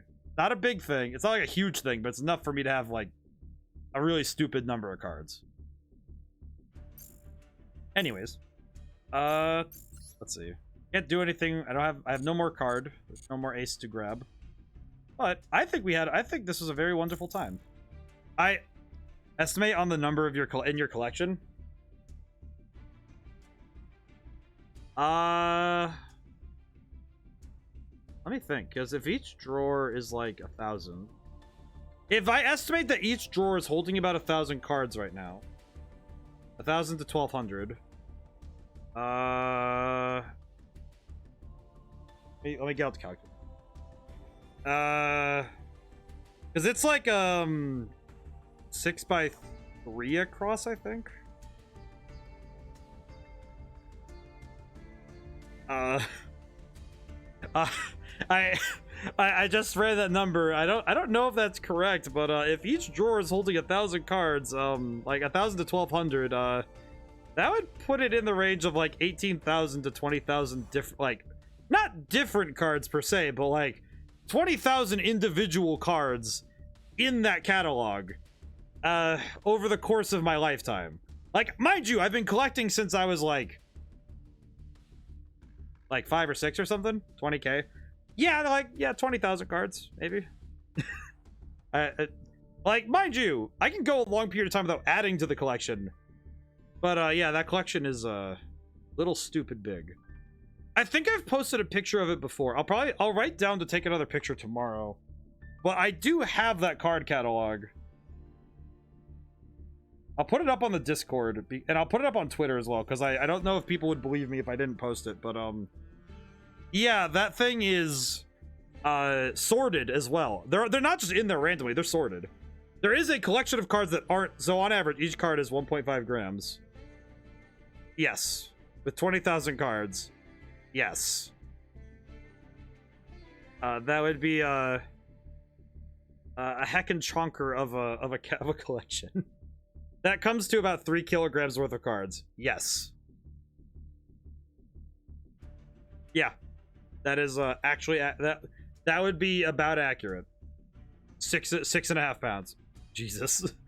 Yeah, sounds about right. I think it's because this game satisfies a lot of the things I like. I mean, just look at the different decks I have, right? Like, we have the skeletons, we have like we had the goofy baby deck with the Melfies. There's stuff like Zahando with the Hanafuda stuff. I have the Galileo one, which is the Thunder Dragons. Where is that, by the way? There it is. Like, it has all the different aesthetics and archetypes, and also it seems to be a very powerful source of inspiration for me, because I keep finding ideas in it. Because every time I go back to look at it, there's something different, and I really like that. Like, yeah, are all the archetypes equally made? No.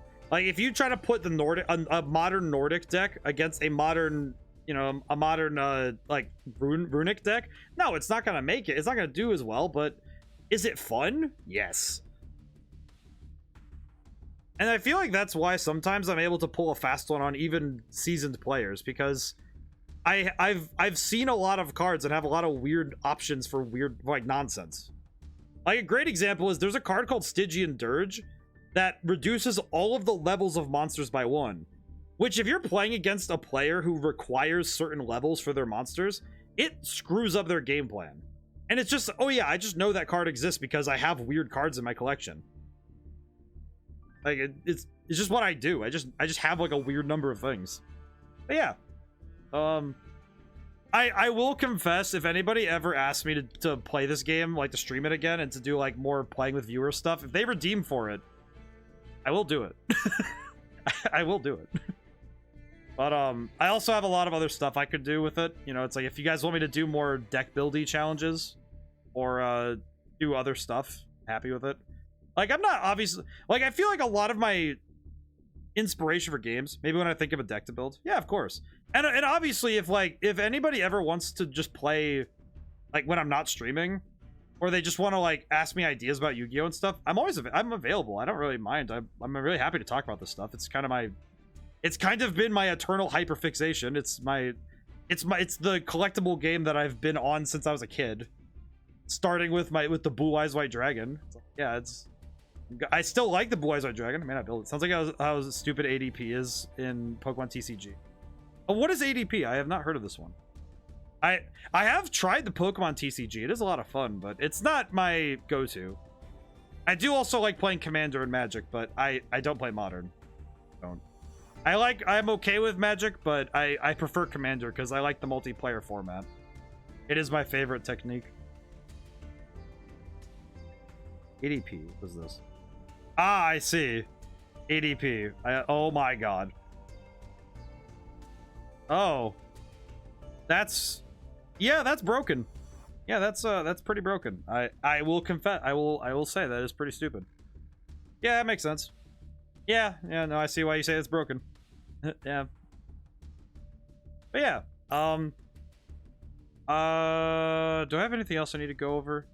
So this next Sunday, Cloudy gave me a game. Wednesday is Persona 5 and Thursday is Stellar Glow, as per usual right now. We have... I'm still working on Red Genie. I'm doing my best. I have the hopes that I get close to or finished with the soundtrack this week. If not this week, then early next week. And after that, did you see Altered Creation GX? Yeah, it's insane. For the rest of this game, your Pokemon's attacks do 30 more damage. If this Pokemon has at least 1 extra water energy attached to it, and your opponent's active Pokemon is knocked out by the damage, take 1 more prize card. That's nuts. Yeah, that's just dumb. That is very dumb. I don't like that. But yeah. So that is really broken. That is really bad. But I do think that my hope after that is then I will be playtesting, and I will also be making the non-looping versions of each of the musical themes in game for the specific purpose of when they go up on streaming services. Because when Red Genie comes out, it will be a little bit after the game comes out, or when I have the it'll be a little bit after the game comes out, but the soundtrack will be in its entirety available on Spotify and other streaming services for my game Red Genie. And because I like making the music as available as I can, it will also be on my Bandcamp because I like putting stuff up there. My Bandcamp may not get a ton of visitation. You can do what FF does, sometimes just fade out after a loop or two. That's what I'm gonna do. Is it's gonna loop twice, and then it'll taper off after the on the third attempt, basically. That's kind of what I was going to do anyway, because it works very well, and it also is just a easy way to make things loop. So yeah, no, it works. It works for me. I think it'll be good. Is there anything else I need to talk about? I'm hoping that my games, that Red Genie's release is not pushed back any further, but it is possible. If there's a delay, I'll let you guys know right away. It has been delayed more than I definitely would have liked, and that is just something I will be talking about when I'm streaming it, because I will stream the game. I will be streaming Red Genie myself, along with asking a lot of streamers to stream it if they can.